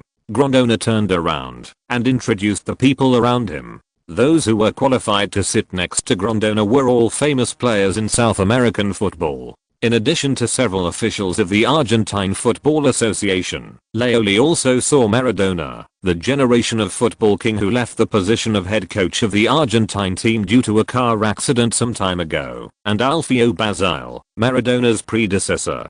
Hey, Lee, you did a good job. I want to thank you for everything you have done for the Argentine team. Although he was replaced by Lioli in the national team, Maradona, who seemed to have a unique personality, seemed to have a good feeling for Lee Tongfan. He warmly hugged Lioli and patted Lee Tongfan on the back a few times. Thank you for your praise, Diego. I'm very easy, but your injury. Oh, you mean this? Maradona pointed to his right calf and said with a smile, it is still in a cast.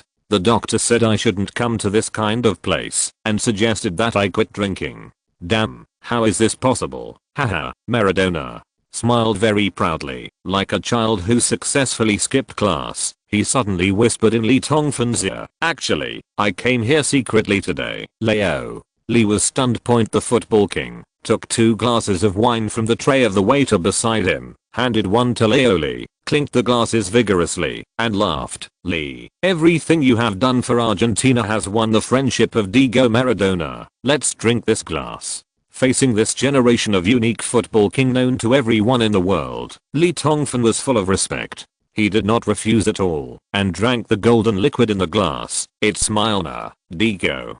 Grondona kept smiling and watched Maradona and Crazy Lee finish greeting each other and then continued to introduce the heavyweight guests around him to Lee Tongfan. And every time Lee Tongfan met someone, he immediately introduced Lee Bing to these newly met guests. Seeing that Crazy Lee seemed to attach great importance to his assistant coach, these South American football celebrities also immediately attached importance to Lee Bing. After a while, Grondona brought Lee Tongfan to the center of the dance floor, signaled the musicians to pause, then raised his glass high, smiled and introduced loudly, "Ladies and gentlemen, I'm honored to introduce to you tonight's star, Crazy Mr. Lee." Warm applause rang out in the hall. Lee Tongfan was a little distracted. For some reason, Lee Tongfan found that he liked the applause from the stands during the game more. Although it was different from the elegance and fragrance at this moment, the applause was mixed with sweat and the boos of the enemy, and it was so messy. "Lee, you should say something." Grondona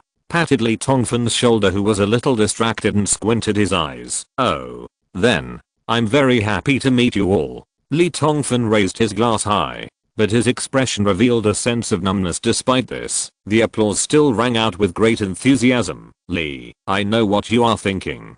Don't worry, just enjoy this cocktail party specially prepared for you." Grondona's eyes revealed a kind of obscenity that all men would understand.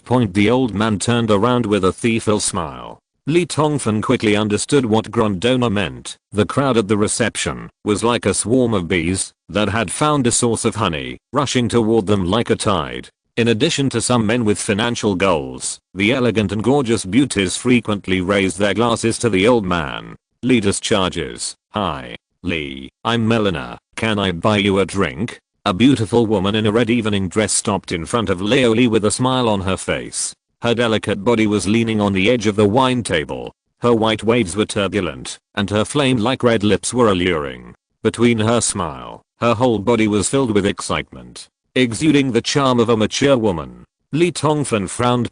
He vaguely remembered that this woman's large photos appeared frequently on the streets of Buenos Aires, and she seemed to be the winner of the latest Miss Argentina. But, of course, Lee Tongfan knew what this woman was planning. This kind of thing has happened too many times in the football world. Leo Lee shook his head expressionlessly. "Sorry, it seems that I can't." The beauty was stunned.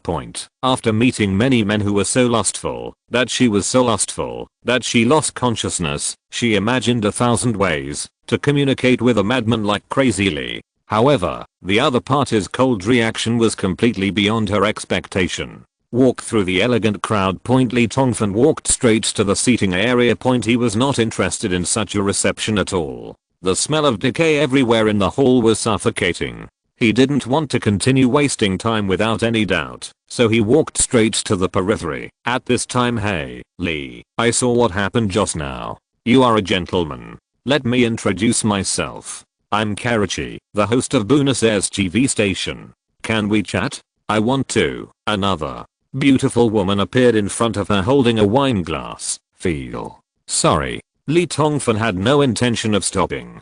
He didn't even take a look at the intellectual beauty in a green backless dress in front of him, and walked around directly. "How about it? I think your view of him should have changed now, right?" On the seats in the distance, under the dim light, a figure who had been carefully observing Madman Lee's performance on the dance floor. After seeing this scene continuously, he quietly lowered the hat he had been wearing, turned his head, and whispered to Jelung beside him. Dona said, "I have said before, Julio, this method will have no effect on Crazy Lee. In the past 4 years, whether in Spain or England, this madman has never had any scandals. I still stick to what I said before. Opinion, stop trying to control such a person, because that is impossible. Doesn't he want to establish a football school in Argentina? As long as you ensure that you have common interests, you can always be allies. Well, maybe you're right. Grondona side point then. He stood up and faced Lee Tongfan, who was walking over. The expression on his face changed very quickly, and he was full of enthusiasm in an instant. Wow, now it seems, Lee, you are indeed a very special person, Lee.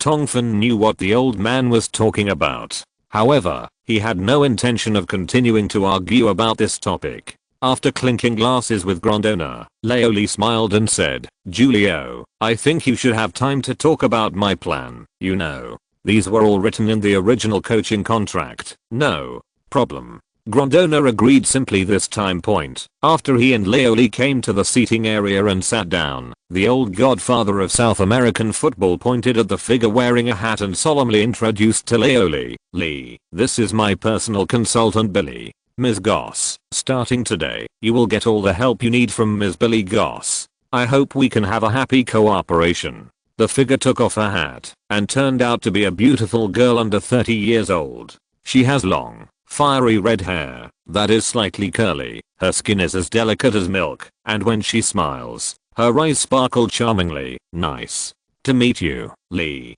On behalf of Chairman Grondona and the Argentine Football Association, I will assist you in completing the next work. I hope we can have a happy cooperation in the next plan. The red-haired beauty stretched out her hand and said with a smile, it's an honor to work with such a beautiful lady like you. Lee Tongfan gently shook Billigus's hand. Haha. Grondona smiled and raised his glass. It turns out that Crazy Lee can also please the beautiful lady. I think we will be able to cooperate happily. Ding dong. The 3 wine glasses touched together gently. The day after the reception, Lee Tongfan took a flight back to England point, but Lee Bing still stayed in Argentina point with the reputation of crazy assistant coach Lee. He did make a lot of friends at the cocktail party that day. The 2 major clubs, River Plate and Boca, enthusiastically invited Lee Bing to visit the team. For Lee Bing, who has knowledge and experience, this is a great opportunity, and he has no reason to refuse. Returning to England, Lee Tongfan's focus has temporarily returned to Newcastle point at this time. The 2 injured players, Owen and Ronaldo, have recovered and returned, which greatly reduced the pressure on Newcastle coach Ridgecode point after the national team match day. The Magpies played a Premier League make-up match. Relying on the heroic performance of the Aliens, they finally beat the Black Cats Sunderland 2-1 away.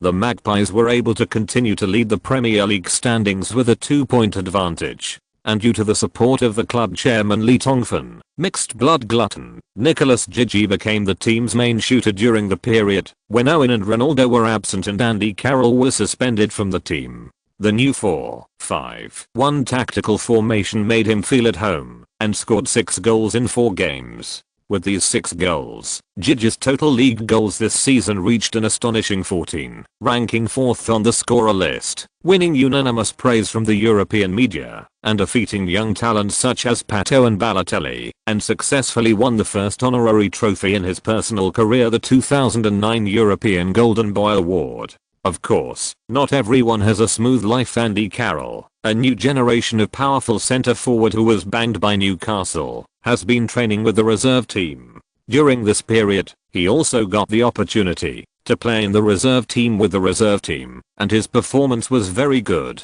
This strong boy has been waiting silently waiting for forgiveness from Crazy Lee. In the blink of an eye, more than a month of time has passed in the unique hustle and bustle of the football world. 2009 finally ended its last day. 2010 has arrived, and the door to the winter transfer market of the 09-10 season has also opened except for the Premier League. Teams in other leagues have entered a short winter break. The opening of the transfer market is a rare opportunity for teams in the 5 major leagues to fill in the gaps. Every team is wielding a hoe to dig into other teams' walls. The entire long January is a season of excitement for the media and fans. However, January 2010 is a little special, especially for the majority of Chinese fans. There are 2 major events that almost attracted everyone's attention on the first day of the new year. And these 2 things are about the craziest head coach in the world of football, Crazy Lee, The first major event is Crazy Lee's private affairs. On the last day of 2009, Crazy Lee announced to the world through his personal Weibo that he would hold a wedding after the new year and officially marry his girlfriend Wang Qing, who he had been in love with for many years. This incident attracted the attention of countless media and fans in the European football world. No matter what the matter is, as long as it is related to the three words Crazy Lee, it will become the most newsworthy event. For traditional Chinese fans, this means that the princess and the prince finally got together. The idol they have always worshipped, Crazy Lee, did not disappoint them in the face of the glamorous football circle. Whether it is his personal lifestyle or his coaching achievements, this idol of the masses is perfecting his image step by step. The only disappointed ones are probably the female fans who are crazy about Crazy Lee. The news of Crazy Lee's wedding means that the beautiful Cinderella story in their hearts will never come true. He is only 26 years old. Why did he get married so early? This post by a sad and tearful female fan on Crazy Lee's most authoritative forum in China became event for female fans with the same mood. The number of replies exceeded 100,000 in just 2 days. The wedding venue was set in China. The reason is that both Li Ying and He Feng are not used to such a fancy wedding in a church.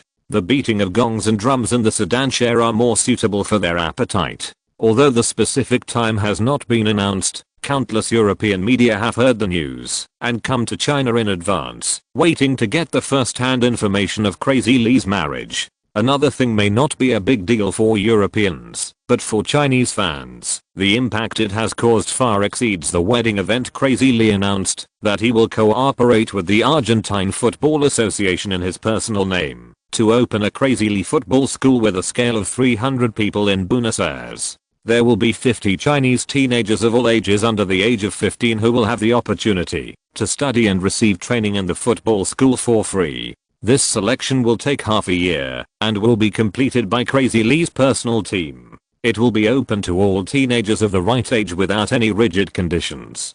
In one point I don't know if the computer is infected. When sending texts, I always can't open the back end of Kidian. After tinkering for a long time, I disconnected from the internet and restarted. It worked a little, but the speed is still very slow. There will be a third update. Around 11 o'clock.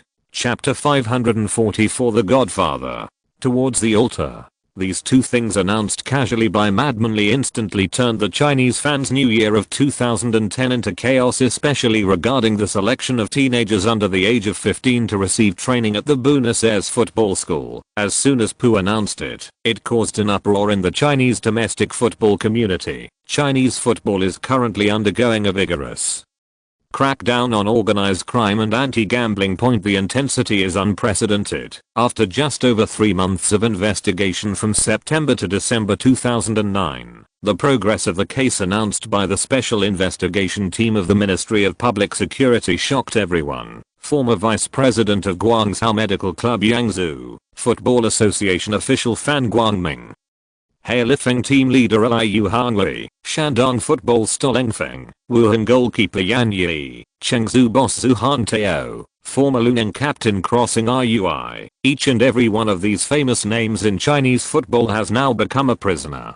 The darkness in Chinese football far exceeds the worst level that most fans can imagine, and these are just the tip of the iceberg. For fans who really love football, this is a complete scandal. It is absolutely difficult to accept the shame and humiliation. The unprecedented darkness is enough to make all football-loving fans despair in an instant. And in this darkest moment, Crazy Lee, this young man who had never had anything to do with Chinese football before becoming famous, this national idol who has never disappointed Chinese fans, this man who has always maintained his innocence as magical coach, has become the only one, and the last one, who can support the love and belief in football for hundreds of millions of Chinese fans. Therefore, at this critical and sensitive moment, Madman Lee suddenly announced that he would select 50 young people in his own name to receive training at his personal football school in Buenos Aires. This was immediately considered by some interested people to be a blunder. The face of the Chinese Football Association, the enthusiastic attention of domestic public opinion. Some people think that this is a naked slap in the face of the Chinese Football Association.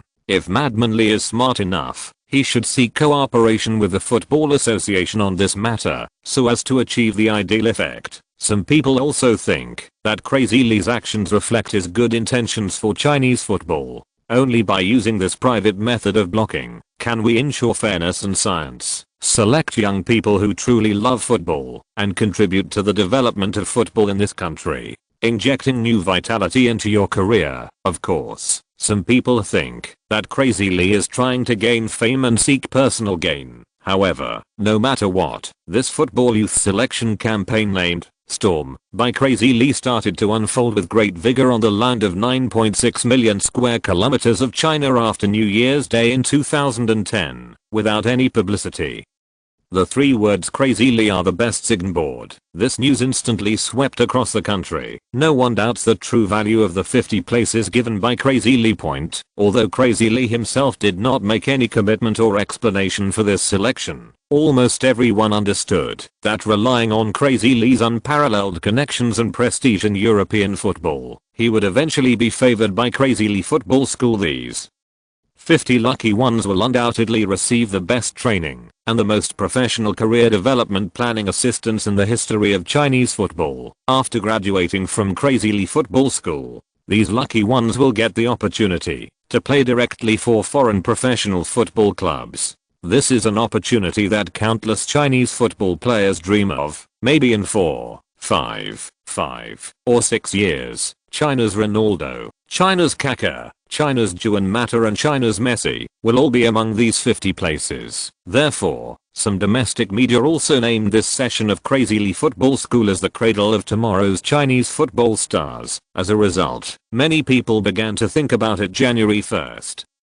2010. After the Crazy Lee selection team entered the country, various people and organizations quickly came to the door, willing to cooperate in publicity and selection, and claimed that they could at least guarantee a profit of 200,000 yuan for each spot. Parents who are eager to have their children become Jackie Chan come to the man are willing to pay a high price to buy a place. There are even football schools that take the initiative to contact Crazy Lee's team to promote their players. Those professional football staff hired by Leo Lee from abroad have more or less seen some grey rules abroad. However, the Chinese people were still surprised again and again by the craziness and human kindness shown in this selection event. However, no one dares to accept these temptations. This time, Crazy Lee emphasized very clearly that every quota is very precious, so it must be ensured that the selected players really have certain potential, and all fraud must be eliminated. The staff who conduct the selection and assessment have signed strict guarantee contracts in the event of breach of contract. Crazy Lee's losses will be compensated several times. Moreover, in addition to these confidentiality measures, Crazy Lee's most trusted assistant Lo Sitang resigned from the position of Newcastle vice chairman and came to monitor the entire process in person in order to ensure that real football talents are discovered to the maximum extent. The entire selection team will conduct blanket selections on 9.6 million square kilometers of land within 6 months. The first stop is in Crazy Lee's hometown province, GS Province. The selection team will be in GS Province for 20 days and conduct detailed selections in 6 different regions. As long as they are teenagers who meet the age limit, regardless of whether they have a football foundation or not, they will have the opportunity to participate in the assessment. At this time, CCTV Sports Channel commissioned Fan Zhuang to take the initiative to contact Lee Tongfan. We hope that the entire selection event can be broadcast live.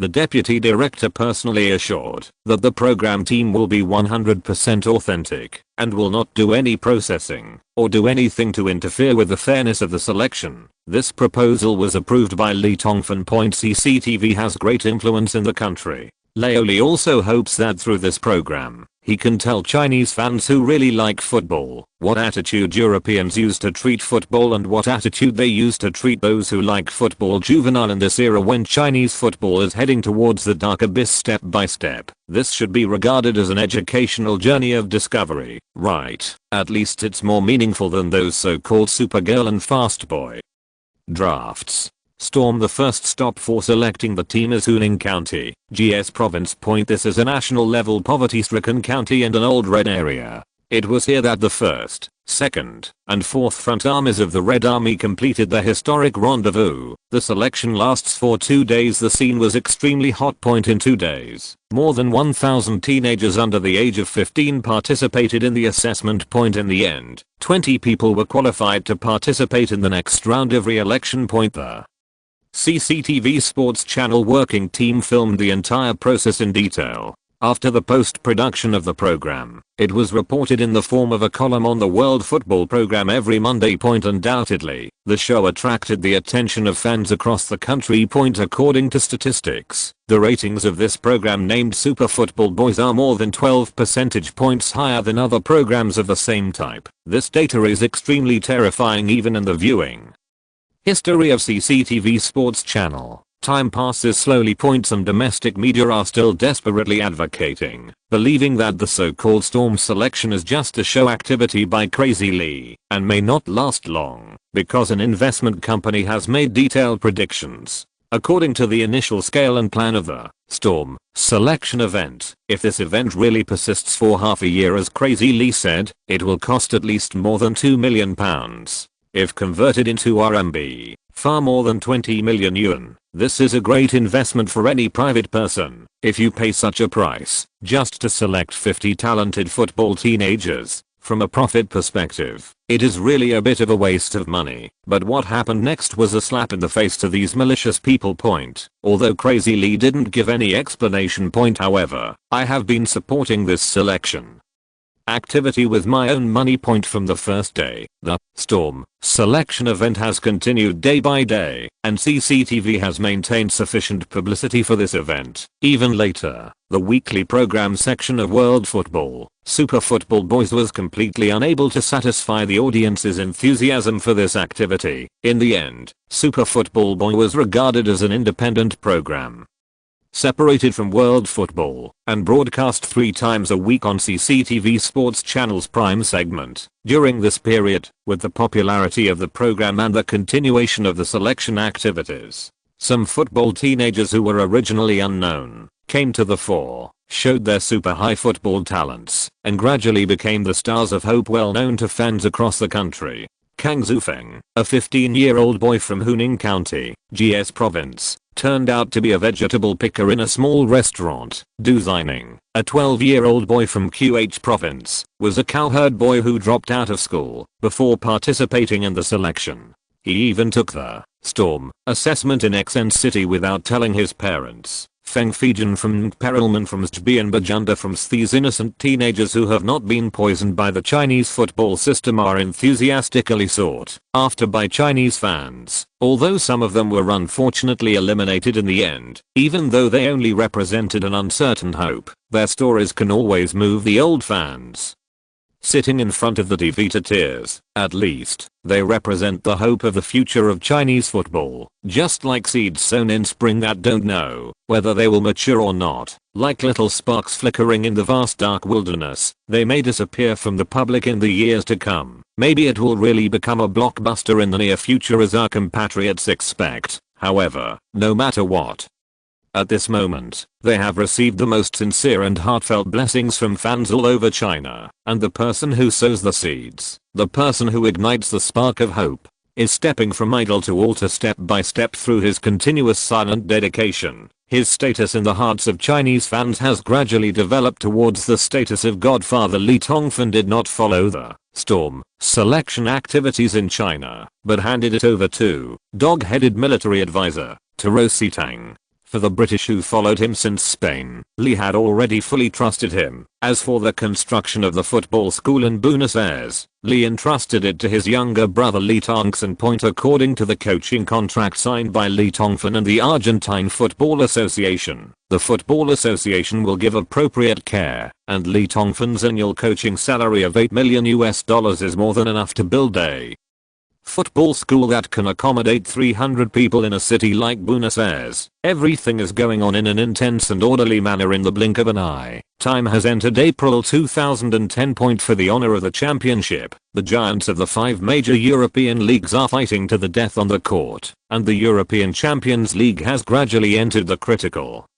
moment of bayonet blood. The footsteps of the World Cup are getting closer and closer. The third update is close to 10,000 words, and it is finally updated.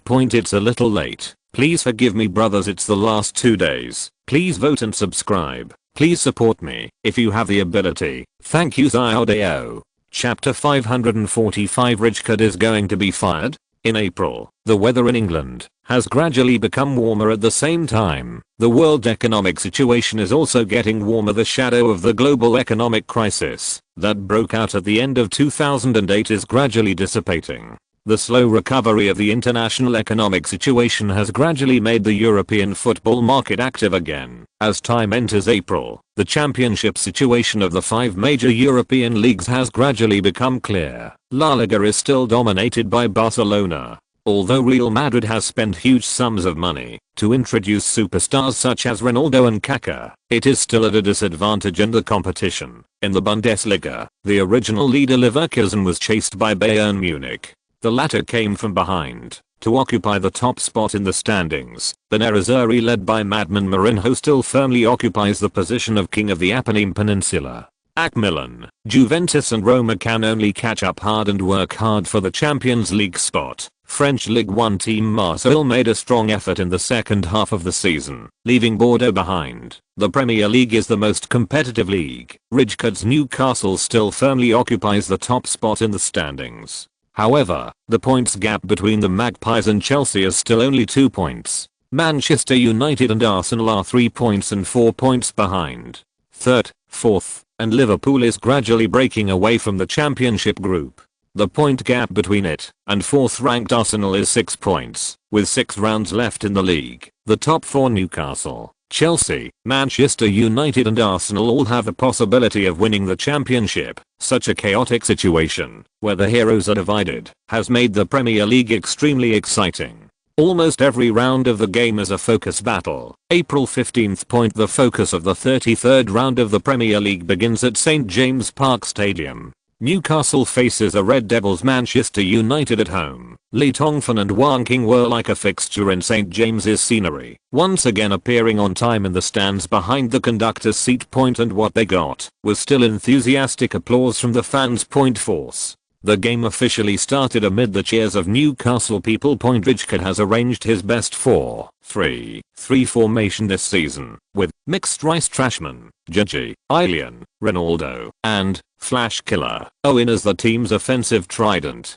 Alan Smith, Gago and Juan Mata appear in the midfield. The back 4 is Thornton, Hypia, Stephen Taylor and Gareth Bale. Goalkeeper Hugo Lloris. Whether it is Manchester United or Newcastle, this game is a 6-point battle. If Manchester United can overturn Newcastle in the away game, the Red Devils can catch up with the Magpies in points. Otherwise, the 6-point gap will basically allow Ferguson to face off. The league champion of the 2009-10 season waved goodbye. From the first minute, the game entered a stage of close combat and bayonet fighting. Manchester United, playing away from home, took the lead in the 18th minute of the game. Giggs took a corner kick on the right. Vidic took the lead and hit the goal, but Finnish veteran Hypia made a fatal mistake. 1:0! The lagging Magpies launched a counter-attack amidst the cheers of more than 50,000 fans. Finally, at the end of the first half, veteran Hypia made up for the mistake.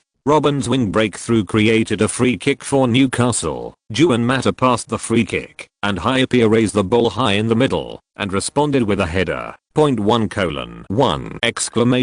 Newcastle struggled to equalize. In the second half, the two sides changed sides and fought again. It was Manchester United who broke the deadlock first. In the 66th minute, Portuguese winger Nani made a pass from the wing, and veteran Scholes won the penalty kick and shot it through the fingers of Spider-Man Hugo Lloris. The Scottish old man Ferguson swallowed the chewing gum in his mouth excitedly, rushed out of the command seat with his hands raised, and hugged the assistant coach beside him. 1!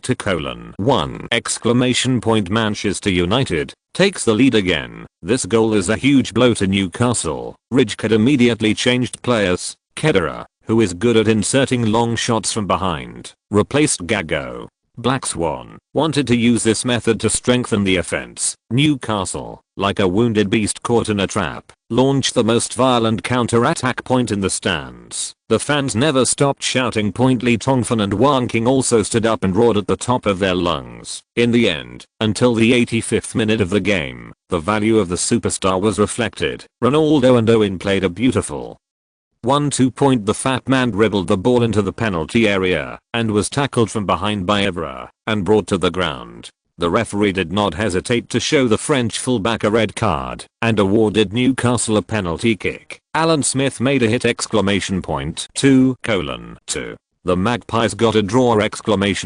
7 minutes later, the referee blew the whistle to end the game, and the game ended in a 2:2 draw. Such a result was a complete defeat for both sides. In the simultaneous matches, Chelsea and Arsenal both defeated their respective opponents. As a result, Chelsea, the blue team, surpassed the Magpies with a goal-winning relationship, ranked first in the standings, while Arsenal surpassed Manchester United and jumped to third place. Of course, for Newcastle, there is still a chance to win the championship. As long as they defeat the blue team Chelsea in the penultimate round of the league, they can still win the league championship trophy. The whistle sounded. Ferguson left St James's with barely concealed disappointment. Rijkaard also looked helpless before the game ended. Lee Tongfan left the stands and entered the box of Sir John Hall, another major shareholder of Newcastle. The two were discussing something seriously, and John Hall had a shocked look on his face. This scene was recorded in detail by the broadcast camera,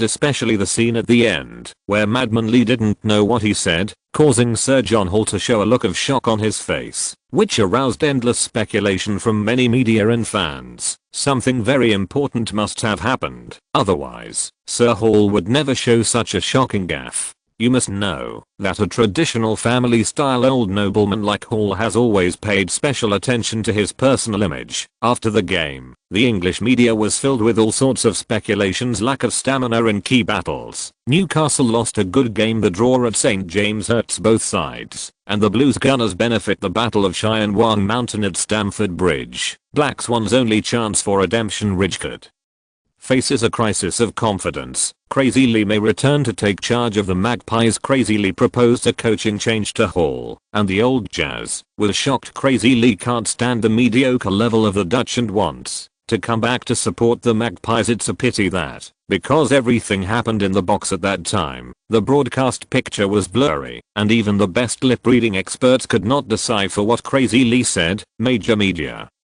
outlets in England have given a lot of speculation. Among these many speculations, the most convincing and most likely possibility was proposed by observer Wave. Madman Lee, whose body has fully recovered, was stimulated by the team's current predicament in competing for the league championship, so he decided to fire the Dutchman Rijkaard and return to coach Newcastle, reviving Newcastle's invincible reputation that everyone feared. Magnificent. As soon as this speculation came out, it was generally recognized and made countless people sigh. It is true that Rijkaard is a world famous coach. He has won 2 heavyweight championship trophies for Newcastle this season, the European Super Cup and the English League Cup. Moreover, he led the Magpies to consecutive defeats in the Champions League knockout rounds.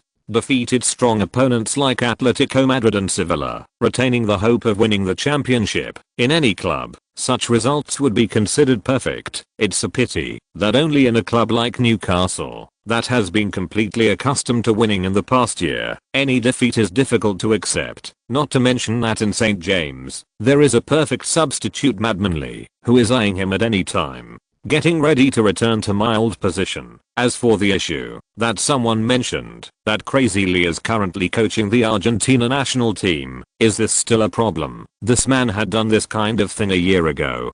Being in the club and national team situation, there was no difficulty at all for him. After being so hyped by the media, even Newcastle fans couldn't believe that this was the truth.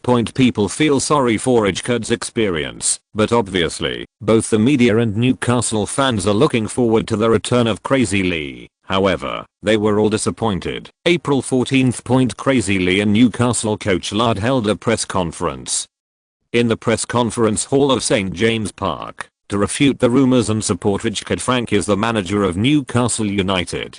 He has done an outstanding job at St. James's and has won the love of all the players and fans, and any speculation that he will leave Newcastle is childish and ridiculous, not only this season, but also next season. Next season, as long as Frank is willing to stay here, he will always be Newcastle's head coach. This statement completely broke all previous relevant speculations. Lee, can you tell me what you said to Sir John Hall after you returned to the chairman's box at the end of the Manchester United game, which made Sir John Hall lose his temper? A reporter directly asked about the root of the matter. Oh, I just asked Sir Hall if he has time to come to my house to play Mahjong in the evening. Lee Tongfan was well prepared and gave the answer without hesitation. Point plop. The reporters were immediately frothing at the mouth and fell to the ground. Black Swan. Rijkaard's coaching position seems to be extremely stable after Crazy Lee held a press conference to refute the rumors.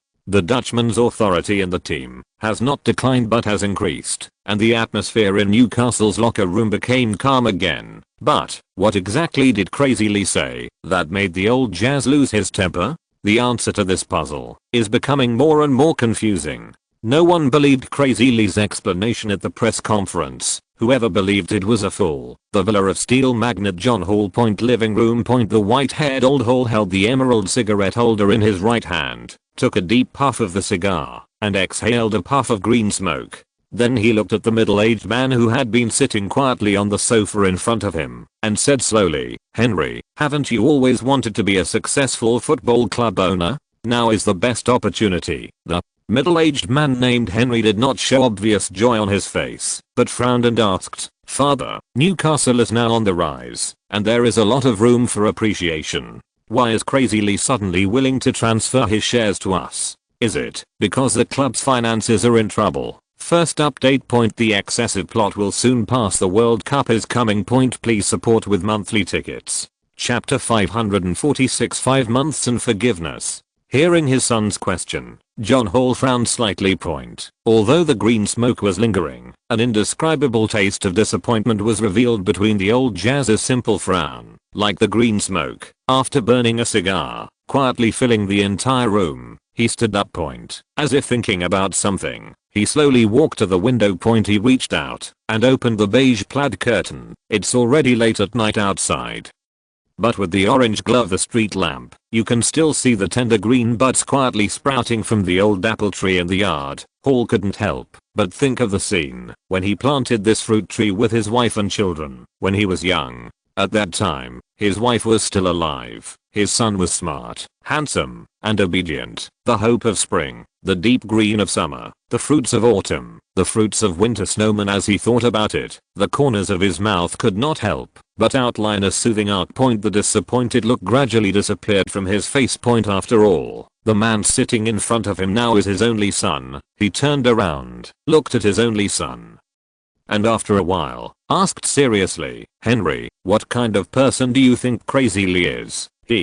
Henry, thought about it seriously. A magical, arrogant, and sometimes rude guy who always does things unexpectedly. However, in many cases, I have to admit that the method he adopts can always achieve the most perfection. Effect. Hall smiled. "Son, from a certain perspective, your description is indeed accurate." The old Jazz took another puff of his cigar and said slowly, "I remember when he first appeared in front of me, he boldly threatened to buy Newcastle with me, and also asked for a controlling stake in the team. But the man who sat in my living room was a lunatic who had escaped from a mental hospital, but he finally convinced me." The scene from 2 years ago came to Hall's mind. He continued, "However, my son, it seems to me that you have not really known Crazy Lee for such a long time." Hall's expression became serious. He stared at Henry and said seriously, "You must remember that no matter how you evaluate it, Crazy Lee is first of all a proud man. A proud person always has his own principles in doing things, so you don't have to worry about Newcastle's current financial problems. Worry that this is Crazy Lee trying to get rid of the burden. A proud person like him would not do such a thing. In fact, 3 consecutive board report documents show that Newcastle's finances are very healthy, even the healthiest club in the entire Premier League. It is slowly making profits. As you said, there is unlimited room for appreciation. As you asked, I don't know why he wants to sell out his equity at this time. Maybe, for him, there are more important things for him to do than Newcastle. Or, he is tired of the current game and life. My son, now is your chance to fulfill your dream. Although you don't want to admit it, Crazy Lee is like a dutiful father. He has already prepared everything for his successor in Newcastle. Son, as long as you don't make fatal mistakes, you will be able to succeed in the future. Within 4 or 5 years, you will be the most prestigious club owner in the Premier League. Having said this, John Hall took another deep puff of the cigar with the emerald holder. The wrinkles on his face were like lines of wisdom carved by the years. He suddenly warned his son sternly, at any time, I hope you can maintain a good relationship with Crazy Lee. With the respect of Real Madrid president Florentino, he will not hesitate to get along with Crazy Lee, who is 40 or 50 years younger than him. So no matter what happens, you don't actively antagonize him. Henry nodded. This was the first time in more than 20 years that his father had spoken so harshly to him. Although he hid the disappointment in his father's eyes a few minutes ago, Henry was still keenly aware of it. Time continues to pass as the battle between Manchester United and Newcastle was about to end. What exactly Madman Lee said to the club's other major shareholder, Sir John Hall, when he returned to the chairman's box has gradually become a mystery that no one has mentioned. The Premier League continues the story of the Four Nations, and Newcastle also won consecutive victories in the next Premier League, defeated Everton 2:0 away from home. Defeated Tottenham Hotspur 3:1 at home. Defeated Aston Villa 4-2 away from home. The victory of 3 consecutive games has allowed the Magpies to firmly bite the blue team Chelsea, which relies on winning goals to lead in the standings, and the hope of winning the championship has been retained. The only thing that worries Newcastle fans is that in the penultimate round of the away game against Aston Villa, the team's golden strike partners Owen and Ronaldo were injured again. This is not the first time the two have been injured this season. As they age, injuries become more frequent. Moreover, throughout their careers, they have never suffered major or minor injuries. In the past few seasons in Newcastle, they were able to guarantee more than 30 games per season, which is already considered a miracle. On May 8th, Newcastle will go to Stamford Bridge to challenge the current leader Blues Chelsea. This is a battle involving thousands of fans around the world. The winner will directly win the Premier League championship in the 2009-10 season. The loser will soon be forgotten by history. For Newcastle, the absence of Owen and Ronaldo has a huge impact. Rijkaard has no other capable forward except hybrid Little Ricer, Gigi, unless the Dutchman chooses to change his formation. However, a hasty change of formation does not work well. What's more, this game is still played away from home at Stamford Bridge. Black Swan. After thinking about it, he found Lee Tongfan. Haha, Frank, I know who you came to me for. In the office, Lee Tongfan crossed his arms and smiled very proudly. Don't worry, Frank, you will definitely get him before facing Chelsea, I promise. Rijkaard breathed a long sigh of relief. It is definitely a very easy thing to work with Crazy Lee, a smart club president who has a background as a head coach. At the beginning of this season, after accepting Newcastle's invitation, Rijkaard was very worried that his coaching ideas would be inconsistent with the crazy chairman like Crazy Lee.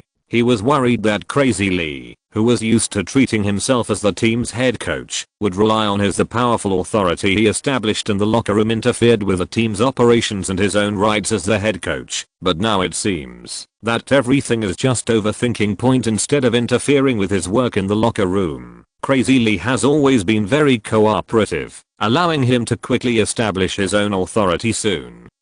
After arriving in Newcastle, the two of them have always cooperated closely. As a head coach, isn't the environment you expect to be like this? Rijkaard left the office satisfied. However, before stepping out of the office, Black Swan did not forget to remind him, Lee, you'd better let him report to the first team as soon as possible. I hope that the team can have sufficient training time before playing against Chelsea. Help him integrate into the team as soon as possible. Frank, don't worry, Leo. Lee patted his chest and made an okay gesture. 10 minutes later, office of the chairman. Lee Tongfan leaned on the windowsill behind his desk with his hands folded and looked at the strong boy who was over 1.9 meters tall in front of him with a serious expression. The look in his eyes gradually became satisfied. The young man in front of me has changed a lot compared to 5 months ago. His skin was much tanned, and his long flaxen hair that could be tied into a ponytail was now shaved into a square inch.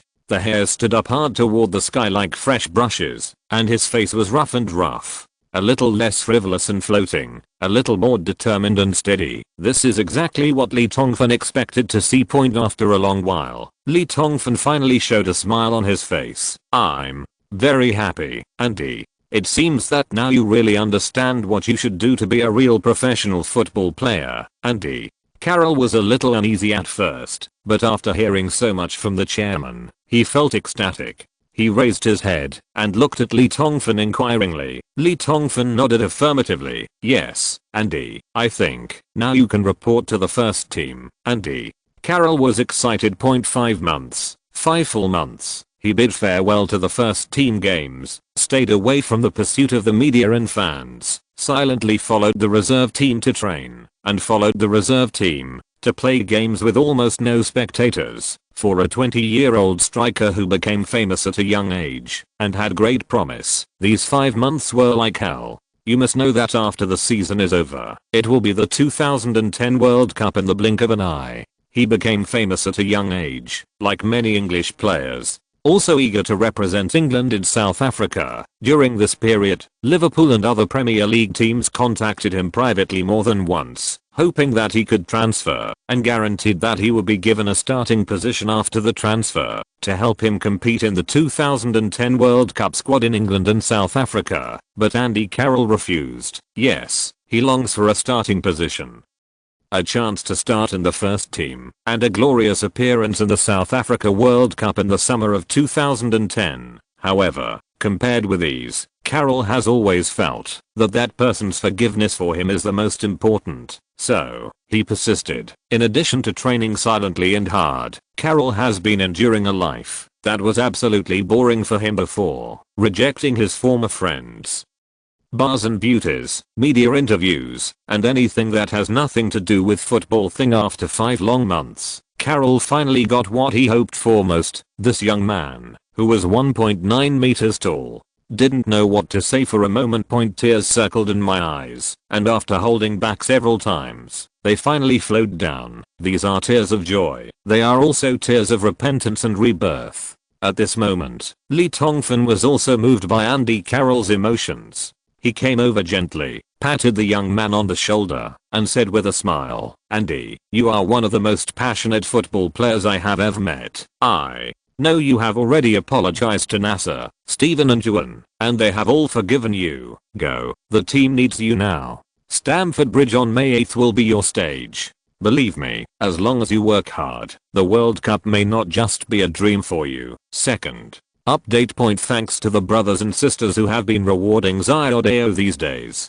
Thank you. It's the last few days of the month. Daozi has been working hard to finish all the things and enter another highlight of this book, the World Cup. Brothers who are capable must subscribe to support Xiao Dao. If you're listening to this novel on a channel other than Fanfic World, it means they downloaded and uploaded it without effort. We cordially invite you to visit our channel, Mundo Fanfic Novelos. There you'll find the original version of this story and you can explore many other novels of various genres. We're waiting for you to immerse yourself in a world of incredible novels. Chapter 547, The Final Championship Battle. May 8th, 2010. Chelsea's home ground at Stamford Bridge. The blue stands, which can accommodate 40,255 people, were filled with fans. 3/4 of the stands were fluttering with colorful flags and scarves. Blue waves rose and fell one after another, like the English Channel in a hurricane. More than 30,000 Chelsea fans decorated the entire stadium into a blue forest. The cheers were like the mountain wind roaring in the vast forest, surrounded by shocking sound waves. The song Blue is the colour surged impassionedly in the North London night, like the roaring war drums before the battle between the two armies, turning Stamford Bridge this night into a battlefield filled with smoke. This night, with the light of swords and shadows, murderous intent permeates the air. There is no doubt that this is a moment that has touched the hearts of thousands of fans. The focus of the 37th round of the Premier League, Newcastle's away game against the Blues Chelsea is about to start in less than 15 minutes. I'm you, my old friend Sester. In the commentary box, Sester wore headphones and endured the huge sound waves constantly coming from all over the stadium, almost roaring as he went about his work. This is a crucial game. The outcome will largely determine the winner of the 2009-10 Premier League title. Newcastle and Chelsea share 93 points, while Chelsea has scored 4 more winning goals than Newcastle. At the same time, there is also Arsenal's away game against the Red Devils and Manchester United. Arsenal is 1 point behind Newcastle and Chelsea, and Manchester United is 2 points behind. These two teams still theoretically maintain the hope of winning the league championship. The situation in the Premier League is complicated, and it is definitely a rare situation in recent years. Lee Tongfan did not reach the fan stands this time. He appeared in the chairman's box with Russian uncle Abramovich. Roman, we will definitely win today's game, hahaha. Before the game started, Lee Tongfan winked and teased Abramovich. The championship belongs to Newcastle. Ancelotti is a good coach, but don't forget, he once lost in the Champions League. Rijkado, haha. Abramovich pouted, obviously disdainful of Leoli's wife's behavior of selling Melansley. This is Stamford Bridge. We haven't lost at home this season. We will lose the championship soon, but don't cry too ugly, everyone else in the box laughed. The two famous club presidents maintain absolute authority in normal times, but who would have imagined that at this time, the two of them would be like two bickering naughty children. Force. Referee Howard Webber blew the whistle. To start the game. A huge noise erupted in the stands, and the fans shouted heartbreakingly, and then they all sat down in their seats and began to watch the game seriously. Home team Chelsea kicked off first. The game has officially begun. The blue team Chelsea is attacking from left to right wearing blue uniforms, and the visiting team Newcastle is attacking from right to left wearing black and white sword-striped shirts. Chelsea launches an offensive. Drogba kicked the ball to Lampard, passed back, Alex, Sech.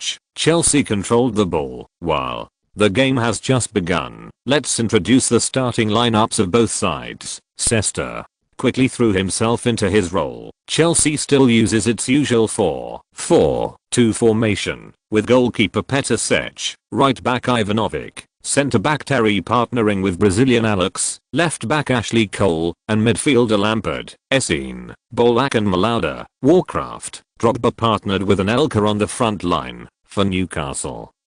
Due to the injuries of main forwards Owen and Ronaldo, Rijkaard sent 3 young players, Thomas Müller, Nicholas Gigi and Andy Carroll, to serve as the new trident. The midfielder is the unstoppable Alan Smith, Juan Mata and Fernando Gago. The back line is David Thornton, Senderos, Stephen Taylor and Marcelo, and the goalkeeper is Spider-Man, the famous Frenchman Hugo Lloris. Just as commentator Sester was introducing it, Chelsea had already completed an attack. Magic Lamp, Lampard's long shot. French winger Malauda beat David Thornton and forced a cross. Warcraft Drogba followed up with a header. Unfortunately, the angle is too right.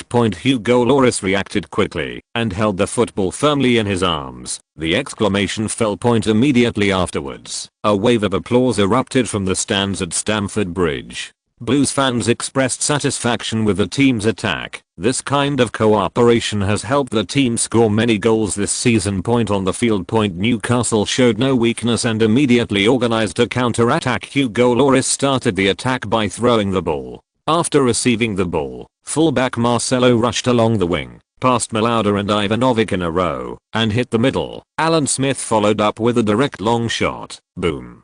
Amidst the loud noise, the football struck the goal like a bolt of lightning. At this time, Cech showed no less reaction speed than Lloris, leaping high and putting the football in his arms. There was another wave of applause. Cech took the football into his arms. In such an important game, both sides actually showed a strong desire to attack from the beginning. playing offensive football, and the rhythm of offense and defense changed very quickly. The game exactly what we expected. The Cesta mouth never had a chance to stop. His commentator partner Gary Lineker suddenly screamed, "Oh, just received the news." In the game at the same time, Manchester United, who played at home only 2 minutes, relying on Nana's goal to break the goal of Arsenal, they temporarily led 1-0 at home. This way, if so, Manchester United would be at the top of the instant standings. Cesta was obviously a little surprised. Manchester United's efficiency is shocking. Newcastle and Chelsea must improve the quality of their offense. If the game remains a draw, it will not be good news for both of them. Manchester United will come from behind. On the field, as commentator Cesta said, Newcastle and Chelsea are indeed fighting a fierce battle. With Owen and Ronaldo injured and absent, Richard surprisingly still insisted on his 4-3-3 tactics in the away game, trying to suppress Chelsea with a sharp offensive. Tactics master Ancelotti maintained the composure he had when coaching at Milan. The 4-4-2 formation allowed the team's defense to maintain an invincible position first, and Warcraft, Drogba and Anelka are both powerful strikers. Lampard, Drogba, Lack, Essien and Malauda are all strong players who can attack and defend well. The two sides were like two gladiators wielding peerless swords, fighting with sparks flying, and full of momentum, and the fans in the stands never stopped performing their part. Every time a Newcastle player takes the ball, the sky-wide boos are like thousands of flamingos flying across the sky at Stamford Bridge. The weird sound waves that refresh the heart and lungs are enough to make a stone man vomit acid water. This has nothing to do with hatred. The Blues and Newcastle are not mortal enemies. It's all about the championship, league champion. At such a moment, the less than 10,000 Newcastle fans at Stamford Bridge seemed a bit lonely. Their resistance was like a sampan lost in the stormy sea, disappearing without a trace amid the roar of boos. The power of the home field is obvious in the 24th minute of the game. The situation on the field finally changed. Essien steals the ball in the backcourt. Garner Buffaloes didn't have a sticky ball and handed it directly to Magic Lampard. After Lampard got the ball, he dodged Mata's entanglement and sprinted forward. At the same time, Warcraft, Drogba pulled Newcastle's entire defense back sharply. At this moment, no one dared to give a striker like Drogba even the slightest chance to pick up the ball. Dennis and Taylor tightly sandwiched Warcraft in the middle. Sure enough, Lampard passed the ball quickly. However, his pass was not to Drogba, but another striker, Nicolas Anelka. The fans in the stands screamed uncontrollably. Anelka. Solitary. Lampard's wonderful overhead pass. Anelka inserted between Taylor and Marcelo. Newcastle paid too much attention to Drogba, and the defenders were completely Warcraft attracted attention. Cesta gushed and screamed on the field. Anelka darted forward like an arrow from the string, gently stopped the ball with his left foot while running, and then shot with his right foot. Football is down low. The angle is also very tricky. A white straight line flashed past, and although Loris tried his best to block the angle, the football slipped through his fingers and shot into the far corner of the goal. Stamford Bridge instantly turned into a sea of joy. More than 30,000 people jumped up from their seats in an instant, and the entire stadium was trembling with excitement. 1:0 exclamation point. Chelsea are ahead. Beautiful goal. Yes. Oh. Aha. Lee. It seems you have to wait another year if you want to win the championship. In the chairman's box. Seeing Anelka stopping and shooting and sending the football into the Newcastle gate with a series of smooth movements, the Russian uncle laughed unabashedly and turned around with a smile to tease Leoli. Lee Tongfan's face turned dark. This was a slap in the face. You can't be too high profile. Facing the proud Russian uncle, Leoli could only reply angrily, Roman, there are still more than 70 minutes in the game. Just wait. We will definitely come back. 7 minutes later. Lee Tongfan was dumbfounded. Reality is far from ideal. Chelsea scored again. The person who scored the goal was actually the French Demon King, Anelka. Anelka did an even better job this time, taking advantage of Marcelo's assist not being put back in place. After receiving Essien's diagonal ball, the French forward ran around with the football like a wild dog. jumping to the ground and running wildly. Finally, he shot a long shot from outside the Newcastle penalty area on the left, another white lightning. The football passed under the arm of Lloris, who was fighting hard to save, and hit the net. Ouch. Ouch. Incredible. Chelsea scored again. Anelka scored twice. His condition is incredible. It's 2-0. The Blues at home are leading by 2 goals. Stamford the Bridge turned into a changed ocean. The fans hugged each other excitedly, and the 2009-2010 Premier League Championship beckoned to Chelsea. Sesta repeatedly lamented, "Chelsea's luck is so good, Anelka solved the problem alone." Commentary. Partner Gary Lineker shook his head and expressed his opinion. "In my opinion, this is not due to luck, but Ancelotti's tactics restrained Newcastle, and he used Drogba to attract the Magpies' defense gets most of the attention. But in fact, the core of Chelsea's attack today is Anelka, Lee." Tongfan's face turned from black to green seeing Abu laughing proudly and clapping his hands repeatedly. Leo Lee wanted to dig a hole and buy himself in. Ancelotti's tactics were successful. Rijkaard's reaction was a bit slow. The 2-goal gap has already made the Magpies farther and farther away from the championship trophy. Leo Lee couldn't sit still. He quietly came to Newcastle's dressing room under the pretext of urinating. Alone in front of the tactical board. Lee Tongfan began to deduce various ways to restrain Ancelotti's tactics. It is not easy to catch up with the score and reverse it in 45 minutes. Leo Lee didn't know if Rijkaard had thought of a solution at this time, but he felt that he had to do something on the field. Force. Referee Howard Webber blew the whistle to end the game. The cheers of the Chelsea fans in the stands could lift the entire roof of Stamford Bridge. The red font on the giant electronic scoreboard at the top of the stadium, Newcastle 0, to Chelsea, is a source of joy for all North Londoners. Before the game, many Chelsea fans were worried that the team might lose this crucial championship battle. Although that person is no longer the head coach of the Magpies, Newcastle is now a super team recognized by the entire Premier League. They have no fewer star players than Chelsea, and their record this season is no worse than Chelsea. In the first round of the confrontation between the two sides, Newcastle defeated the Blues 3-0 at home, leaving a lasting impression on Chelsea fans. An unforgettable nightmare, but now, who would have thought that happiness could come so easily? The expected hard fight turned into a one-sided situation. In the first half alone, the team took a 2-goal lead. The glory of the Premier League Championship beckons to all Chelsea people. This will be the first Premier League trophy Chelsea has won in the post-Mourinho era. Chelsea fans have begun to sing "We Are the Champions" impatiently. For Newcastle people, the situation is extremely bad. It is like coming to hell. The disappointed Magpie fans look towards the chairman's box, hoping that that person could help the team at this time. However, only then did the fans realize that the club chairman, Crazy Lee, was no longer there. On the field. The players, dripping with sweat, walked towards the tunnel in 2s and 3s, and towards the locker room. The morale of the Newcastle people was obviously hit by the 2 conceding goals. Compared with the Chelsea players who were talking and laughing, they all lowered their heads and walked into the locker room silently. No one knows whether the 15 minutes of intermission are the beginning of self-redemption or a respite from continued degeneration, until they opened the door. Third update. Today, the 10,000-word update is completed.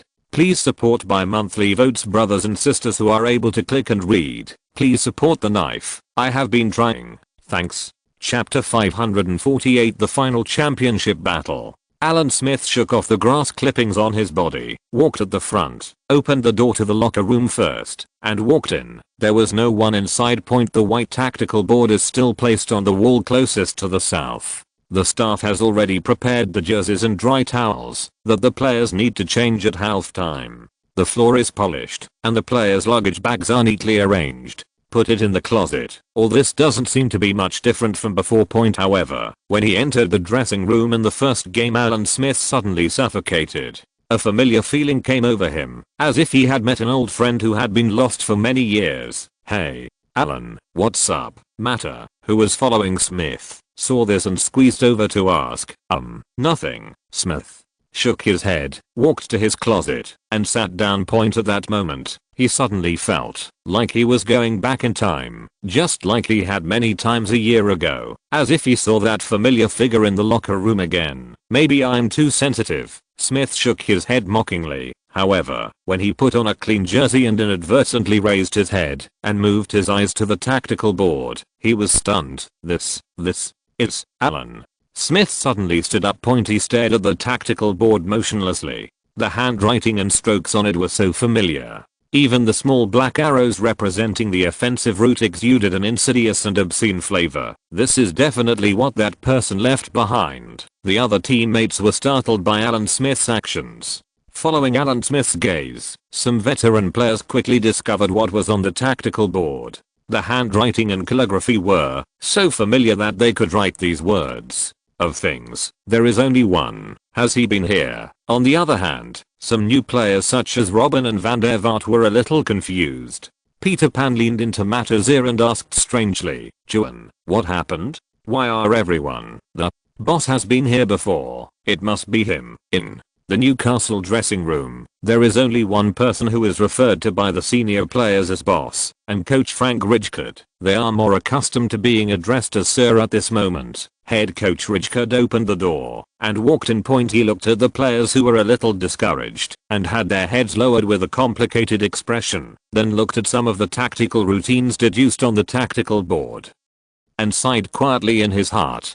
Black Swan thought of the scene that just happened in the player tunnel. Between 3 minutes Rijkaard walked step by step from the tunnel, his mind spinning rapidly. He is thinking about how to change the current passive situation of the team. Newcastle was in a bad situation in the first half, and Chelsea unexpectedly won 2 goals in a row. Rijkaard felt like a pure man who could get pregnant if he kissed a little mouth. Like a girl, she was deceived by the insidious Ancelotti. I can't believe that a guy like Carlo Ancelotti, who seems to be an honest person, is actually a sinister master, becoming as shameless as Crazy Lee. Rijkaard was thinking this when suddenly, hey, Frank, here, a voice came from behind the corner in the darkness. Just watch where the middle finger hooked and swayed. Rijkaard was startled. The voice was clearly that of Madman Lee. He had just cursed shamelessly, but he actually came out to settle the score so quickly. Sure enough, Lee Tongfan jumped out of the dark shadow, and with lightning speed, he hugged Rijkaard and slipped into the shadow of the corner. After a minute or two, the two looked like a couple who had just finished their affair. Looking around and sneaking out, Rijkaard walked in front. He suddenly turned around and asked, Lee,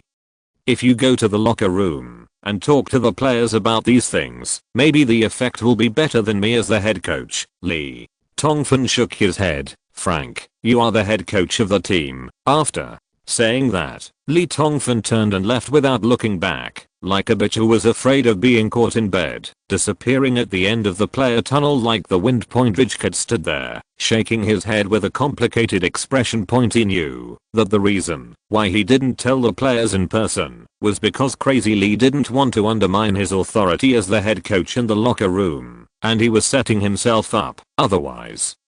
With the respect of Crazy Lee, the chairman of the club, when the team encounters such trouble, even if he personally rushes to the locker room to blame, no one will say anything. 3 minutes later in the locker room, Rijkaard walked step by step to the tactical board. He sorted out the tactical ideas Lee Tongfan just described, and carefully looked at the deductions on the tactical board. Then he picked up the eraser and erased all traces on it without hesitation. He turned around and said, in the second half, our tactics will be changes will be made bar. The sound of ink strokes on the tactical board resounded in the quiet locker room. Rijkaard began to outline the team's new tactical changes on the tactical board, one stroke at a time, writing slowly but vigorously. While writing, Black Swan explained in a calm tone, constantly pointing out the players their names. Alan Smith has been watching the manager's actions. When he saw Rijkaard erasing the routines on the tactical board without hesitation, his eyes began to show disappointment. However, as Rijkaard's explanation on the tactical board became more and more in depth, Alan Smith's eyes lit up again. Everything that appears on the tactical board is exactly the same as what the person just left. These adjustments and changes are not my works. After explaining everything, Rijkaard gently put down the ink pen in his hand and said calmly, "Just now, Chairman Lee Tongfan made these adjustments outside the locker room." Black Swan did not mean to take credit at all and calmly told everything that happened in the player tunnel just now. Alan Smith's eyes are brighter. The way other players looked at head coach Rijkaard also changed. 15 minutes later, Howard Webber blew the whistle and the second half of the game finally started. From the player point of view, neither side has made adjustments to the starting lineup. Chelsea is temporarily leading Newcastle 2-0, and they are one step away from winning the Premier League Championship this season. There are still 45 minutes left. The onside commentator Sesta quickly entered the state point. However, it is incomprehensible that Rijkaard did not choose to make substitutions during the halftime break. Players like Peter Pan Robin have actually been sitting on the bench. Commentator partner Gary Lineker saw more. There are still changes. The young player Thomas Müller moved back and came to the midfield. Newcastle's formation became 4-4-2.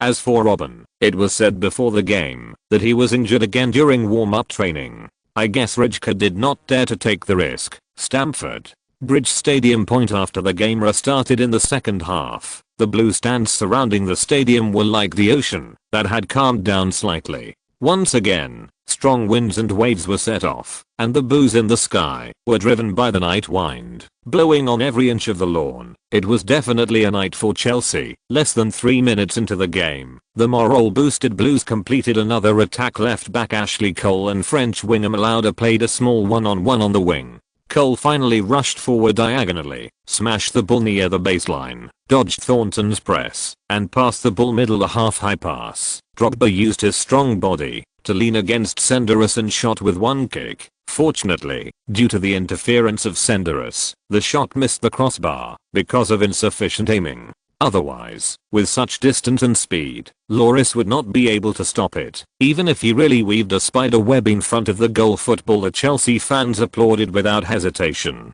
Warcraft after Drogba covered his face and felt a little annoyed. He stood in the Newcastle penalty area and kept raising his hands to encourage the fans. In an instant, the entire stand was like an explosive depot where a spark had fallen into and exploded. The Blue Hurricane is about to sweep everything away. Newcastle is like a piece of wheat in a Category 18 hurricane, struggling involuntarily and desperately, with no possibility of reversal. Oh, Lee, your team's situation is very bad.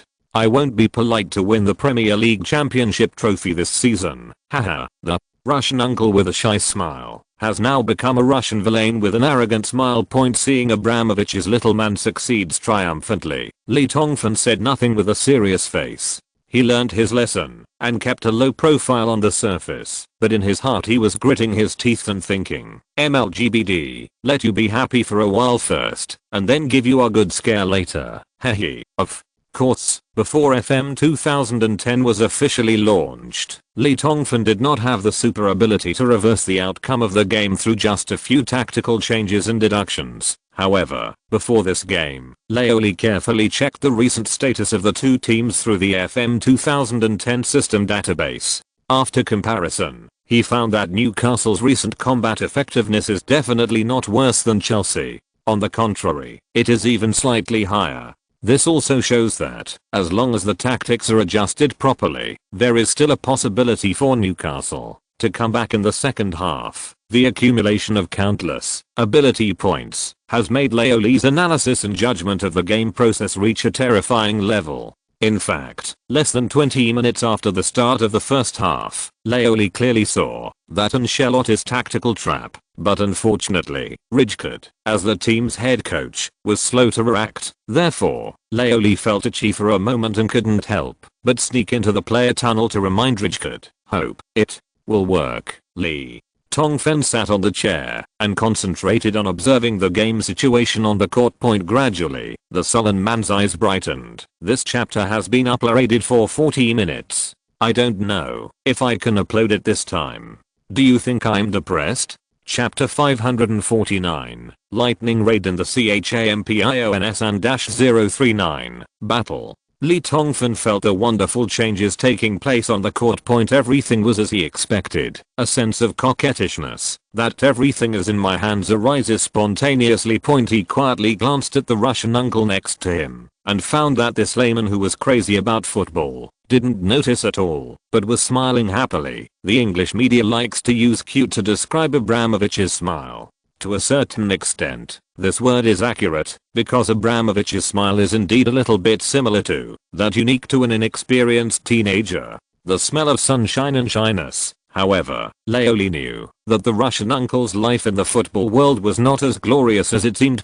Being a fool with too much money is the first impression Abramovich left on many fans, although at the beginning, for him, maybe Chelsea was just a tool for him to transfer assets and enter the British upper class. But now, no one can deny his love for Chelsea club. In the past few years, the Russians' huge assets have brought spotlight and attention to Stamford Bridge, and Mourinho's presence has really made the North London team prosperous. It's a pity that, since Abramovich fired the Portuguese madman in anger, the Blues have been like an F-11 fighter jet that has lost its navigator and has been unable to find its course. On the one hand, of course, it is because the influence of the madman here is so great, so big, that his successor always lives in his shadow. On the other hand, it is because the team has never found a head coach who is truly suitable for the team, until this season, when Italian coach Carlo Ancelotti came to Stamford Bridge. The Blues seem to have finally found their long-lost sense of direction.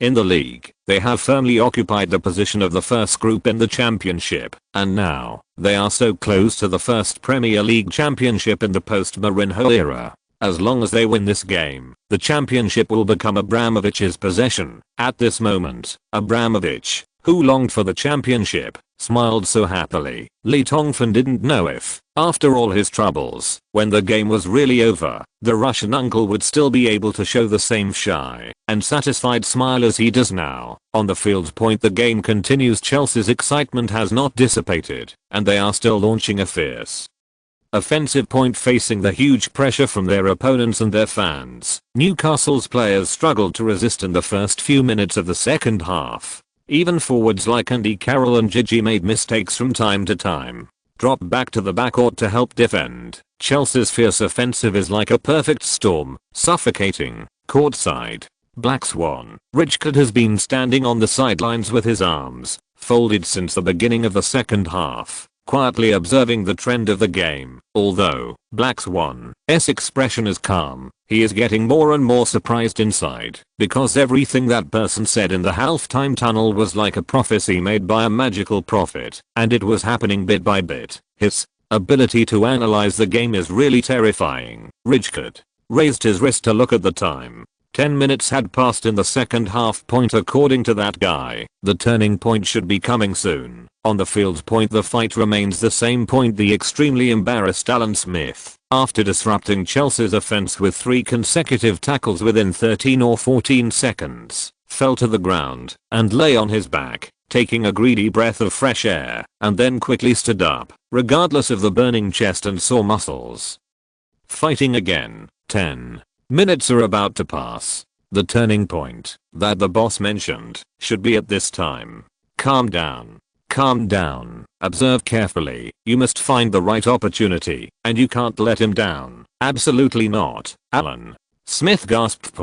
While actively running to participate in defense, he carefully observed the expressions and formations of Chelsea players. Sure enough, it was like experiencing a magical node. After 10 minutes of the second half, Smith clearly noticed the excitement on the faces of his opponents. Their expressions are gradually disappearing, and they seem to be impatient for the game to end and then celebrate the championship and victory. Their formation also became messy. Unknowingly, the positions of Chelsea's 2 fullbacks, Ashley Cole and Ivanovic, have become wingers. Are they like violent warriors on the rise? They are constantly passing the ball with midfielders outside Newcastle's penalty area. Cooperate and pass on prenatal education. If you have the chance, have fun with it. The 2 central defenders of the Blues, Terry and Alex also unknowingly crossed the center line. If someone looks down from the sky, he will be surprised to find that many times, in the half of Chelsea, only goalkeeper Petasech is left alone, standing alone on the line of the penalty area. Alan Smith noticed all this. He quietly patted Gigi and Carol on the back points since the head coach had already analyzed it during the halftime break. The two young forwards quickly understood what the captain meant, and they sneaked from their own half to near the midline. Chelsea had the upper hand in the first half, and according to Ancelotti's tactical style, they will definitely attack for about 10 minutes after the beginning of the second half. These 10 minutes will directly determine whether we can successfully regain the game. You must defend with all your strength to avoid being scored by the opponent again, and 10 minutes later, if he cannot score again, Ancelotti, who likes stability, will inevitably choose to retreat to the defense. At the same time, from the perspective of the players' game psychology, Chelsea players who are overly excited, whether mentally or physically, will experience a short-term decline in a state, and what we need to do is to suddenly exert force at this time and catch the opponent off guard. If we seize the opportunity well, at least we can get a goal back. This passage was the first tactical analysis that Lee Tongfan told Rijkaard in the player tunnel during the halftime break. Facts have proved that Lee Tongfan's guess in the first half of the analysis was completely correct. Chelsea did attack furiously at the beginning of the second half. Looking at their desperate posture, it seemed that they were the one who was trailing by 2 goals. Watching all this, Rijkaard was sweating behind his back point, because according to the original plan of Black Swan, Newcastle was expected to attack with all their strength at the beginning of the second half, trying to regain a point in the shortest time to boost morale. But now it seems that, if he had really arranged the teams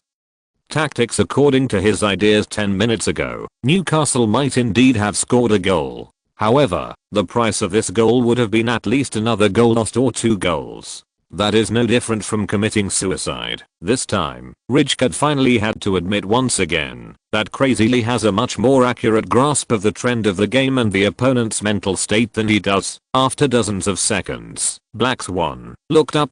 He saw Alan Smith controlling the football. This is the opportunity. This is the time. Rijkaard put his fingers in his mouth and blew a loud whistle, then made a gesture of pressing upward with all his strength. According to what Crazy Lee said, Rijkaard decided to give it a try at this time.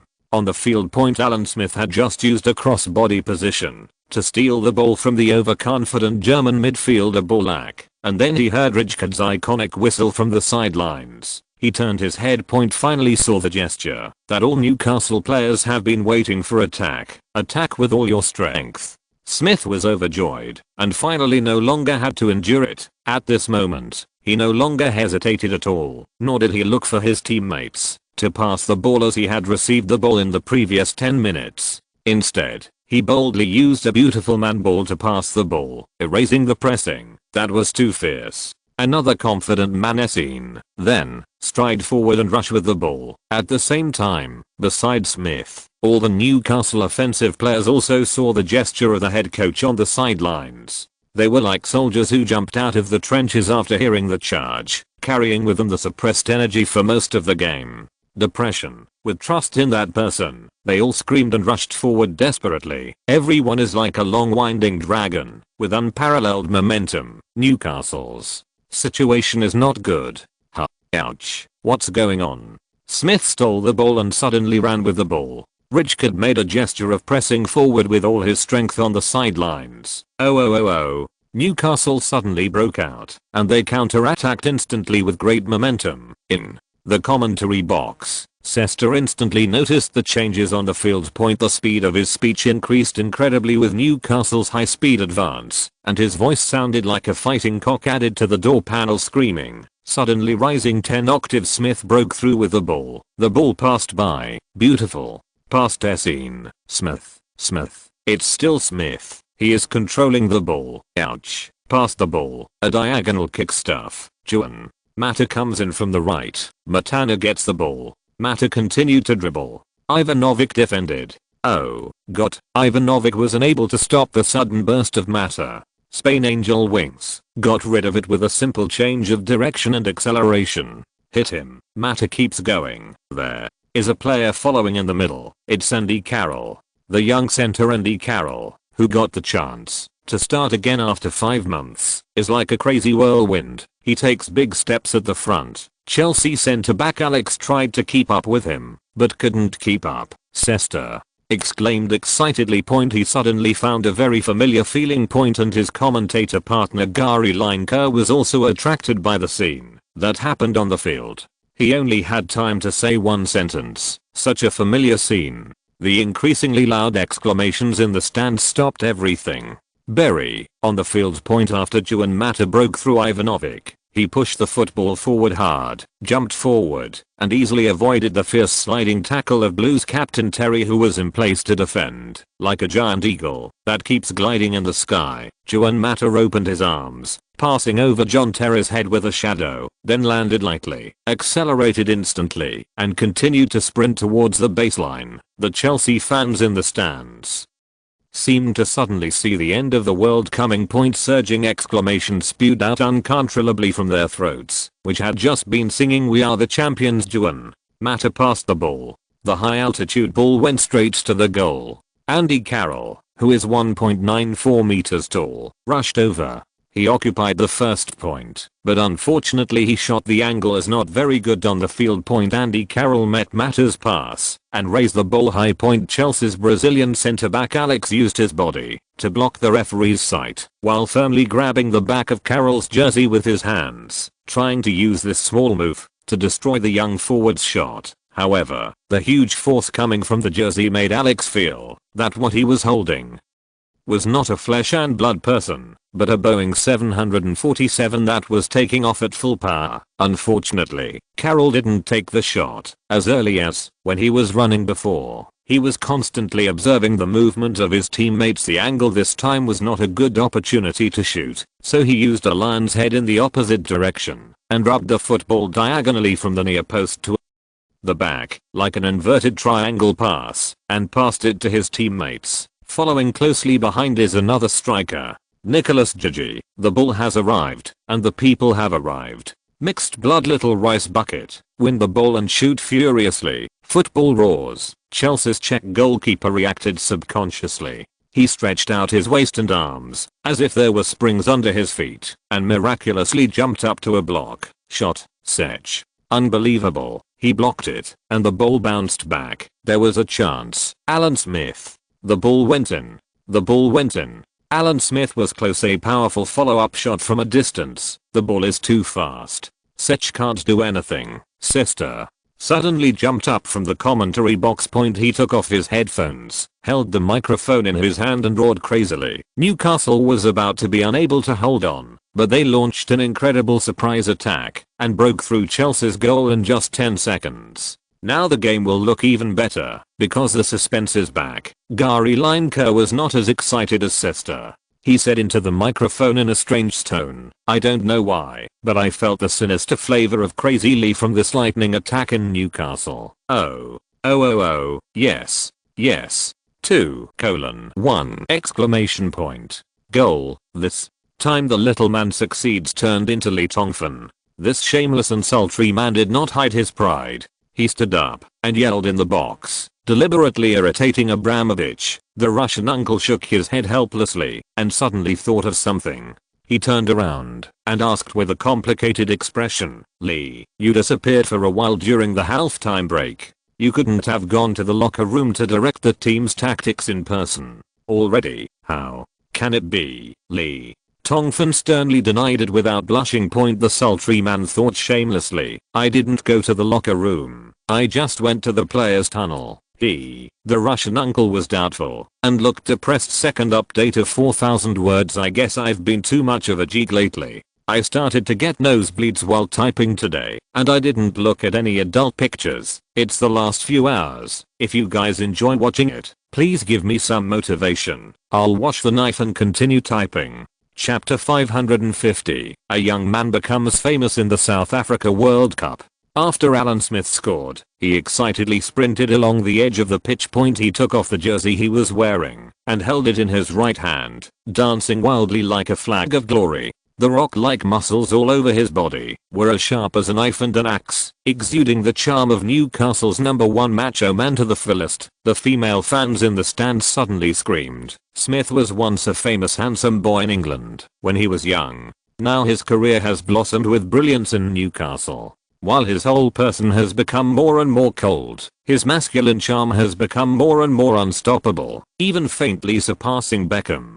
Became the first football player in England to be popular with female fans, from the side and behind. Teammates also rushed over crazily and threw Alan Smith to the ground. Awesome, Alan, you are awesome. Oh, what a beautiful shot. We recovered a goal. The boss's tactics are still so shameless. Haha. The Hammers rubbed Smith's wet head and congratulated him immediately. After a while, the players happily got up from Smith and dispersed, but the smile on Alan Smith's face quickly dissipated, and he returned to the standard international dead face expression of Newcastle's coolest man. Among the teammates who were about to disperse, Alan Smith grabbed Andy Carroll, who was about to turn around and leave. His face was as cold as a piece of ice. Little guy, I heard that. Are you good at fighting? The teammates were all stunned. Andy Carroll was much taller than Alan Smith. At this moment, he was suddenly pulled by the captain of the field and asked face to face about what happened 5 months ago.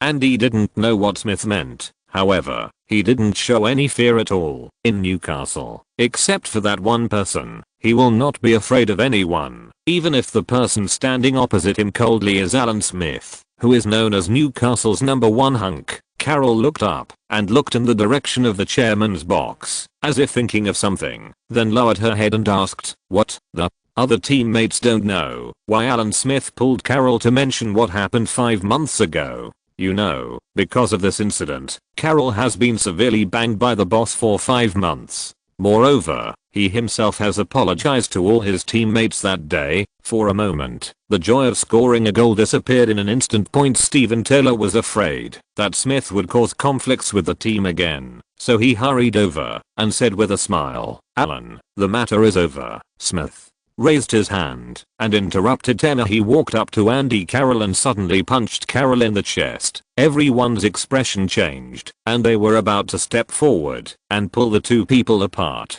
who knew that Smith's face, which had always been as cold as ice, suddenly melted. The pass just now was very good. If you can pass a few more balls like that, I think I will officially recognize you as a teammate. Carroll also had a smile on his face, but his mouth was also unforgiving. Not only do I pass the ball, I also score goals. The teammates around him were relieved. Newcastle pulled a goal back, and now the score difference is only 1 goal. Newcastle's morale was greatly boosted.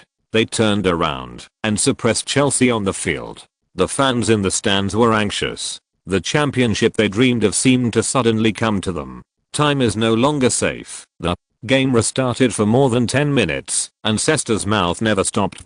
As Sesta's commentary partner, Gary Lineker, a former player, is not as eloquent as him, but Lineker can see more tactical things. Newcastle has changed their tactical formation. They seem to be imitating Chelsea's 4-2-2. Andy Carroll and Drogba are both physically strong super centers, and Gigi and Anelka's playing styles are also very similar. I don't know why, if not clearly seeing Rijkaard standing in front of the Magpies' commanding bench, I would always think that such a tactical change was the work of Crazy Lee courtside. Tactic master Ancelotti sat on the command seat with a frown on his face. 20 minutes ago, when the game just started, he, like many others, believed that Chelsea had already secured the victory. However, now, he has to reconsider how to adjust the game. Ancelotti is sure that Newcastle's current tactics are definitely the work of Crazy Lee. In the past many battles with Crazy Lee, he has clearly experienced Crazy Lee's style. Crazy Lee's tactics are always one link after another, one after another, one after another. It is a terrifying feeling that once people fall into it, they can never get rid of it. And now, this feeling is coming to Ancelotti again. Ancelotti understands that he must see Newcastle's tactical intentions as soon as possible. Otherwise, this victory may fly away. The other side. Rijkaard waited patiently for the game situation to change. He turned to look at Peter Pan Robin, who was warming up not far away, and thought of what Crazy Lee said: if we can equalize the score before 80 minutes, then you can replace him with someone like Robin. Raiders, go attack Chelsea's defense. Maybe we will create a miracle. Otherwise, forget it. Robin's injury has not fully recovered, and there is a 90% chance that more than 20 minutes of high intensity fighting will cause him to die. Injured again. Rijkaard raised his wrist and looked at the time. There were less than 6 minutes left until the 80th minute of the game. His eyes finally fell on Andy Carroll. Andy, he doesn't place all his hopes on you. Go score. 3 minutes later, the onside commentator awed. Andy Carroll. Incredible goal. Facing Juan Mata's cross, he unexpectedly made a pass from Terry and Alex squeezed through and scored with a header. What a violent goal. This time, even Gary Lineker, another commentator who has always played the role of Mr. Calm, was excited. Neither Terry nor Alex guarded Carroll. Oh, God, I seem to see myself. When I was young, Capello can call Carroll to go to the World Cup in South Africa. The performance of this 21-year-old young forward has completely overshadowed the Premier League's #1 centre. Warcraft. Diarra courtside pointer. Moment the football broke the net, Rijkaard jumped up excitedly like a child who finally grabbed a lollipop. He turned around and hugged assistant coach Alan Shearer. The Newcastle players on the bench also rushed out of their seats. Not far away, compared to the jubilation of the Newcastle side, Chelsea's bench could only be described as gloomy. The broadcast camera captured the Nigerian midfielder Mikel covering his face with his hands and fingers, with a black and white expression unique to black people. There is an incredible expression in his eyes, which is probably the expression that best represents the expression of all Chelsea people at this moment, except for Ancelotti chewing gum hard at a speed of 12 times per second. There is no other expression on the side, face under the sky blue hat. He is very calm. On the field point after Andy Carroll scored with a header like a king came to the world, he carried Juan Mata all the way to the edge of the stands below the chairman's box, stood at attention, and made a military salute. The Newcastle players from behind rushed over. After seeing Carroll's actions, they all stood at attention and saluted in the direction of the box, just like loyal soldiers paying tribute to the commander they were most proud of.